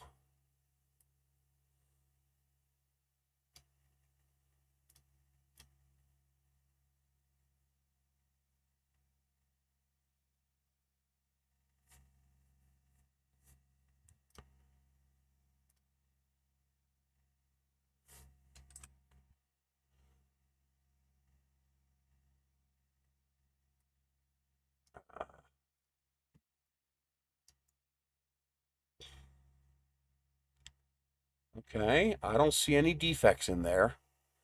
I don't see any holes or cavities.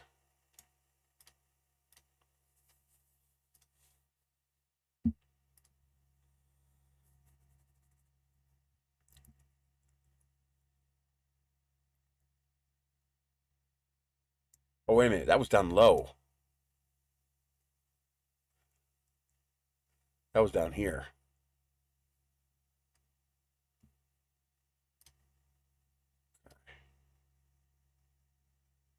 So let's get rid of this one. Bring this one in.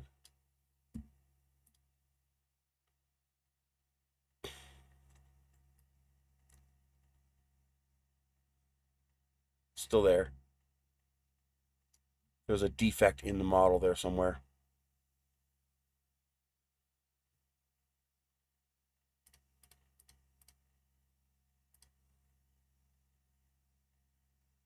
So it's perfect there, and then here, I get that, which shouldn't even be there. And then it goes back to here. So I do need to fix that overlap. Here's that little lip I was telling you about. So I do need to make that lip go away. But where's this ring coming from? So it's directly above the lip.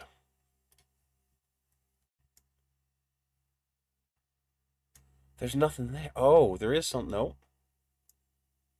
Yeah, there's nothing there.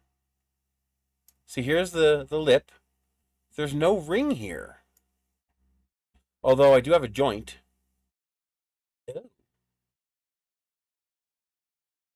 Oh, there it is. It is there.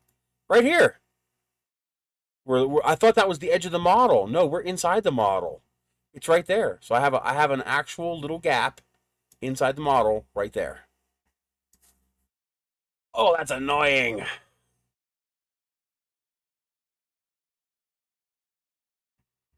Oh, man, that's annoying. Yeah, it's right there. So when I joined two of these pieces together, I left a little tiny gap. Oh, it's a pain in the ass. Okay.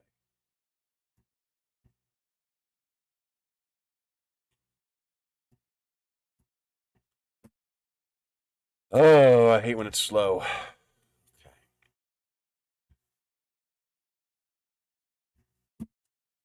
Make you transparent again. I need to put a torus in here.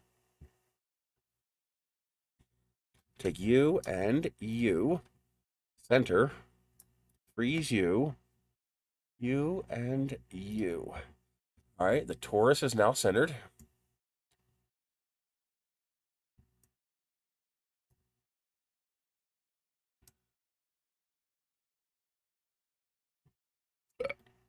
Okay. Approximately there. Looks like I can alter the height with impunity. I don't need a lot of sides.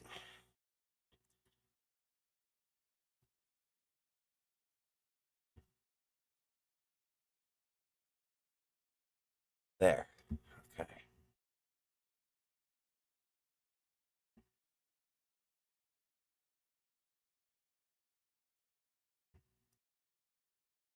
All right, I think I got it. That's the inside.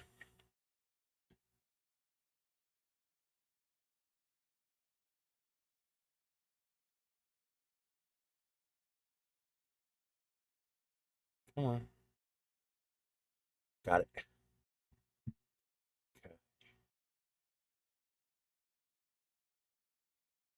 Okay. Okay.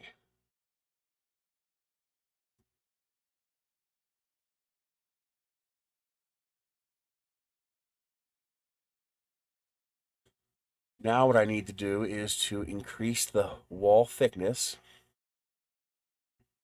to get it inside here.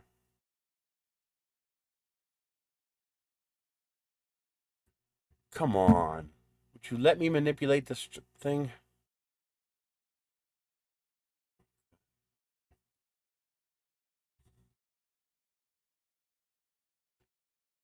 Okay, that gets me the lip as well. So now I should be able to hide this. And now I should be able to put a cone in the middle. Why is it always purple? It's always the stupid purple color. Like this. Center. Freeze this. Center and center. Okay.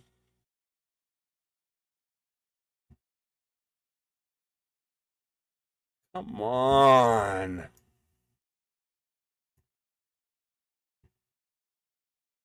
the fuck is it doing?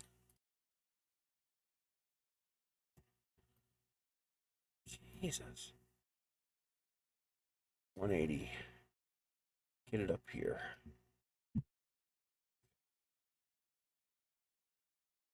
Change the height. Let's change the top radius. Let's change the base radius.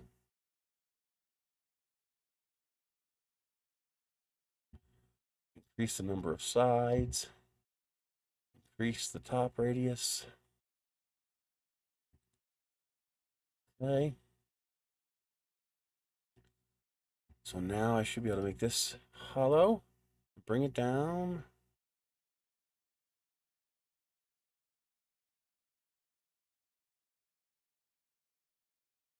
Let's bring everything back.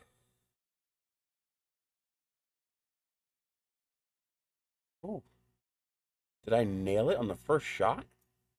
Be unlikely. Now, I gotta go down a little bit more. Come on. I need better resolution.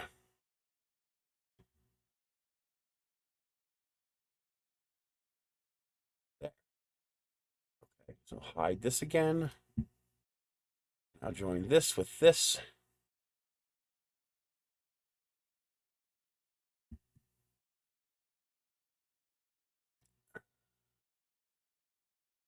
Okay.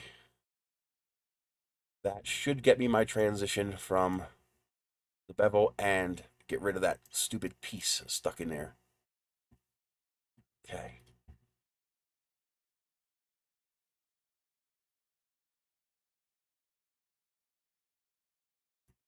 Nope. I accidentally selected a fin.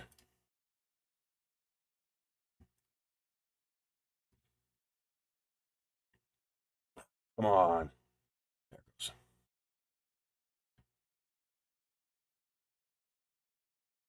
Got it. I think. Oh, nope. I got a fin too. Okay. So let's just select all of it and then unselect the fins. There we go.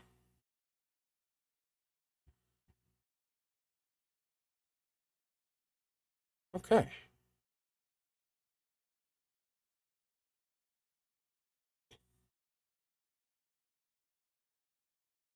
Oh, grabbed that too accidentally.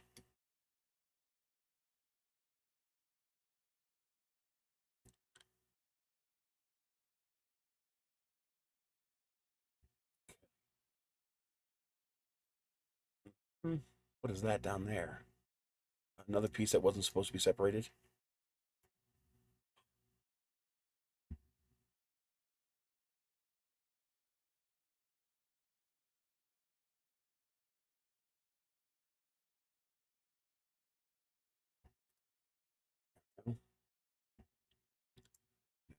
Select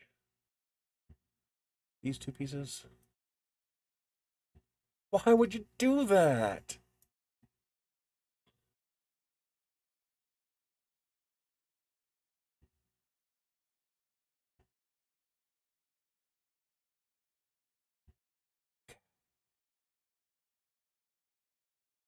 No. Let's export that.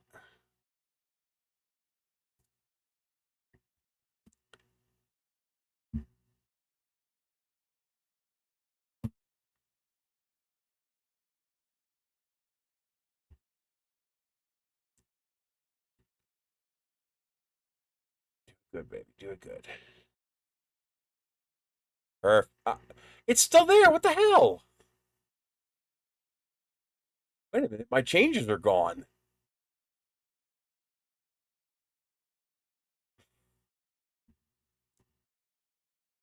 That's not even the right part.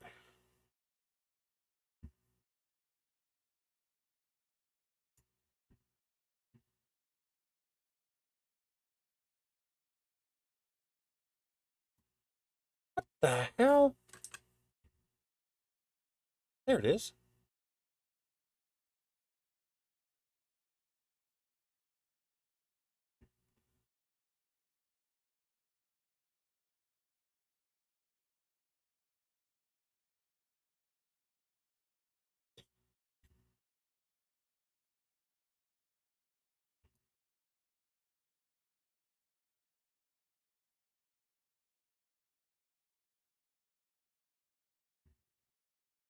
Okay, what's the problem?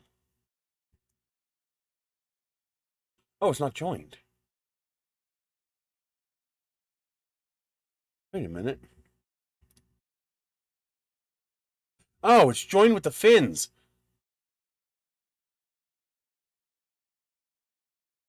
Somehow I joined it with the fins accidentally. So when I took away the fins, I was taking away the piece too. That's why I kept selecting the fins. Derp.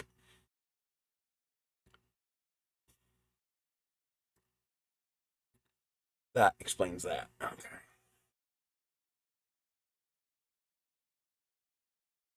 Let's hope that does it.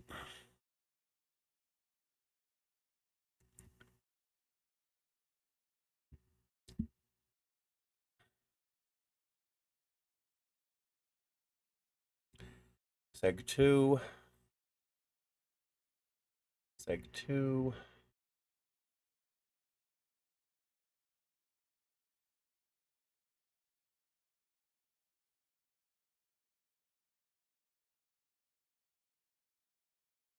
What the?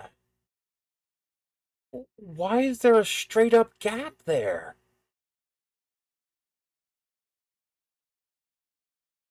Is this some sort of joke?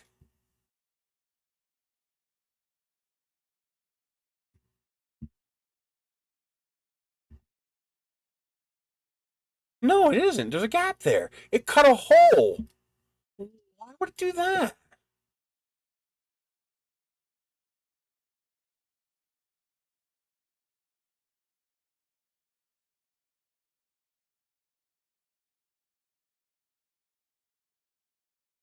That shouldn't even be there.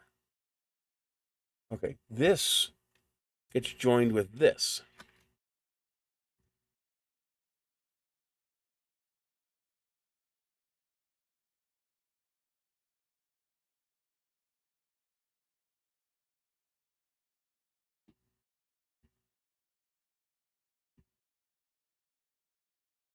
Why is that there?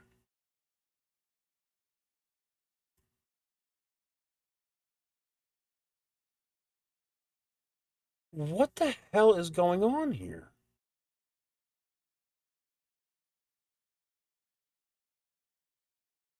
It cut it out. It cut it out of the wrong piece. That's my fault. It cut it out of the wrong piece. This is starting to really annoy me. I want you to go away. And I want you two stupid, no good, slime sucking pieces to join together. Now I want you to come back. And I want you to join with that piece.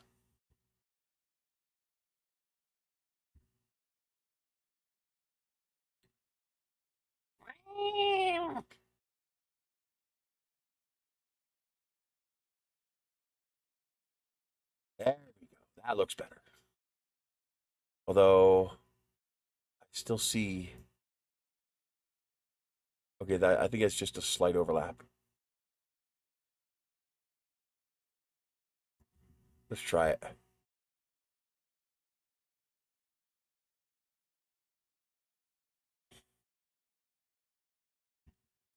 Okay.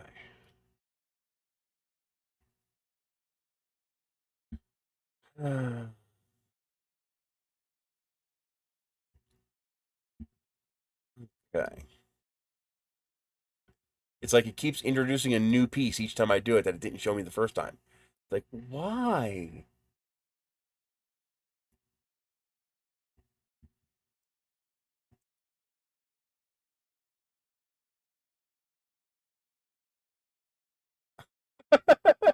Why does it keep subtracting it? Why? Why does it keep subtracting the part?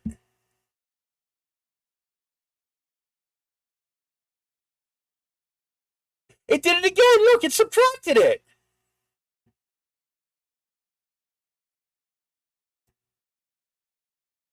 Maybe it's... Does it have something to do with this piece being transparent?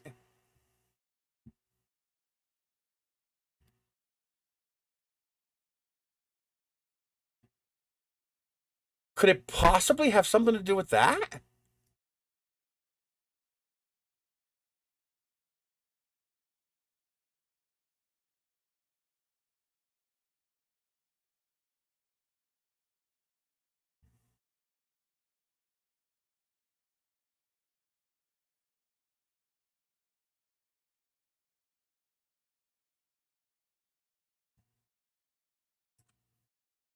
Now that looks better. Maybe when I have a part transparent, it it treats it as a subtraction. Well, first of all, I don't want the whole damn thing joined.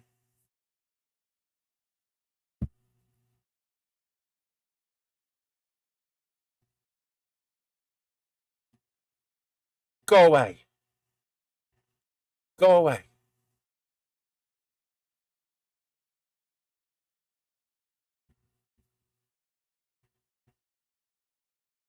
All right.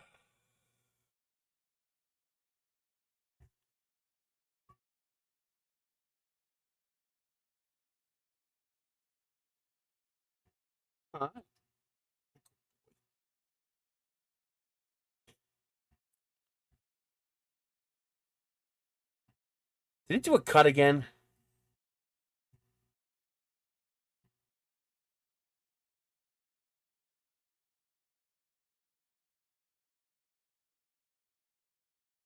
No, we have a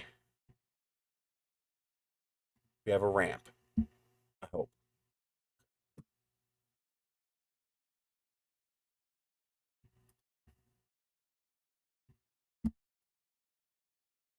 That's a very weird behavior that it would do that.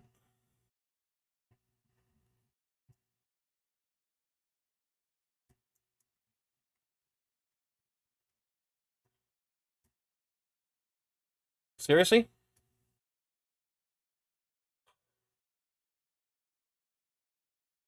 Like, how did you even get turned on? Okay. It cut it again. It put a. Oh!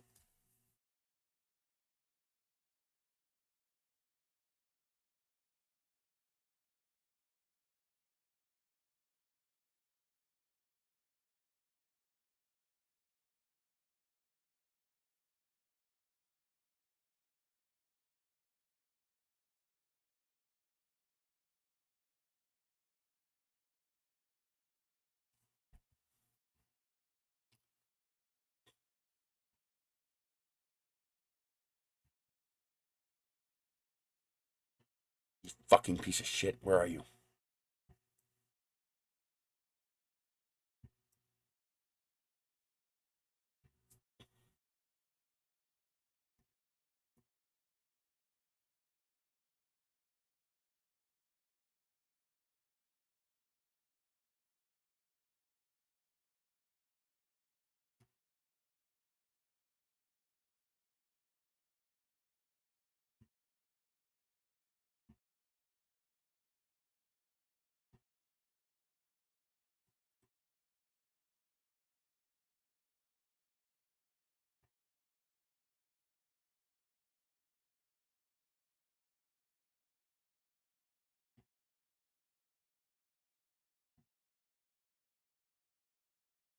There's no hole there. Where's the hole coming from?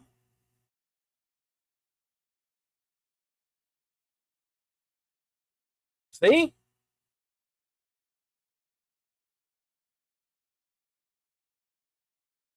That's a solid model.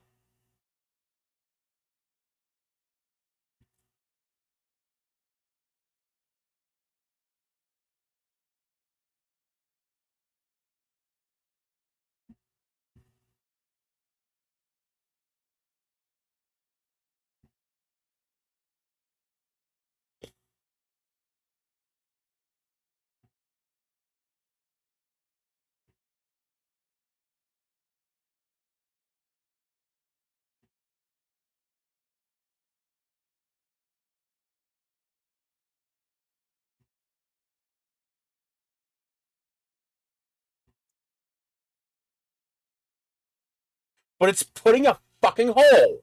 It's subtracting the part. Could it be this?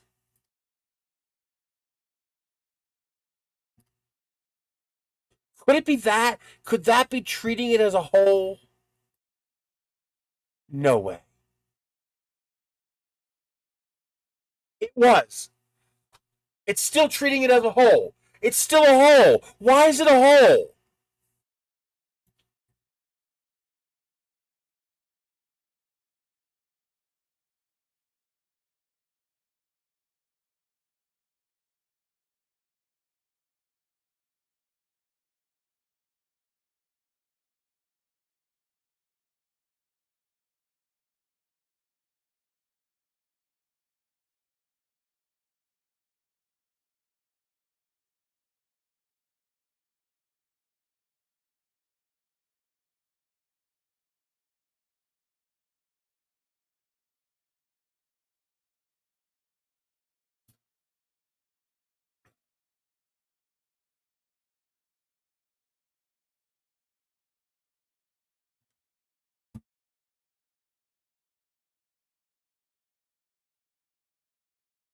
it can't be a coincidence that it's the shape of the part I'm merging.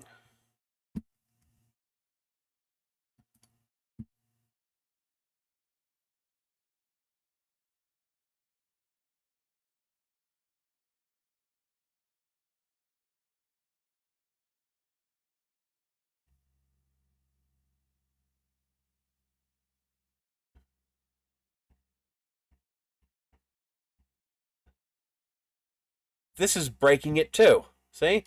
It's doing it differently. So it is the model. It's not just a slicer. Something in the model is broken at this, where I'm merging these two parts together. Where it's somehow treating it as a void.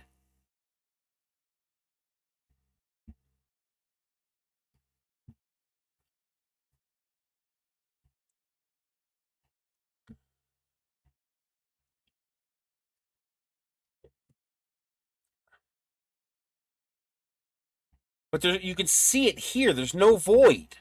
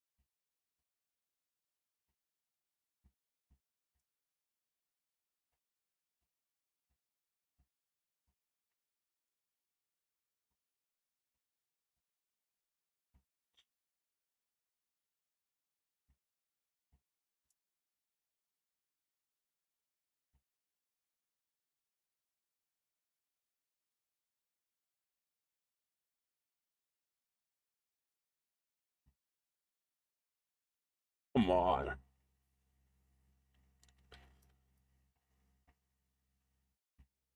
Really? I have no granularity.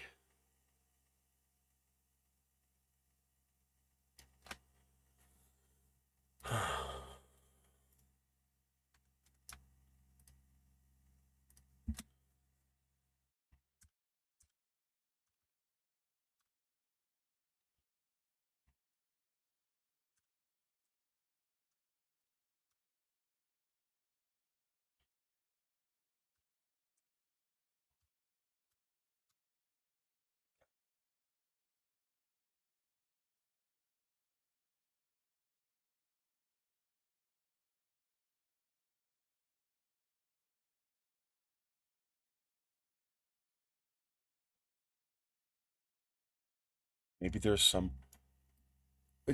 Why would it make it a void, though? That doesn't make sense why it voids the entire space. Oh. Oh, tell me I'm that dumb. It's this. It's trying to draw vase mode around this.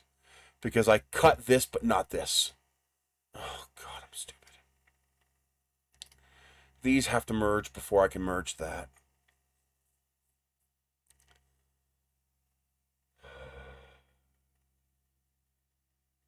And that's why it didn't happen to the other model. Why do you always got to pick the ugliest goddamn colors? Or the worst colors to look at? Okay.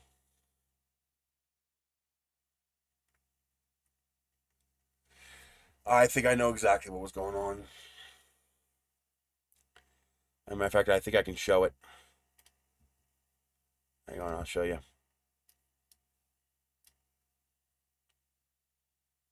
Alright, where's the opening? There's the opening. There it is. Watch.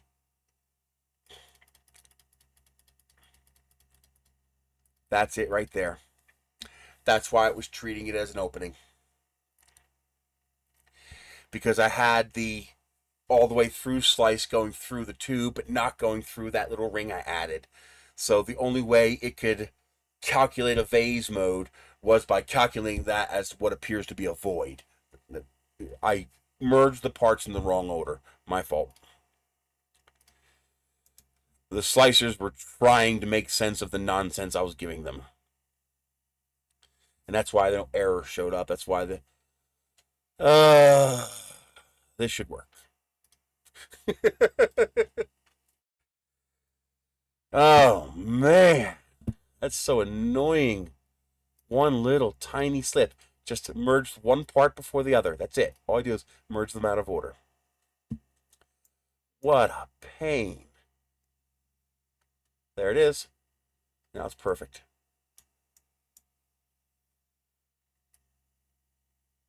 Perfect. Perfect transition. Oh my god, that was so annoying.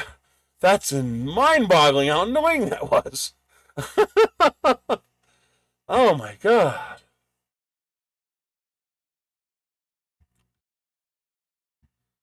Oh boy.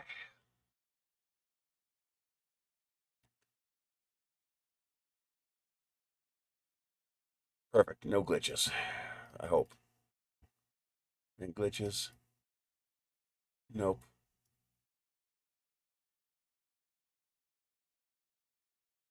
Nope, looks clean all the way through. No retractions, no glitches. Okay.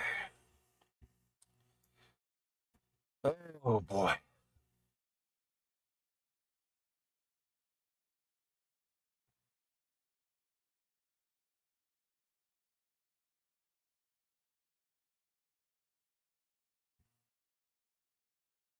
Oh.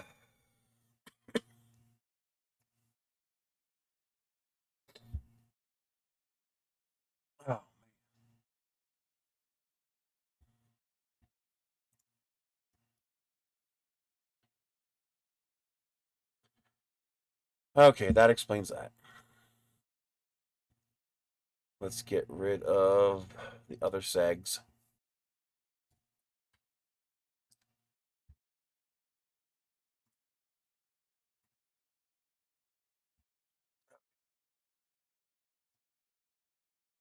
And we got to fix the can now.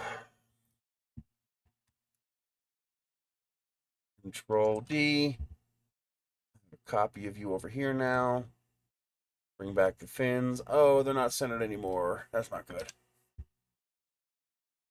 Oh no.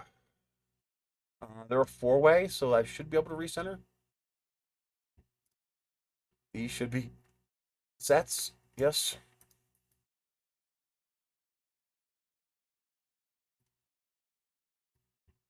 Okay, yeah, they still centered. Okay.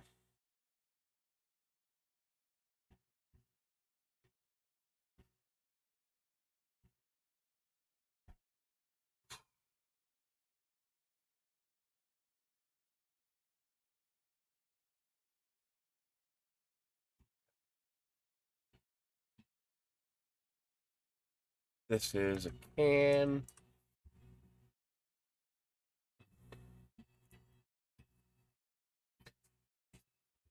Okay.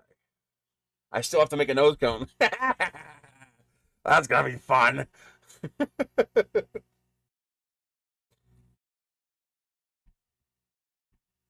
Okay. Let's get rid of this can.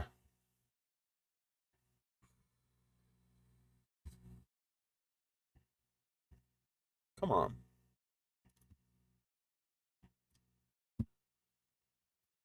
Seriously? Seriously, you didn't join all the fins.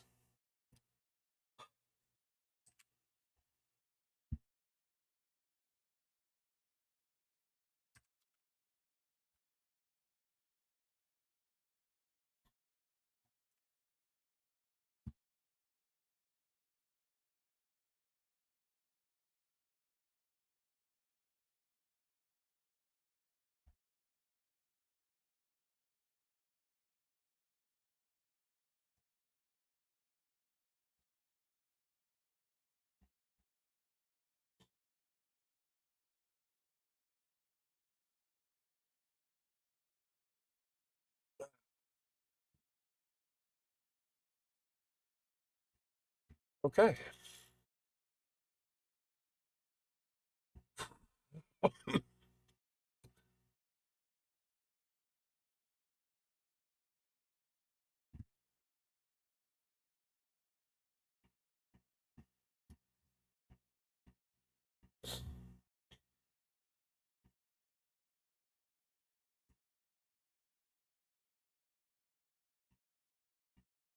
Looking good. Yep, no errors. Good, good, good. Good, good, good, good, good, good, good. I still think that angle is going to be too steep, but we're going to try it.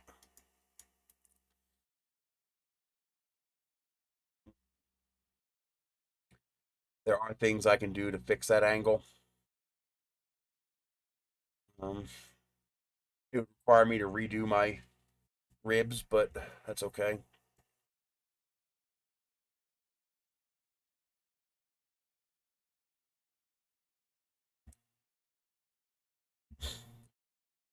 Okay.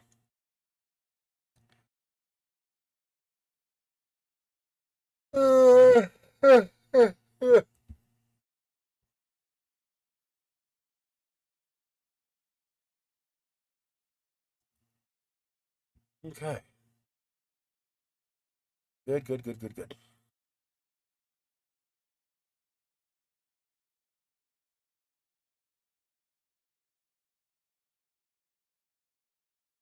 And that's a pretty beefy fin can for a 235 build space. That's a 12-inch fin span, which is not bad. Okay. All right. I'm beat. I'm done for the night. Maybe later on I'll work on this more, but I still have to make a nose cone. I still have to print a couple of test prints and make sure that this will actually print. Through screw together. I gotta make sure these will actually thread together. I need to order a 38 millimeter tube. I don't think I have any. I don't think I have any 38 millimeter. This actually doesn't need 38. 29 would be fine for this, because launching this on a K would be nuts. You'd never freaking see it again. I mean, it would go so far so fast, it'd be crazy. Um,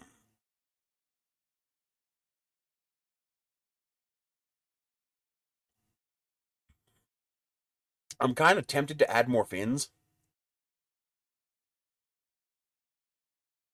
Have a set of little stubby fins on the side here, just because I think it would look cool. But keep it simple. 4 fins is good. Okay.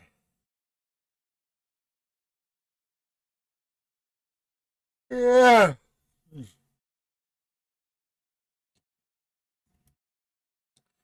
How big is a 29 millimeter MMT? So here we go. 29 millimeter motor mount is 1.21. So 1.21 inches to millimeters. That's going to be 30.7. So let's call it 31 millimeters. Should be 31.1 for 0.2 variance. That's actually pretty easy to really quickly do. All I have to do is take this, duplicate it, put it over here.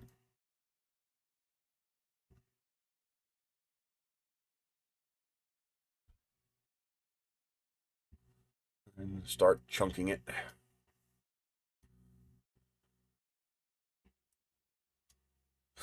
Actually, that won't be as easy as I thought. Unless those ribs go all the way in, that's not going to be as easy as I thought. It might be.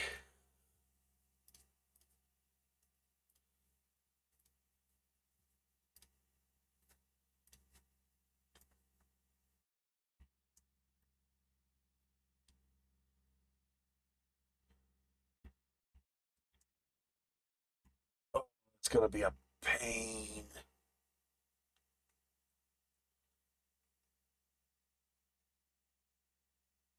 Oh boy, is that going to be a pain.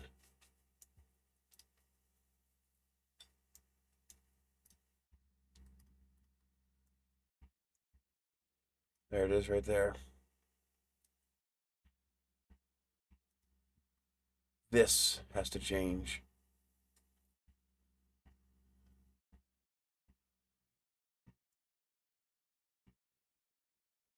I might be able to get away with this, though. No, I'm not. I'm going to have to redo the ribs. So this needs to be 31.2.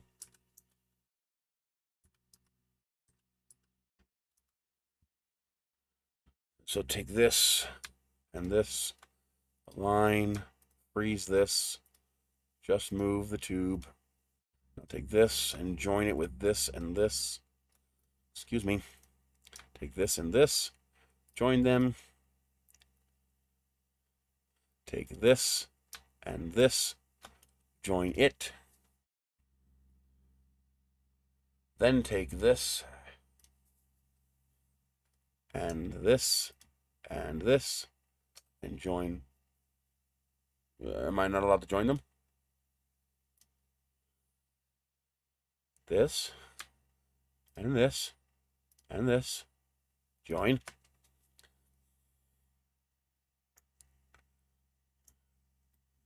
Ooh, that's a little on the small side. So yeah, I'm gonna have to reshape that.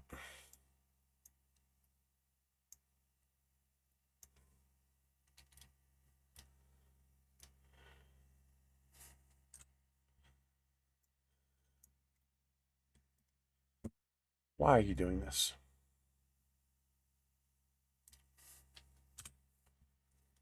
These are supposed to be joined together. Why aren't they? Okay. Hey, watch them claws.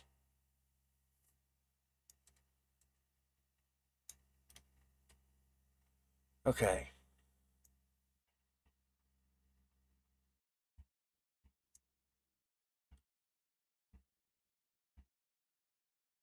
Oh, wow. That's wrong. Well, what's going on there?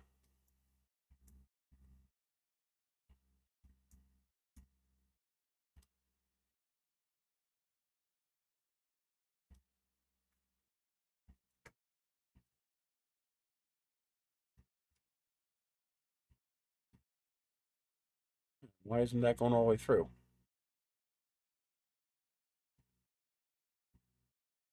Okay. That plus these two pieces.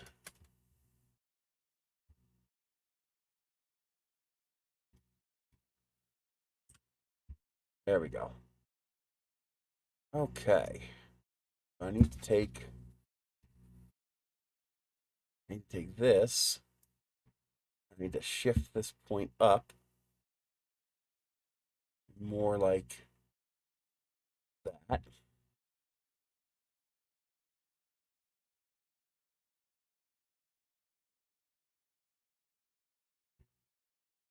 All right.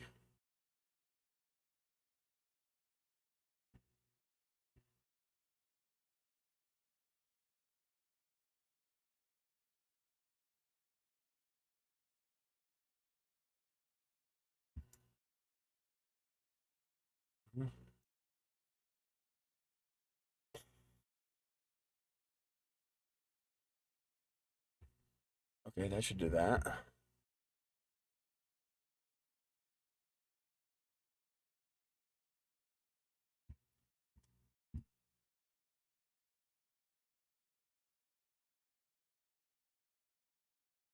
bring that down a little more. I need a nice width here to make sure that the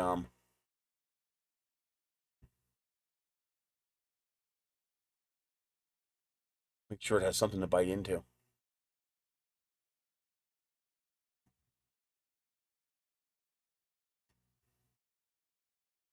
Okay.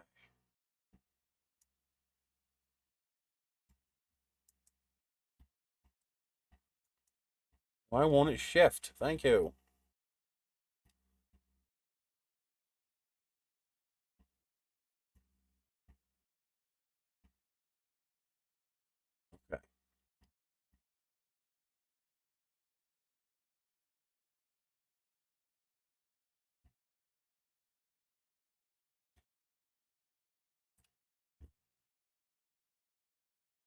we go. Now we have a 29 millimeter. Okay.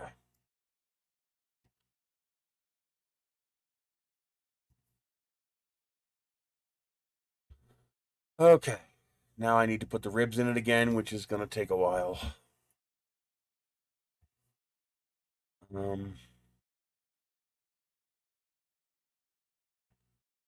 Actually,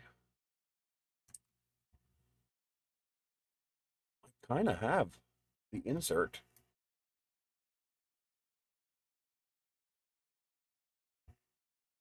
That right there is the insert.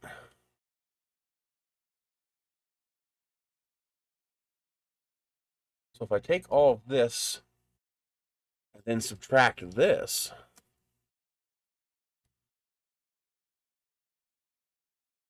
but I also need the other piece. There we go. If I just subtract these,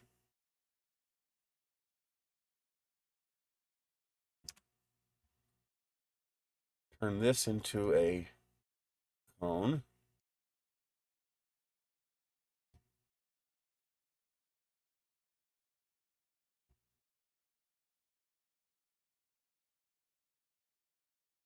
Okay, there's my insert.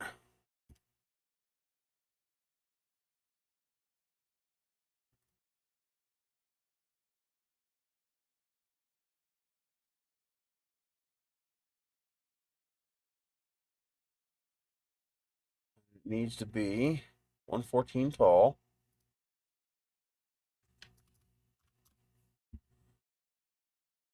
By 0.01 wide. Then align them.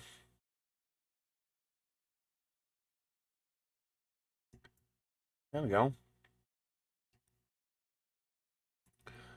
Turn this into a transparent and do this. Problem solved.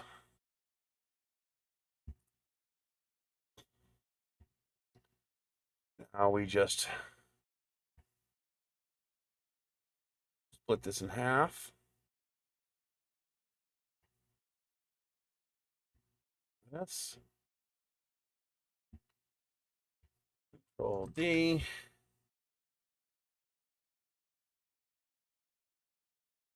'85 to '88. Just because it's easier.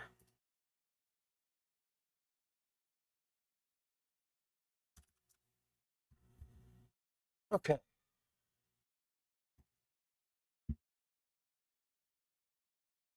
Hide this one. Duplicate this. Change the color. And join it with this one. Bring back the other half. Join this with this one.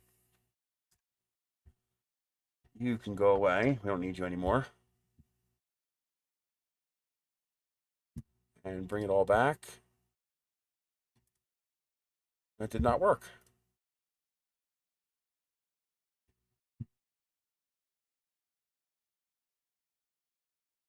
You can stay for now. I have to figure out what I did wrong. Yeah, I did it right. You and... Oh, yeah. No. And you. There it is. Okay. Now I can get rid of you. This needs to go this way, 1.2. This needs to go this way, negative 1.2. These get joined back together and turned into a hole.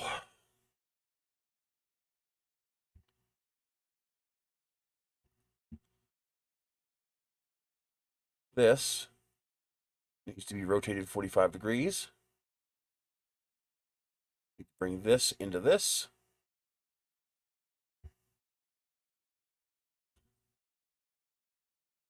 You. Freeze you. Move you. That wasn't a Tinkercad error. That was my error. I I added a ring to take care of a transition and a small error in the model. And I also have a cut through, one of these right here, to bisect the model on one side. Well, when I joined it, I joined the bisect to the fin can, and then I joined the ring correction to the fin can. So the ring correction was not bisected where the bisect happened because I did that first. So that was my fault. I joined the parts out of order. I had to have three pieces: fin can, correction, and bisect. And the bisect has to happen after I join the correction and the fin can. But I joined the bisect to the fin can before I joined the correction, and then I joined the correction afterwards. Because of that, I created an impossible geometry to vase mode print. And so the slicer did an admirable job of making it work by treating that section as a void instead of a hole, which allowed it to make it a vase mode print. So that was 100% my fault.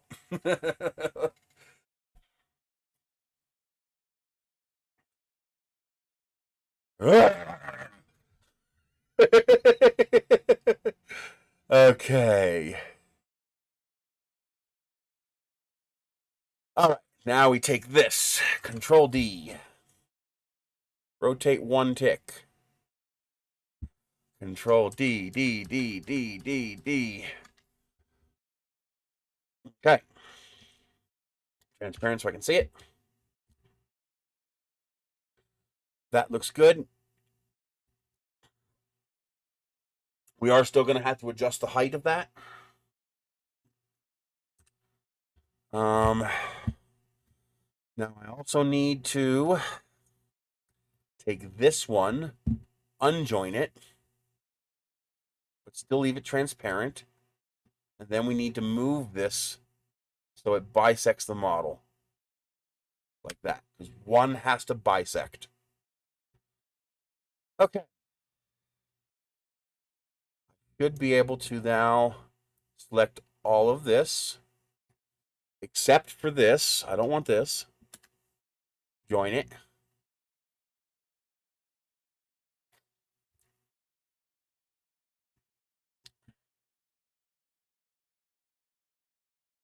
And now I want to join this. This will make it easier for me to segregate the part later to get the correct height. Okay. Now where's my origin point? I don't know where the origin point is. So we'll figure it out later. This is, no, I gotta rename it. 4-inch MMT 29 millimeter. I can even make a 24 millimeter one. So I could fly this on D engines if I want. And this would fly fine on D engines. I think. All right, that should do it. Export.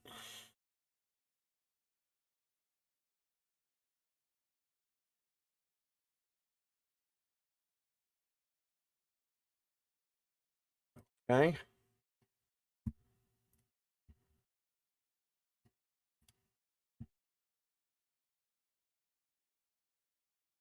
I see errors. Okay, those are just the errors from the split. That's fine.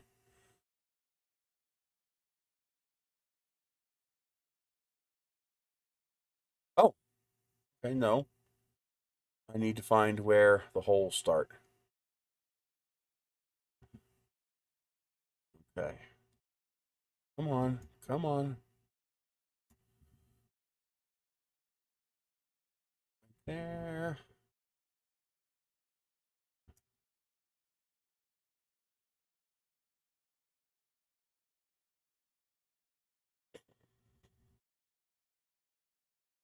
Right there. So 464. So 464 times 0.2 is 92.8 millimeters. So now I unbind this again.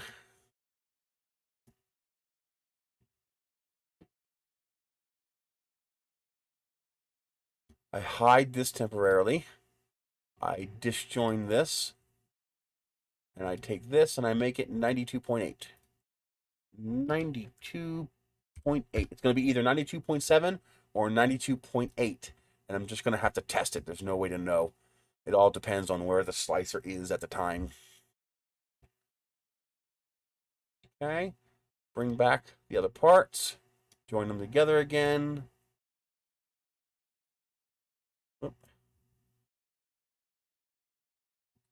Oh, it's getting cold in here.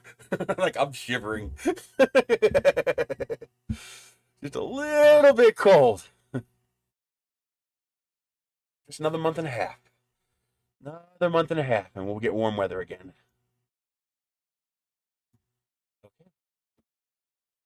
Mark 2.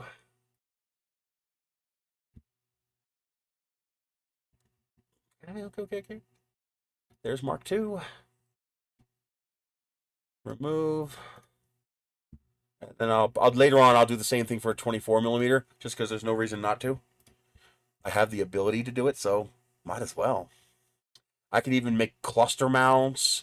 Like I can do like a 3-engine, like 24 millimeter 3-engine cluster mount. I could do the same thing. Oh, I can do all kinds of cool shit. You know, a lot of work to make it, but once you make it, it's modular. Everything just goes together.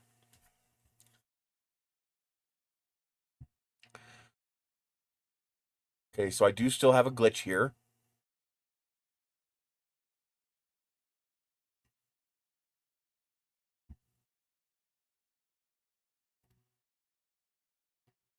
Okay, so too far apart. I think I need to lower it by 0.1. I think I need to lower it down to here, but there is one more thing I can check. I can make sure that this is at the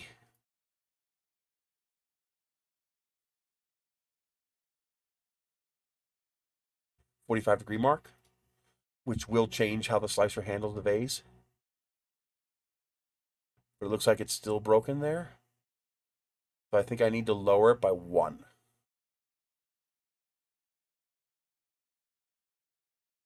Yeah, see, that's where it breaks, right there. Right there. So I think if I lower that by 1, and even if it doesn't fix it, that's close enough. As long as the travel movement isn't all the way around the model, it's fine. But let's see if I can get it perfect. Because it doesn't cost anything but a little bit of time. Okay, so again, wait for it to finish puking on itself. Hide this. Take this, split it. Adjust the height of my little cut piece here. 92.7. Okay, join them back together. Bring back the piece. Join them together. I could even shift that part around a little bit until the layers line up.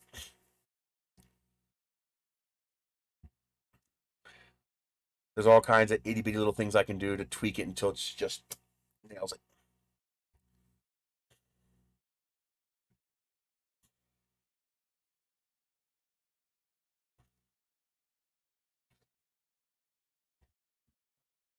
Okay. You and you. Mark 2. That's Mark 3, actually.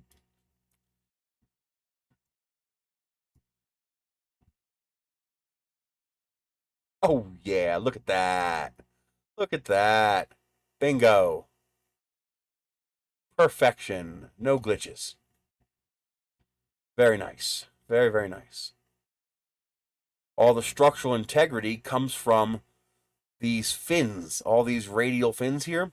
Each of these is 1.2 millimeters thick. And how many are there? There's 1, 2, 3, 4, 5, 6, 7, 8, 9, 10, 11, 12, 13, 14, 15, 16 of them.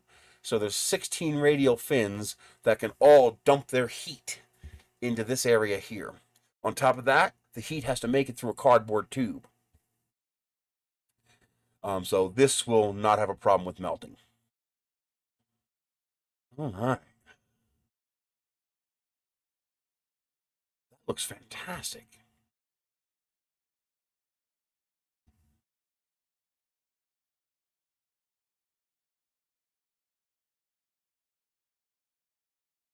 Now, ribs on the inside would be superior because you'll have a smooth outside surface.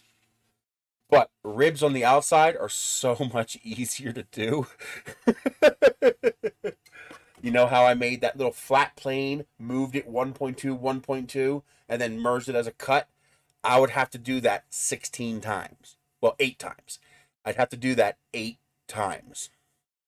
I'd have to create a new cut each time I rotated 22.5 degrees because the model isn't symmetrical.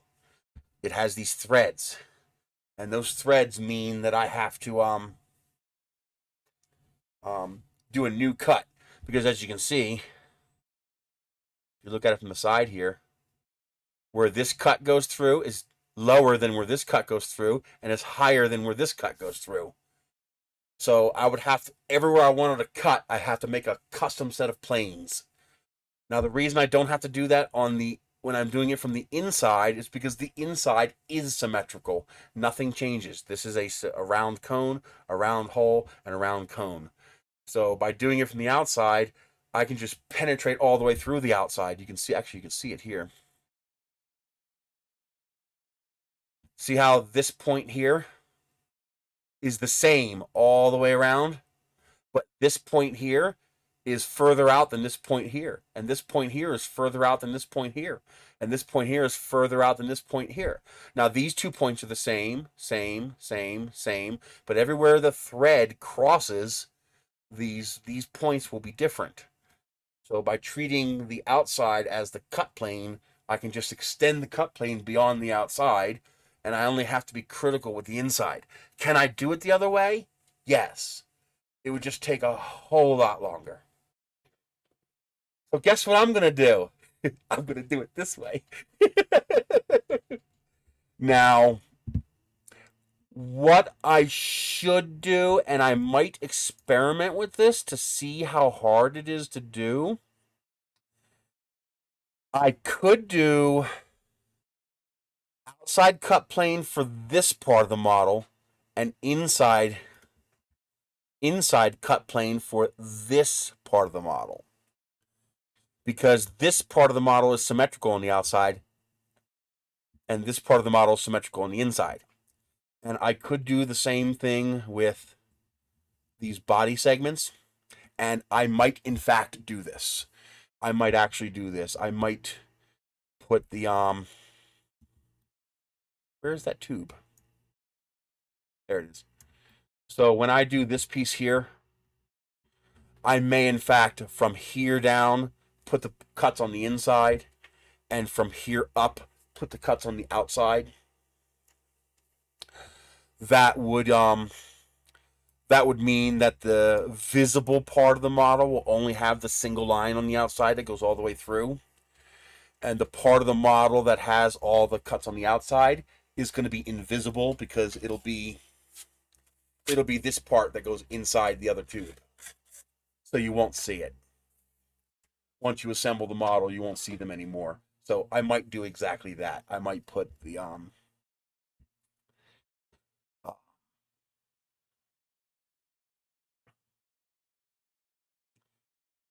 matter of fact, I probably will do it. Although I kind of dig the look. The look of all these lines on the outside hides the fact that there's lines on the outside. It makes it invisible. So it looks more like a design feature of the skin of the model. So I might actually leave them. Well, I'll have to print it and see how it looks. But it might actually look really freaking cool to do it that way. Now, this one I have the opposite problem, where the inside and the outside of this model are non-symmetrical. Because I just scaled, because I was making a 10 millimeter thick wall, I just scaled it, and that worked fine. But that's going to make it harder. I mean, what I need to do is I need to fill in this inside of the cylinder here in order to get rid of the markings. I'm not sure how easy that'll be. It might actually be a royal pain in the ass. That might be a royal pain in the ass because it's not solid. If it was solid, it wouldn't be a problem. Just bore a hole out. But I have to somehow fill in these lines.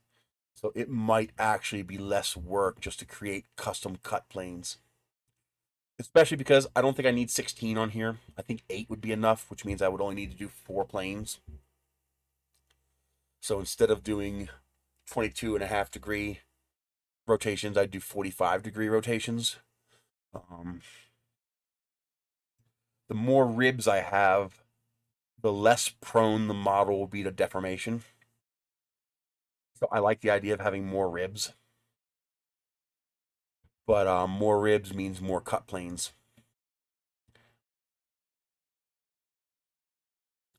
So 1, 2, yeah. I could do it every 45 degrees instead of every 22.5 degrees.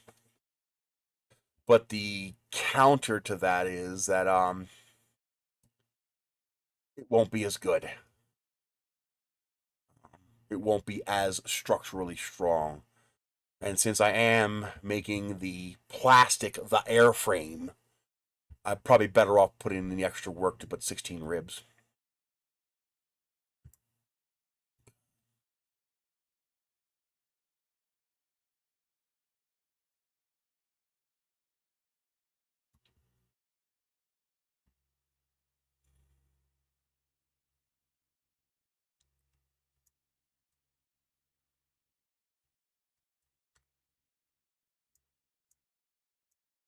Okay, it's looking pretty good. So the next step is to print a couple of these before I go heavy into the cutting, because the cutting will change fundamentally if I have to start screwing with the dimensions.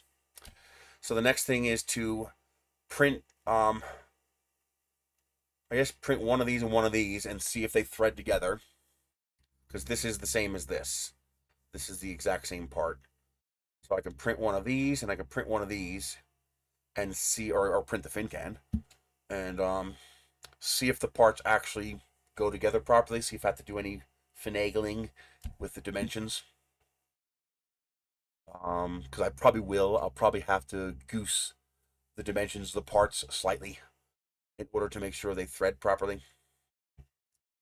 which is going to be a whole lot of fun since I'd have to take the model apart to do it.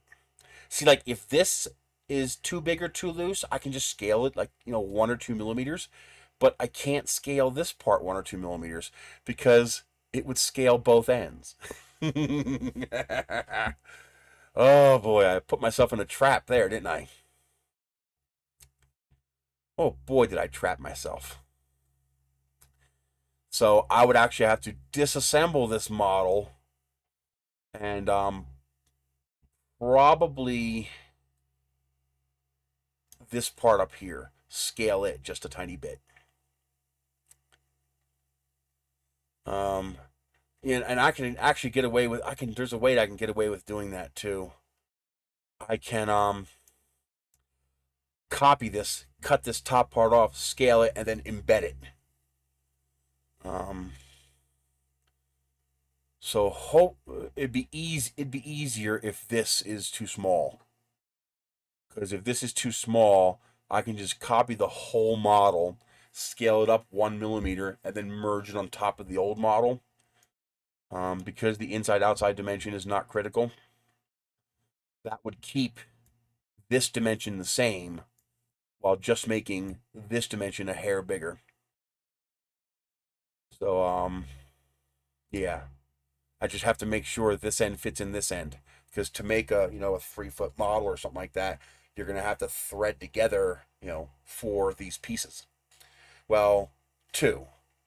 Each model will probably be 1 fin can, 2 body pieces, and 1 nose cone, which will give me a slightly bigger model than this. It'll be 1 segment bigger, because this is a smaller model, so it doesn't need to be as long. So there'll be a fin can piece, then there will be 2 of these body segments, maybe 3, and then a nose cone piece.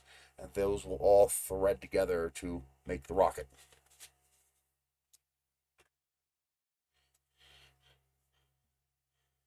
Yeah, that'll work. I really like these fins. They came out nice. If this angle down here prints okay, it might not. That angle might not print okay. But if this angle down here prints okay,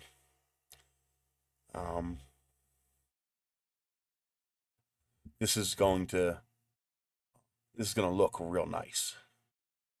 Because these are fins that would be very, very difficult for a modeler to create themselves.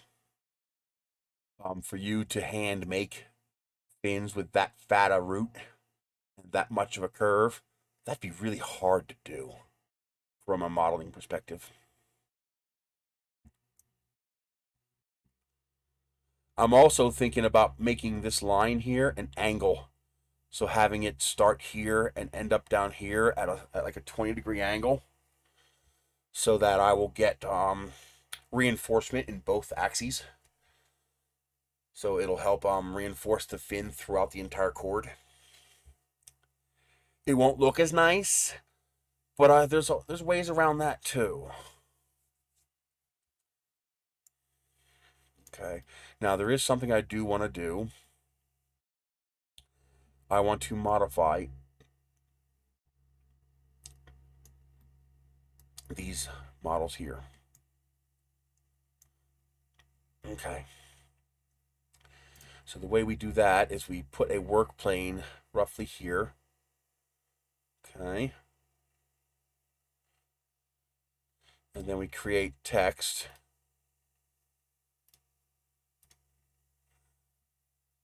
We're going to call it 29. I don't like that. There we go. We are going to shrink it down to about that. Okay. Bring it over here to the middle. And what I'm going to do is I'm going to shove it down inside the model. I'm going to duplicate this. Control D. Turn it into a hole. And then join it with this. This is going to make it stupidly complex, because now this entire can is now part of the history of this 29 here. And now I take this and I sink it another millimeter. So set this to 1 millimeter, and then I sink that in, I guess, 2 millimeters? No, let's go -1. Another 2 millimeters. That shouldn't stick through all the way. No, not even close. Okay, turn that into a hole and join it.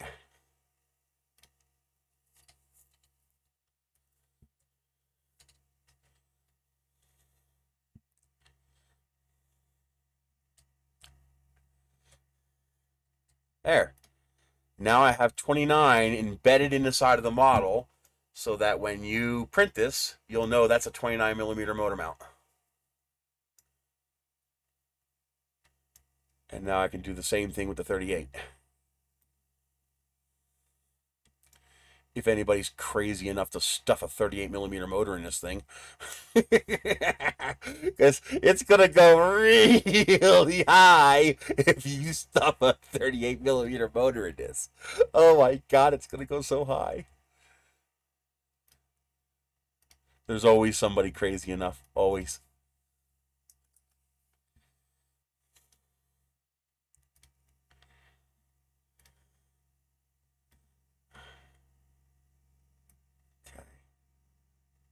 Shrink it down.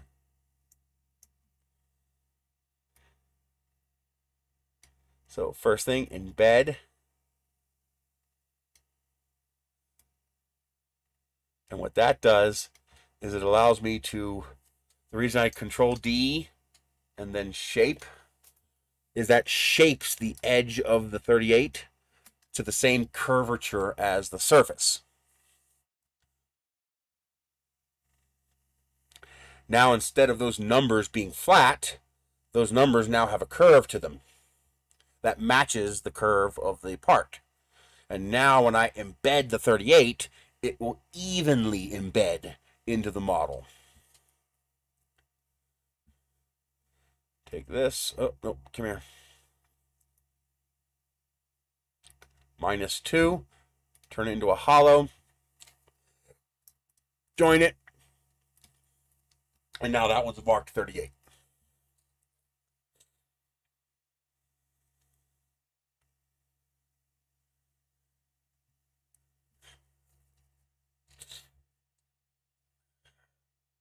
Just a little thing like that means a person can just look at the part and go, oh, that's a 38 and that's a 29. You know, you can tell the difference between 29 and 38, but for example, what if you put an RC reload, which is a 32? That's somewhere in between 29 and 38.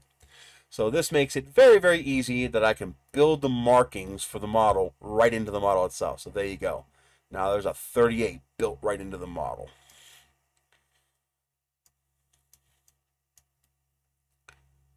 Okay, so let's re-download the motor mount tubes. So we're going to delete this one, and we're going to delete all these.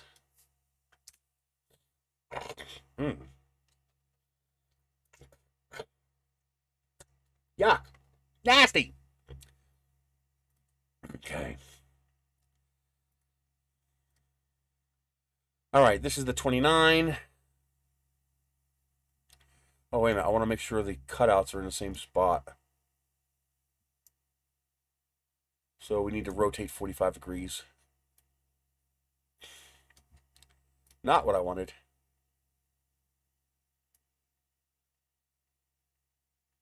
There we go. Now they line up with the start point of the print. Very good. Export. STL.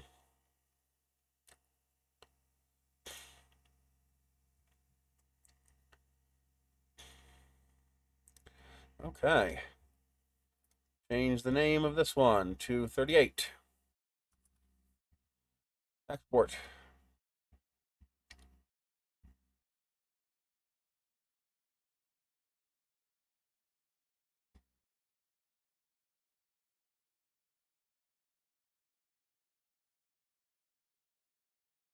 And being a 4-inch airframe, I can add segments. I can add a payload bay. I can add an E-bay. I can do single deploy or dual deploy. I can do plug motors, electronic deployment only. There's many, many things you can do when you have a modular rocket, and all doing the same rocket too. Pretty darn cool. Okay, so now I have 29 and 38 motor mounts. So if we grab the 29 and slice it, you see now we have a 29 embedded right in the side of the model. And that prints just fine, as you can see there. It might be slightly sloppy, a little different segments, but it won't matter. But yeah, boom. Now we have the 29mm built right into the model. And I could probably do a dual 29 with this. That might actually be fun to do. Yeah. That might actually be a whole lot of fun. And it would all be modular. You just thread that booger right into the model. Oh, this is going to be good.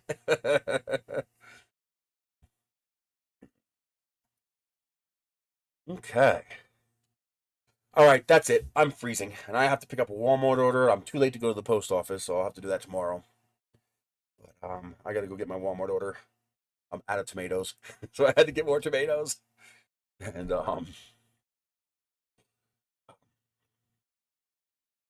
I got to also find a second electric heater and turn on a second heater because it's going to be too cold in here tonight otherwise. We're going to get down to 7 degrees by early AM. Right before the sun comes up, we're going to hit 7 degrees just for a couple of hours, but it's going to be cold. So, and I still need to make a nose cone. Now the nose cone is probably, I'm trying to see if there's a way. I might try to do an inverted nose cone. So instead of having the nose cone go inside the model, instead have the nose cone go on the outside of the model.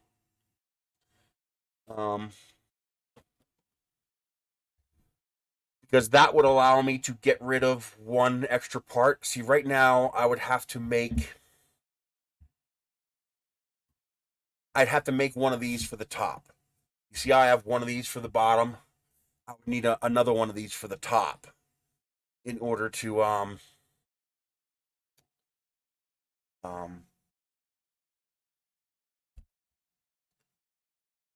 in order to arrange it so that the nose cone has someplace to go. But it would also be very easy to make this taller. That would not be hard at all.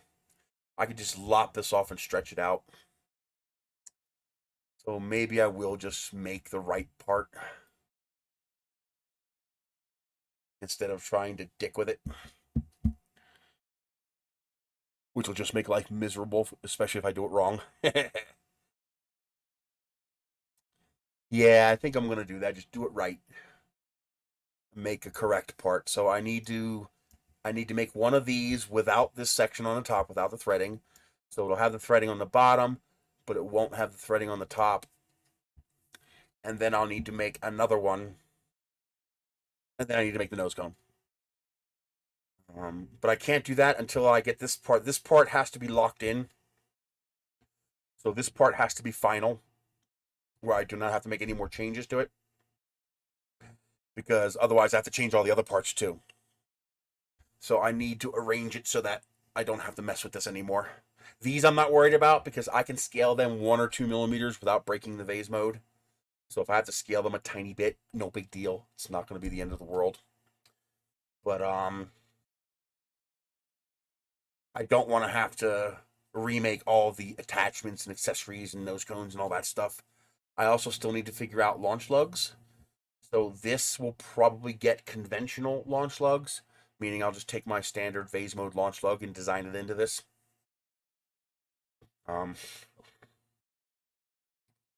That shouldn't be a problem. But for the 6-inch model, which I will either do a 6-inch model, I'm going to either have to go to a larger printer, so I'm going to have to go to a CR10, which will allow me to have a 500 millimeter span, so an extra 200 millimeters of span, or and also allow me to print almost twice as tall, so I won't have as many segments. Because if I tried to print a bigger rocket on the Ender 3, I would require many, many segments in order to get the length, which isn't too bad. 250 millimeters is what, 8 inches roughly, or 7 inches? So I need 2 per foot roughly. So if I want a 3-foot rocket, I need 6 segments. But once you start going 6-inch, now you're looking at, 4 to 10 foot tall rockets. And now you're looking at, a 10-foot rocket requiring 20 segments. And I don't want to do that. But I might be able to do a stubby 6-inch on an Ender 3 if I make the fins modular. If I make it so that I can remove the fins. Because if I can remove the fin, then I can make the fin and the tube bigger. See, right now, if I make the tube bigger, that makes the fin smaller. Because the diagonal span cannot exceed 300 millimeters. Because then it won't fit. But if I make the fins separately, then each fin can be 300 millimeters. So I can do more than double the span. But now you have the issue of that joint where the fin joins to the rocket needs to be both light enough to have a reasonable flying rocket. I mean, anybody can print a solid block of plastic and stuff a big enough motor in it, and it's going to fly. But that kind of defeats the point. The point is to make a reasonable rocket that's 3D printable, which is why I'm going through all the effort to make all these parts vase mode, because I want them to be lightweight but still strong enough to handle the flight loads, and more than just the flight loads, they have to be able to survive landing, and they have to be able to survive transport in the car. So it becomes an engineering challenge at that point. You know, how strong can I make it without making it a solid block of plastic? And so it'll be interesting. It'll be fun. 4 inches, no problem. It'll be just fine. How heavy is that fin can? So we're looking at actually heavier than I thought. Wow. This motor mount's going to be 1/4 of a pound. I wasn't expecting it to be that heavy. Holy crap. I mean, that's not that heavy compared to conventional construction. It might even be lighter than conventional construction. I don't know. I'll have to, you know, weigh the parts, you know, weigh a couple centering rings and all that stuff. But I'm also adding a lot of weight by making it modular. See, most of this wouldn't be needed. All I would need is 2 centering rings, and that's all you'd need. But I have a boat tail on here. It's modular. So all of that's going to add mass to have it modular like that. Okay. I mean, that's okay. I can live with that. Well, yeah, we're definitely going to do updates. I'm going to do regular video updates too. So we're not going to do a whole live stream of me putting the rocket together. I'll make a regular video for each step of the progress.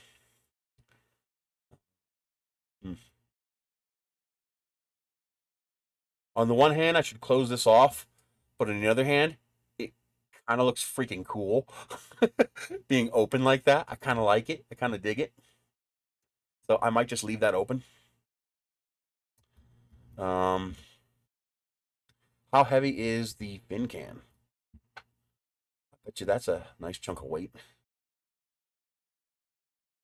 Here's the can. That's a big part, though. I'm going to say 3/4 of a pound. No, it's less than half a pound. It's 3/4 of a pound with the motor mount. That's not too bad. So 193 grams. It's amazing. This is only a little bit. Oh, I don't have the slots. The slots aren't in this yet. The fin reinforcement slot is there, but the tube reinforcement slots are not in here yet. And I'm pretty sure I'm going to need them. I mean, with a 0.6 millimeter extrusion, maybe I can get away without them. Maybe I won't need them, but my gut tells me I'm going to need them. My instincts say that I'm going to need them.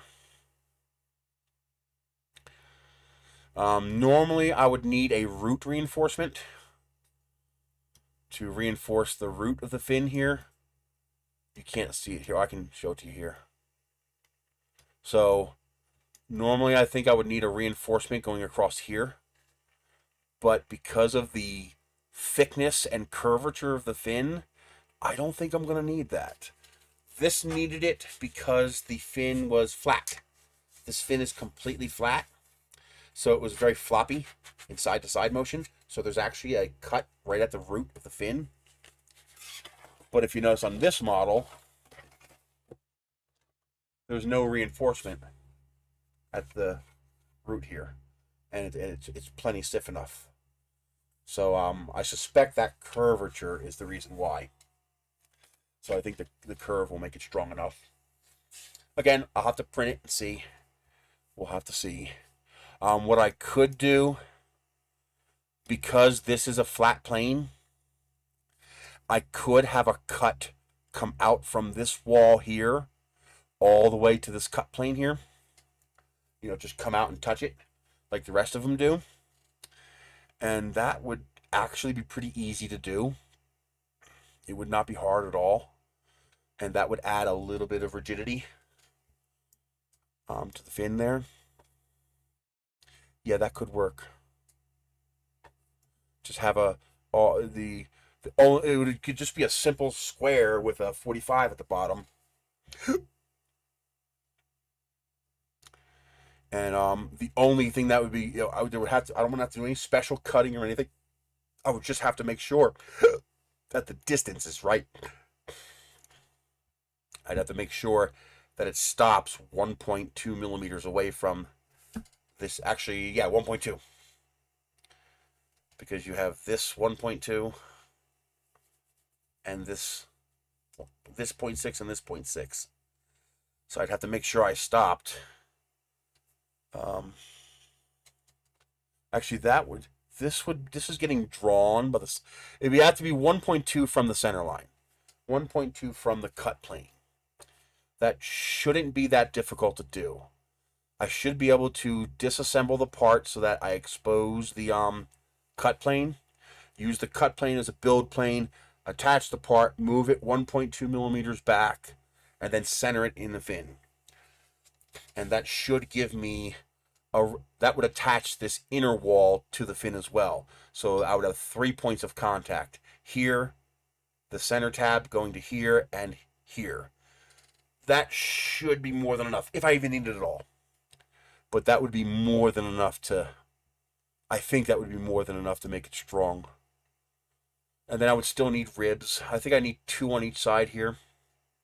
So 2 here, 2 here, 2 here, and 2 here. Which means this cut plane would probably be moved over to here. And then I just have 2 of them symmetric. Or just do 22.5 and delete the 4 that end up underneath the fins. Those would get replaced with the other ones anyway. Yeah, I think that would work fine. But the cool thing is, once I make a change, no one else has to make that change. Whenever somebody downloads and prints the model, it will have all those changes in it. So the very first one takes forever. Oh my God, it takes so long to make the very first one. But once you've made that first one, that's it. You're done. You just hit print again. That's the cool part about being able to do stuff like this, is that you only have to do it once.